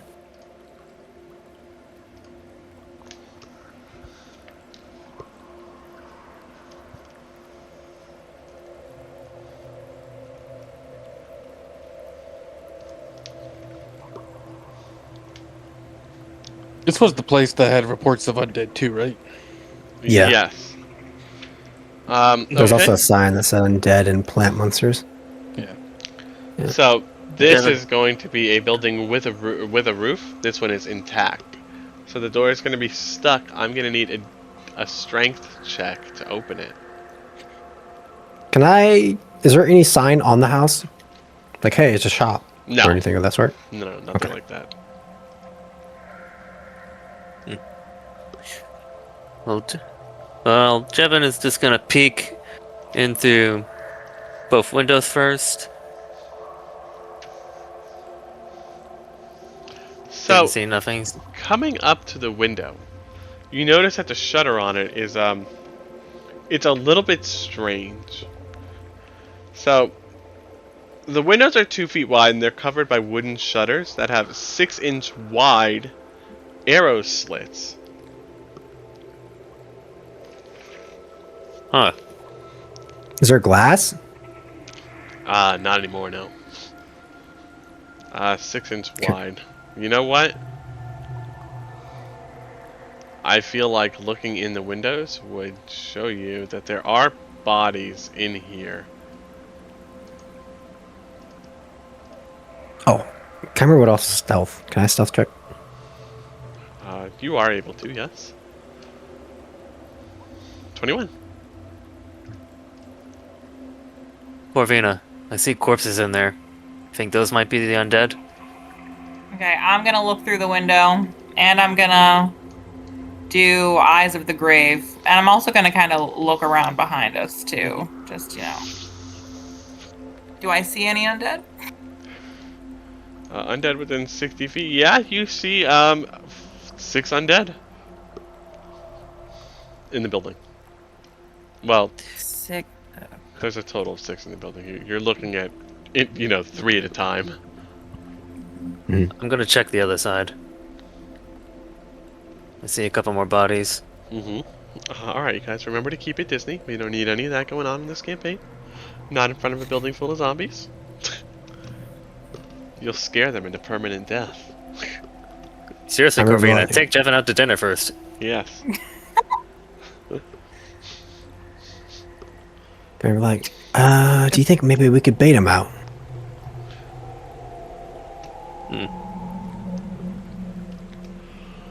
I don't particularly like the idea of fighting them in an enclosed space. Well, fighting in an enclosed space might be better if we can just get them to clog up one area while a frontliner blocks them off. Everyone else just pelts at it with ranged attacks. You could hold the door. I point at the door. Right in front of us.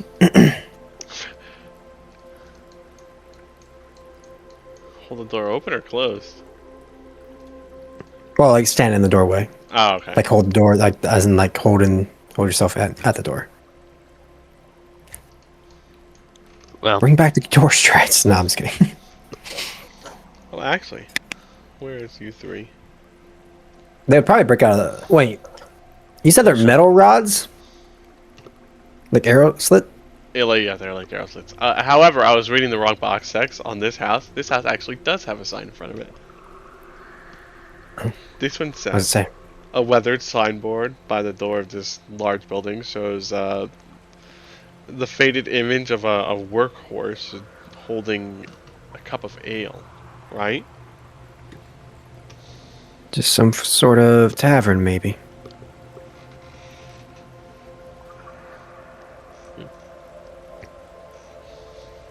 I have an idea, actually. I was like, what? I was gonna say I could shoot through the window. That's precisely my line of thinking. You and Corvina can use your spells against them through the window, and me and Eric can just keep watch on the door. Sounds good to me. Corvina, you down with that? Yeah, one of us per window. All right. I sneak over here. You said it's a slit, right? So I can see them. Yeah, I mean, it's 6 inches. You can see pretty good in there. However, they are going to be receiving cover from you. If I get closer, do they still get cover? Sure do. I'll still take the shot. Let's see I'm here. ready whenever you are, Corvina. Give me 1 second. One of my spells is like cover doesn't matter. I want to use whichever one that one is. Sacred Flame. Sacred Flame and your Toll of the Undead, or the Ring the Bell one. Really impressive that you guys know these spells better than I do. Thanks so much. So we're gonna cast Sacred Flame on my side. All right, I'm gonna target this one in the back, and I'm gonna just do Eldritch Blast at advantage because I'm stealth. All right. I'm targeting that one. So for this room, we can just use back, middle, and front. Okay. Okay. All right, but we're both targeting the back. Let's see it. All right, Eldritch Blast. Bah! For 8 damage because I get my +2 for my genie thing. Okay. Let's see here.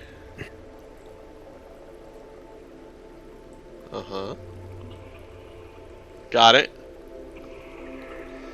He's gonna take his force damage. This one's gonna make a dex save. Give me a sec. Okay. Does he get disadvantage because he's on the ground? He has 3/4 cover. He's gonna roll a 19 with those bonuses. Even if he was at disadvantage, he would be pulling a 17.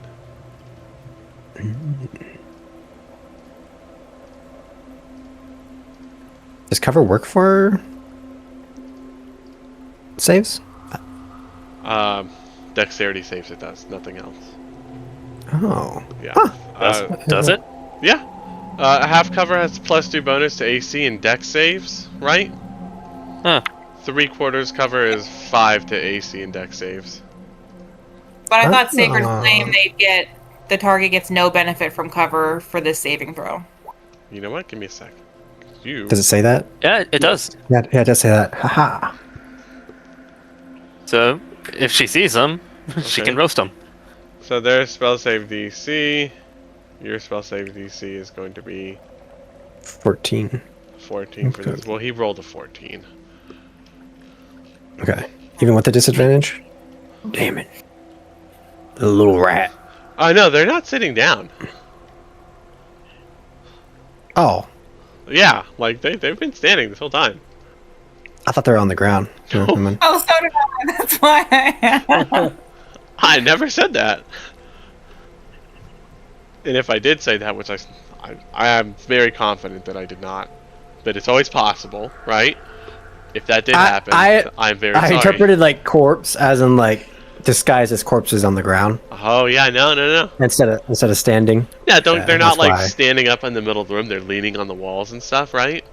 But yeah, no. Okay. They're very much standing.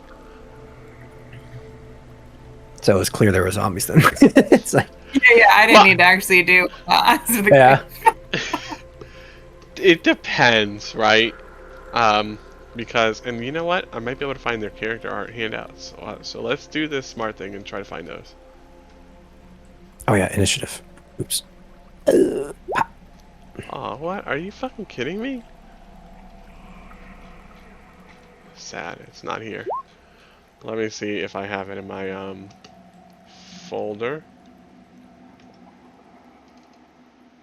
Not yet.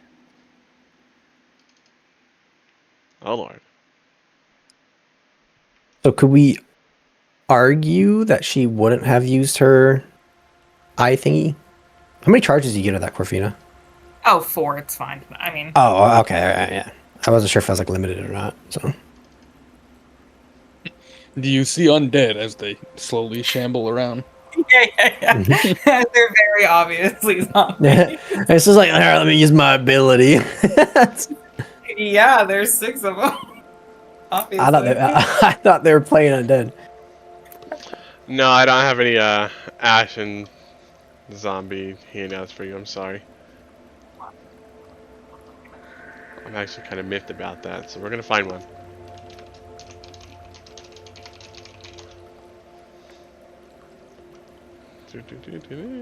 They start doing the shuffle. You know what? I hate going to Reddit. I don't like this website, but I'm gonna fucking copy the image. We don't even use the fucking name. We just call out the R word in this server. there goes that R word again. Ash zombie in your private channel.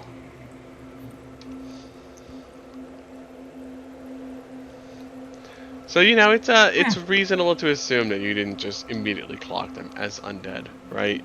Assuming that that's accurate. They do look very corpsey. However, Eric, it's your turn. Well, are we just gonna stand by this door still? He looks at Jevin. Yeah, I mean, unless I find another way out. Alright, well, I'll just sit here, prepare an action. If I see an undead through that doorway, I'll strike. Orin, you could always go out and get him too, you know. Yeah, we'll wait. I'll stick with the group. Yeah, they gotta make their way to us. I don't like feel it. like wasting my arrow shooting through the slit, so.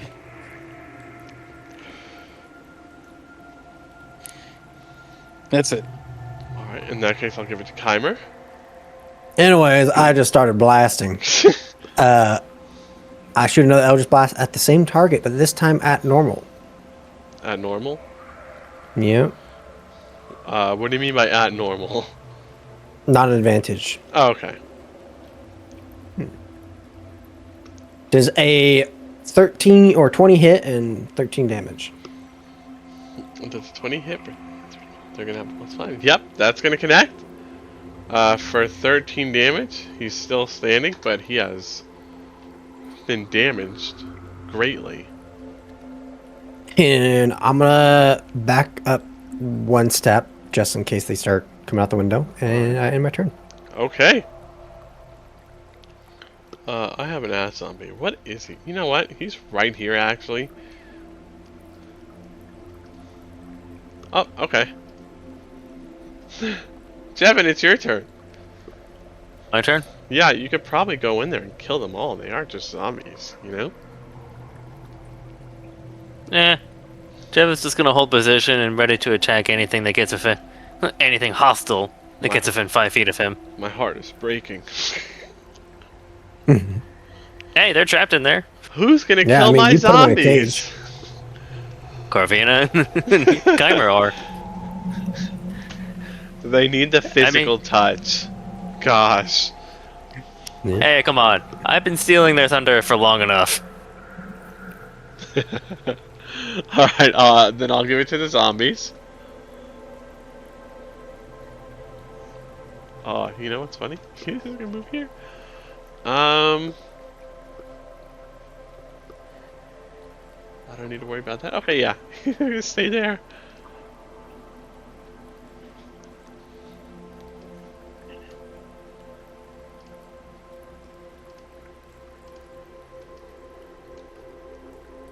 I would like to state that I am keeping an eye around me still, Oh, and Ojo? just in case.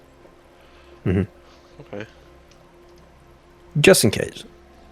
Okay.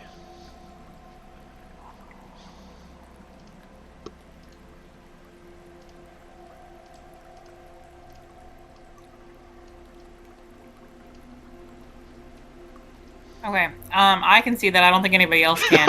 They're going out the back door, guys. Look, it's better than going in the back door. Of course, they have a back door. Everybody's got a back door. Just whether or not they use it.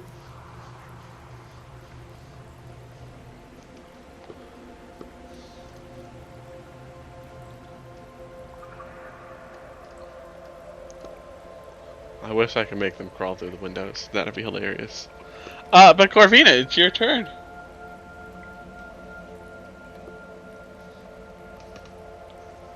Okay. Is the window open? Can I touch him? No, the windows they have the shutters. Lame. I know, I'm sorry. Okay.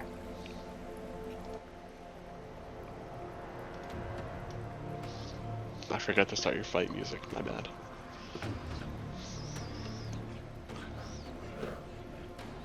Okay, I'm gonna back up a little bit. Damn it! so mad. I'm so fucking pissed that you asked me that question. You made me commit. Okay, and the one that I can still see through the window, I'm gonna cast Guiding Bolt. I want to point out, okay, you're doing this. He has 3/4 cover, and you've moved back from the window. You have a 6-inch opening that is now effectively 5 to 10 feet away from you. Okay, valid. Yeah. Okay, I'll do Sacred Flame again. That way he doesn't have the cover. Doesn't matter. Okay, and that's Dex, right? Yeah, he would have failed even with the cover bonus. He rolled an 8 and a 0. Does he take double? No. And also, humorously enough, 0 is not the lowest he can roll. Damn, he must have rolled high on the first roll then. He did. And the cover really didn't hurt. But then it went away, so... 4, he's been Sacred Flamed. Have a little gold light on him. Will that end your turn? It will. Okay. Eric, it's your turn. That door's ripe for the opening. It's begging to be opened, Eric. What side did they go to, Corvita? Like when they left the door? I think they went to the left. I don't really want to be next to this window. That's why I backed away. But, you know what? I'm a tank. And I can't see them yet. I'm just gonna stay here just in case they still open that door. Is it possible to do a ready to action if one comes through the window or the door simultaneously? Obviously, I would have to pick one or the other when it happens, but can I like watch both, considering they're both within my reach still? Yeah, I'll let you. Okay, I'm gonna do that. I'm gonna ready my action for if an undead or one of these creatures comes through the window or comes in the doorway. If an undead exits the building that's within reach of you. Not necessarily exit the building, because this is still technically inside. But I guess that's close enough. Well, you said if it comes through the door or the window, right? Yeah, like into the doorway or through the window. Ah, okay, I understand. Better phrasing. Good job. That'll end your Not turn? necessarily that. Yeah, that'll be it. Okay. Chimere, it's your turn.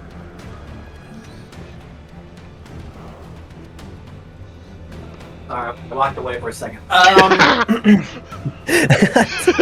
cast Eldritch Blast on this guy again.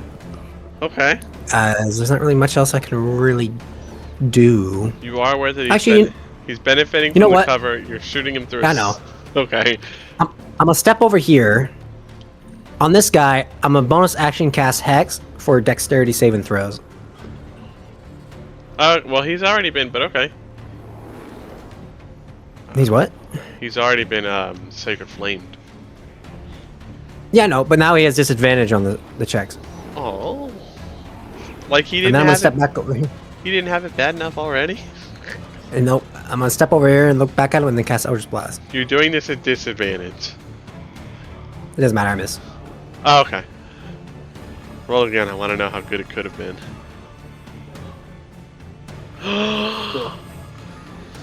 Well. It's a zombie's turn.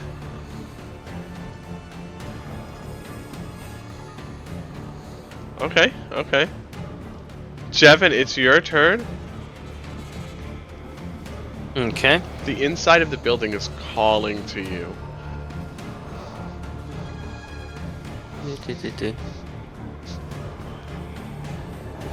Jevin's just gonna take a step away.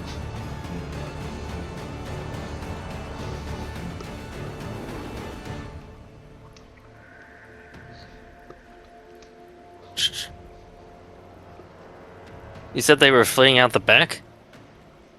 Yeah, through that back door directly in front of you. Lovely. Jevin is actually gonna move a bit further. Actually, well, hold position for now, just in case something comes through the door. Okay. Yeah, that's my problem. Yeah. He'll ready into attack action in case something comes through the door. All right. Or is within the doorway. Within the doorway. Got it. If he's able to... Like, if he's able to see them and it's within 5 feet, he'll take a swing.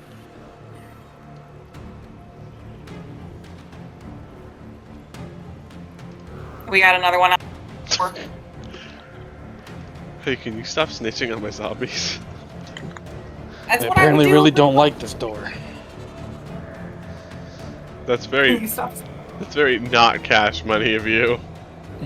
Yeah, wait a second. Why aren't the zombies going for this door? What kind of intelligence they got, DM? But wait, who said anything about the zombies not going for the door? They're just doing what they can. They're not that smart. Also, Corvina, it's your turn.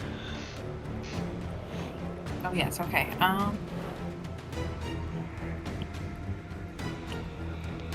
Okay, so I'm gonna move 15, 20 to right about here. No! Zombie. He tried so hard. Yeah, you did, but I'm gonna cast Guiding Bolt on him. Oh my word. Okay, he's still alive. Things could be worse. He's still kicking. You know, he's a zombie, so it's a little bit hard to gauge, but if you had to put your finger on it, he does not look good. Not that he looked great before. Yeah, he looks significantly worse than he did before. That's so rude. That's What is saying a that? lot. I am gonna back up a little, put a little more distance between me and this zombie. Okay.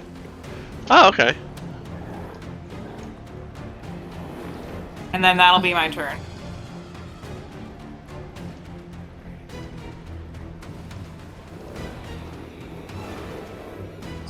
And that'll be your turn, you said? Yep. Alright, I like it. It's a good move. We're very happy to see it.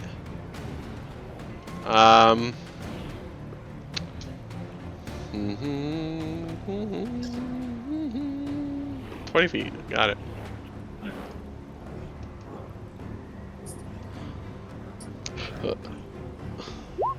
Hey, does a 22 hit you, by the way? Yep. Oh, You take 5 piercing damage as a bush attacks you. a dead shrub just Well, that's hits what a you. plant monster looks like. And I know I have Where a did handout Groot for come these. I'm Groot. I better have a fucking handout for these.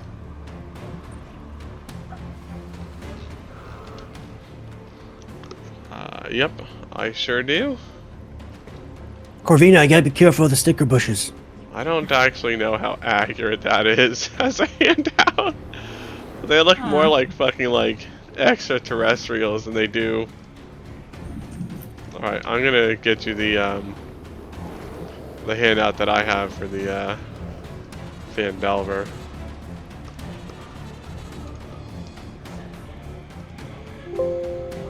Okay, we're gonna extract all these here.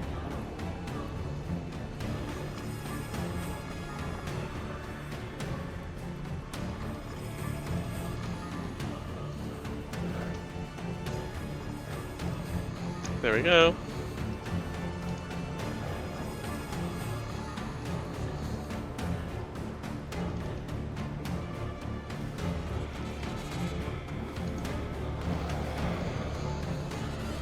Ah!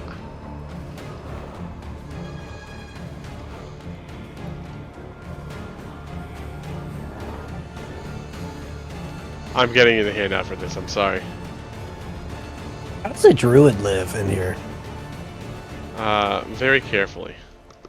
probably either stealthily or uses those plant-like creatures as defense.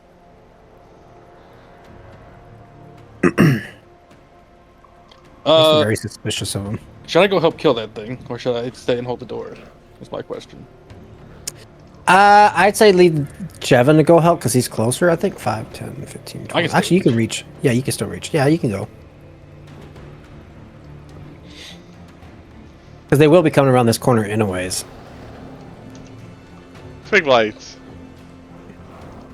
Okay, that doesn't want to fucking cooperate.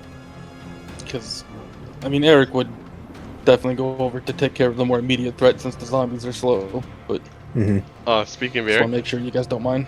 definitely your turn now.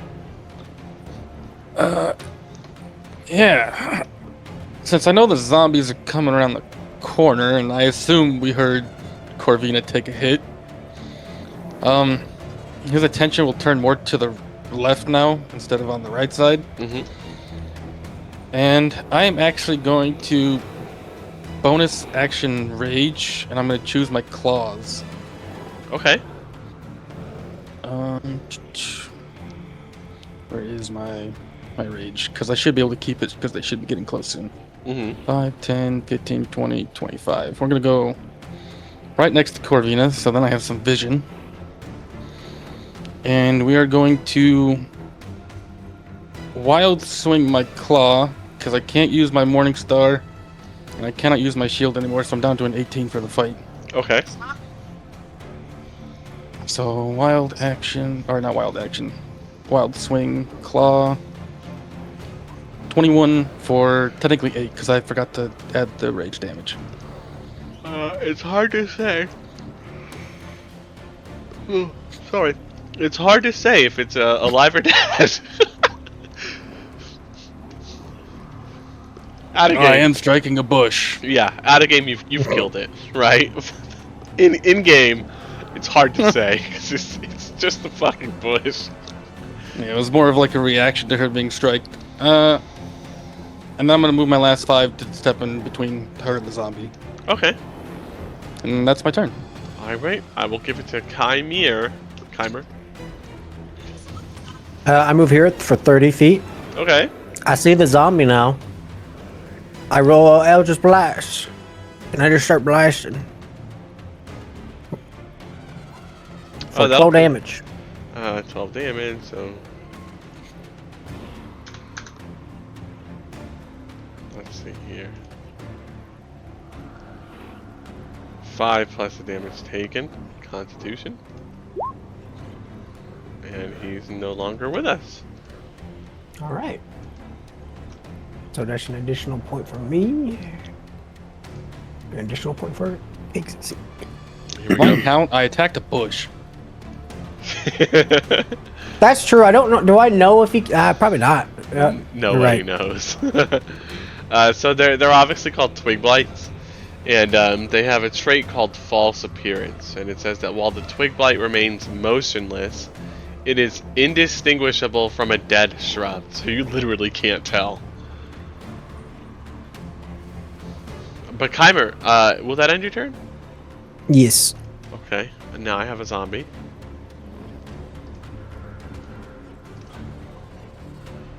Dude, what the fuck?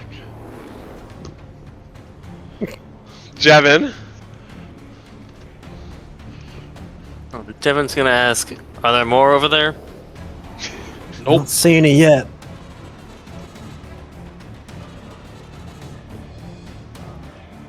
I mean, if you want, I don't know. What'll it be, Jeff? Devin will... Open the door? We know 2 left the back. This whole time the door has been like shaking like violently, by the way. Okay, yeah, then Devin's just gonna hold position, Okay. ready to attack. In that case, we have another... Oh, okay. There's a zombie over here. Oh, okay. You are going to make a strength save. Where are you? You are not going to make a strength save. You are not going to make a strength save. Got it. So where's everybody facing anyway? Everybody's looking at the zombies at the building and stuff? Yeah, I'm checking my technically that. surroundings. To be fair, Okay. I did say that earlier. I was like, I am checking I like behind can't me and tell whatnot. if the bush is dead. You what? I can't tell if the bush is dead, right? So I'm kind of keeping my eye on the bush too. Oh, you're keeping your eye on the bush. Yeah, because I don't know if it's dead or not. You said so. Does a 14 hit you? Um. No. Haha. You've successfully baited out the 1970s from your western flank.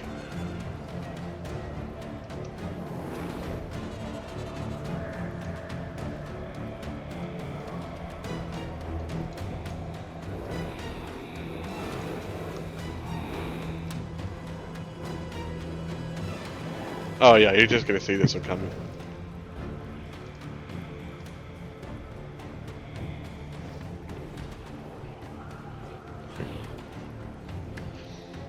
Could I tell if this is like druid magic? Honestly, no. Everybody's kind of heard of violent plants, twig blights, right? You've heard of them, but it's never been like, oh, this is druids that do this. No, nobody. That's never been an assumption, right? So if this is druid magic, you have no clue. This last one's gonna miss you as well, Corvina. Also, it's your turn. Maybe get some revenge on, the bushes. The bushes. Okay, so I'm going to touch the one directly to my left and cast Inflicts Wounds. Okay. My Hoping that way. they don't have resistance because I don't know anything about them. It's not going to wait. The one directly on your left. Sorry. It's not going to melt, right? But it does wither. Every leaf on it just falls off. It makes like a puddle of tiny leaves. Most of the branches decay and fall on top of the leaves. And all you're really left with is like a couple of shriveled up, decayed twigs. Yeah. Corvina's getting trigger happy with her spells, isn't she? I'm really like, I don't know if that counts for you, Corvina. I can't tell. And then for I'm gonna what? use Blessing the Raven Queen, and I'm just gonna not be over there anymore. I'm gonna go be over here now. Okay. Will that end your turn? Distance to all damage now until the next turn. Okay. There we go. I had to take care of that one. That is a good thing to have. Alright, Eric, it'll be your turn. Alright, so we can still tell that this one's like alive because it's moving. It's one not smacked moving. We don't know when smacked it. That's yeah. all we do know. I mean, you saw it move there, right? So it's indistinguishable from a bush, right? But the bush that's here moved here like seconds ago from 20 feet away. So yes, you can't tell that it's anything but a bush, but you know for a fucking fact that like, Bushes don't move. Yeah. Alright, well, whatever. We're gonna wild swing closet. Is that gonna 13. connect? That will absolutely connect right on the dot. Good job. As you cover your claws with maple syrup. I know. These wouldn't produce maple syrup, but we're saying it anyway.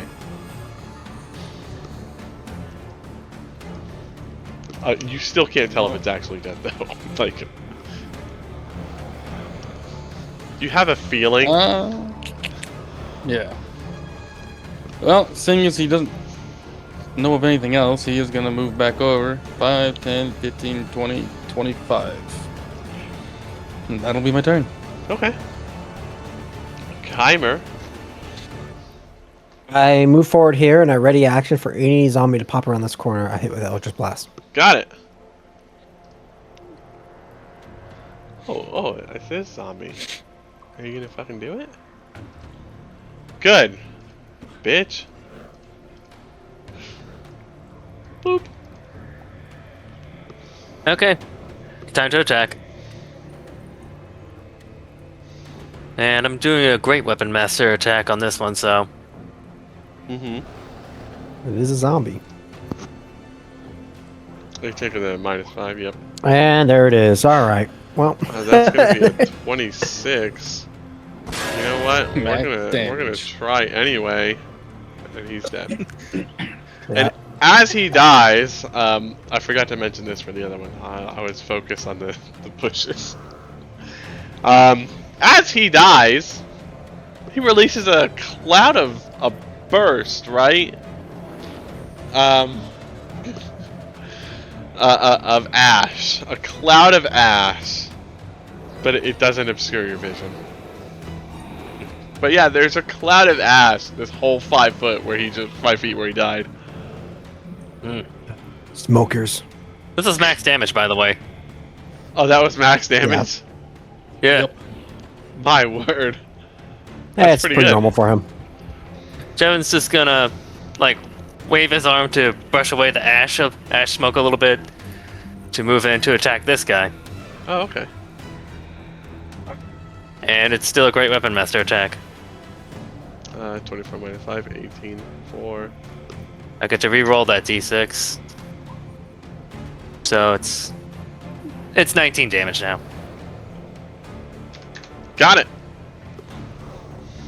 Will that end your turn?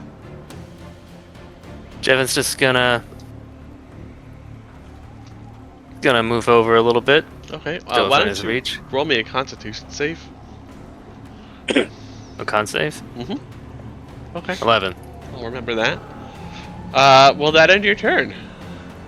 Yeah, that'll end my turn. Okay.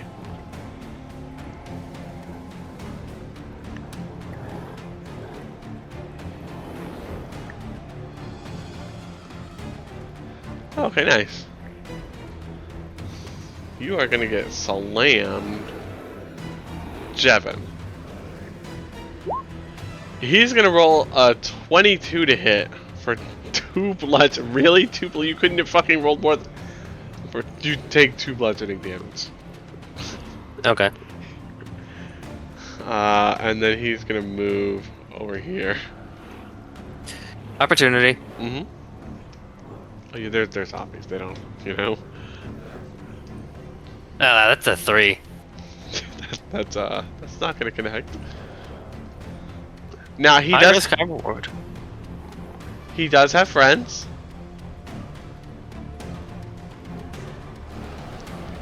You fuck. Get out of here. Okay. So this one's gonna be on Eric with advantage, and it's gonna miss. I don't think he gets advantage, but yeah, he missed does. anyway. Oh no, you used your wild thing, right? Yeah, never mind. I used rage, not wild hunt. So Yeah. Okay. I forget your thing's also wild barbarian rage. Eric and Jevin, you both get attacks of opportunity on this last one that just passed by. I already to be used honest, one. I didn't even notice, but yeah, thanks. I'll swing at him. I'm very Normal claws. I'm very fair. He's gonna take 7 damage. Yeah. I don't get 2 opportunity attacks, so. He's gonna slam Corvina with advantage for 6 bludgeoning damage. Where was that at when I was attacking fucking Jevin? What a dick.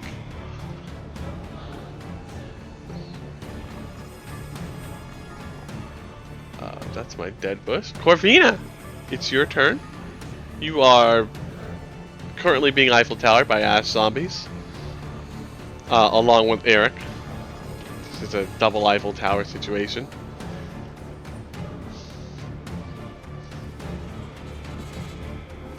If you use the ranged spell, you'll have disadvantage. Okay?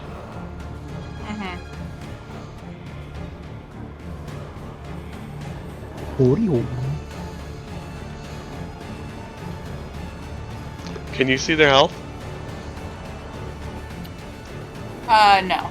Okay, so the one directly in front of you, basically the 2 on Eric, low health. The one behind you, high health.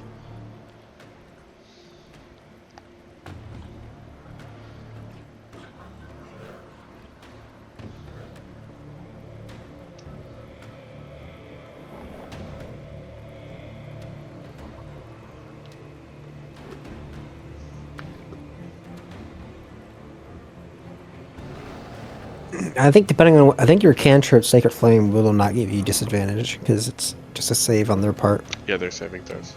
Also, which one was hexed? Don't worry about it. It was on. It was one on this window. Mm. Yeah. So which one's hexed? DM. Okay. Don't worry about it. Okay, we're Sacred Flame.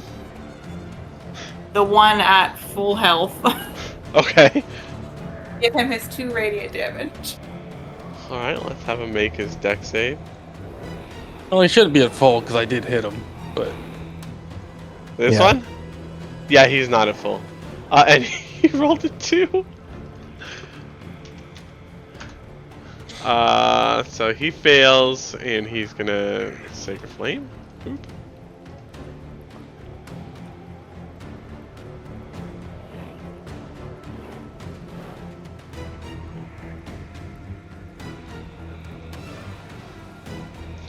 Oh, for this saving throw. Okay, so they're not currently afflicted by any after effects. Okay. Alright, is there anything else that you would like to do?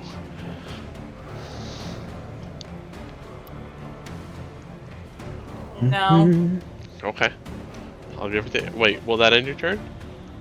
Yes. Okay. I'll give it to Look what Eric. you did, DM. Look what you did. all right. Later. So Eric's gonna swing at that one with his claws. Reckless attack for advantage for 8. Okay. Where he has to make a save. He does not have advantage on this, so he's gonna die.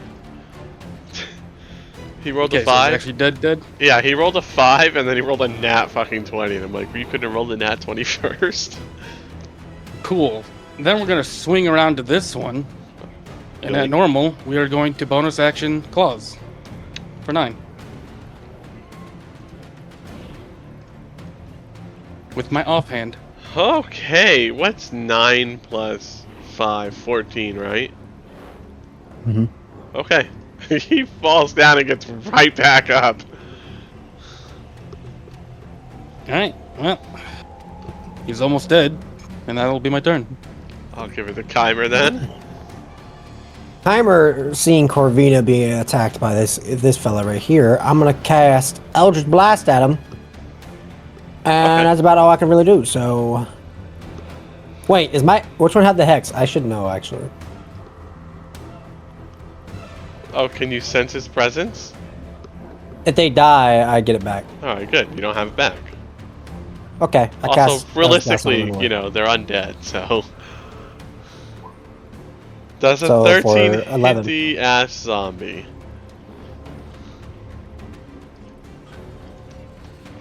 It does. Still alive though, but doing good. Oh, that's Oh. fine. That was my intention wasn't to kill it. It's to weaken it, so Jeffin can kill both in one turn. Oh, okay. Wait, you hit the one next to Jevin? Nope, I hit this one right here to Okay. weaken it, so Jeffin can kill it. Alright, Because yeah. he's gonna kill that one. That's the one that I did the damage on. So, good deal. Will that end your turn? Yep. Alright, Jevin. Yep. Your friends are having a hard time. Oh, here we Yep. go. Let's fix that, shall we? We're getting the train going, the pain train. Oh my gosh. He's dead. Right? My word. That poor son of a bitch. I'm not even gonna bother rolling his saving throw on that. Like it's a critical hit. I'm He pretty died. sure.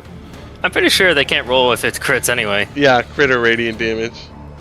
Who needs champion when you just crit regardless, right? I don't know. Does a 10 hit him? Does a 10 Oh, hit wait. him?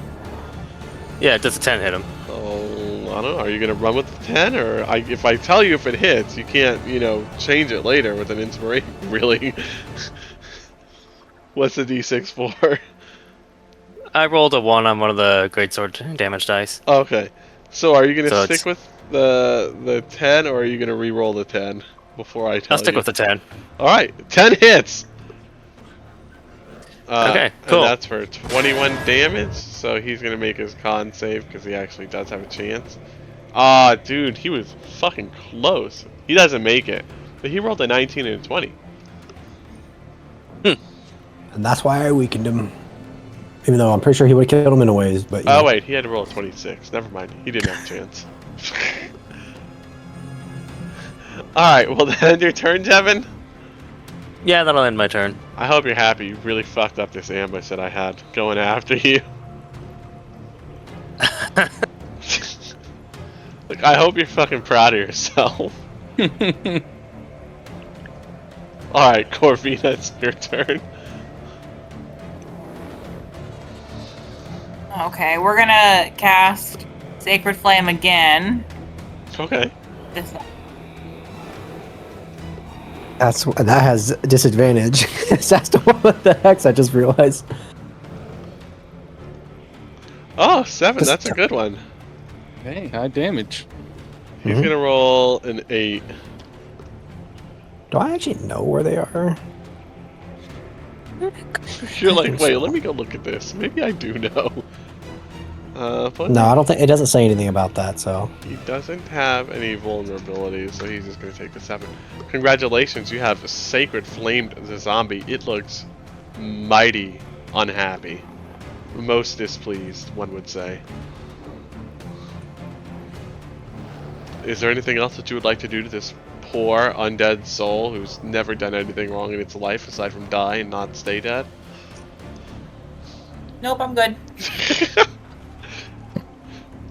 Eric, this poor lost soul is, right by you. You could probably use some consoling. Or some claws in his jugular. A gentle embrace into the arms of a loving God. Nope. Nope. 24 Alright. for 8. Yeah, he's definitely going to take that 8. Still standing, though. Normal bonus action, claws offhand for another 10. Alright, so he's going to have to roll a 15. He rolls a 22. He has 1 HP. Gypped again. Alright. End of my turn. You've been gypsied, you poor thing. Kaimer. what is that? I smell the air. I see an opportunity for a free kill. I don't know if I'd step over a dead zombie corpse. I'm gonna go this way to make sure I don't go into another bush cloud. monster. Oh, by the way, Yeah, everybody that's I'll been in just an ass cloud, roll me fucking. If you've stepped over or adjacent to a killed zombie, roll a con save for me, please. Oh, adjacent too? Okay. Yeah. Wait, how long does that last? Because Oh yeah, you're all rolling. Literally all of you roll me a con save. Oh, is it visible though? The axe, yeah, Yeah. but you're still standing adjacent to it. All right. Oh yeah, I'm running all these motherfuckers down.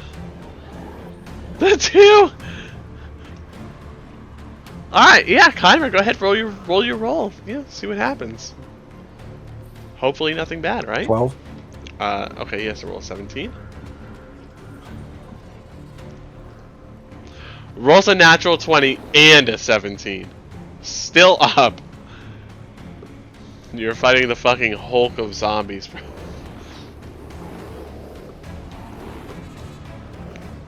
Will that end your turn? Okay. We're trying to rush through this. We're half an hour over time. Thank God we do sessions on Saturday. Holy fuck. He has a chance of rolling a 23, so. Hold up. I gotta re-roll one of those damage dice. Nah, don't worry. He's not gonna make the save anyway. He rolled a 6 and a 9. Okay. He's toast. Okay. We're not gonna do a whole bunch of fanfare today because it's 1:30 in the morning. Y'all did good. We're trying to rush through it at the end there because we're pretty over time. I think I have session 1 and 2 uploaded on my YouTube just for you guys. I'll get 3 and 4 done this week, I think, or maybe I'll just do session 3. It'll be one or the other, right? I don't want to catch up too much to where we are, just on the off chance that there's some stuff that maybe you shouldn't see yet, right?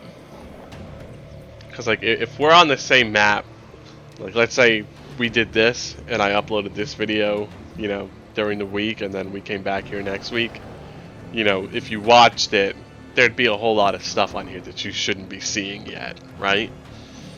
So we'll be staggering the session uploads for a little bit, just depending on the situation. But aside from that, I'm gonna have them uploaded, just during the week randomly. Do I need to post the links in the server? Do you want me to? I think you already did, no? I have no idea. I'm pretty sure you did. If you Sure want you the did. links, need the links, forget the links, lose the links, whatever, just let me know.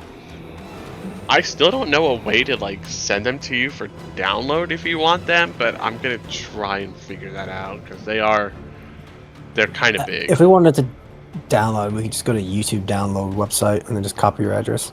All right, fuck it, yeah, I don't care. Like, Yeah. I don't give a shit. I'm the one uploading them. Y'all have my permission to take, the videos from the sessions that are only possible because of you, and download them. Mhm. Don't even have to ask. Just don't let YouTube find out about it. You know how antsy they get about stuff. Man, they don't even know. As we're I'm gonna upload go ahead this. and get out of here. It's really late for me. Yeah, no, go for it. I understand completely. Have a good night. Have a good week. Thank you for coming. Mm-hmm. Have a good one. No. Y'all have a good one. And watch out for those twig bites. They really they bite you in the ass. The little bushes they just keep smacking Corvina for some reason. Those 1970s, man, they creep up on you. I like them. They're nice and easy to kill. They really don't have a lot of HP. I think it's 4. I don't even think they roll a D6 for their max. I mean, I do have a solution to make sure we can clear through without running into them. We just burn down the entire place. Well, okay, so I'm going to teach you some very important words. 2 words, okay? Extremely important. Mhm. Fire bad. Fire bad, okay? Mm, bad for who, though? Hey, You know? just remember, fire bad. I almost had a TPK because they set the... Okay, they were playing Curse of Strahd. There were vampires in the building. The vampires were smacking the shit out of them, right? They set the building on fire. Hey, but they were inside the building. They started, yeah. They were in the... not only were they in the building that they set on fire, they were in the room that they set on fire. And it was a coffin maker's shop. So, like, that motherfucker just went up. Yeah, they almost all died as a result of that. And, ever since then, fire bad has been the phrase. Hey, just remember, fire bad. Depends. You're gonna hear Or it. who's You're gonna hear it asking? a lot. Anytime the mention of fire happens, or there is a fire anywhere, fire bad. Sacred fire, good. Yeah, sacred fire is just fine. Yeah, obviously, except if you're a zombie, then you're fucked. But yeah, you'll have a good night. I'm gonna send the stuff out. I'm gonna do the upload during this week. I'm gonna make sure that the ones that I do upload are safe, and I'm gonna go through the ones that I have and make sure that they're good to go. Yeah, I won't be able to watch those because hearing myself can't talk stand is the cringe. Hey, I My completely normal understand. voice, I'm fine with. My Kyra voice drives me nuts. I can't stand it. I talk, because like when you hear yourself talk through It's your different from what ears, you. yeah, Mm-hmm. it's different than when you're hearing yourself talk like through speakers or something. So like when I hear myself talking, you know, it's normal talking, very clear. And when I hear myself through like speakers and like recordings, I have like marbles in my mouth, and I'm just like, golly gee, it's It's not. pretty bad, but Yeah. I'm gonna get going though. So All right, y'all have a have a good good one. one. I'll see you next Mhm. week. Yep. Good night. Night.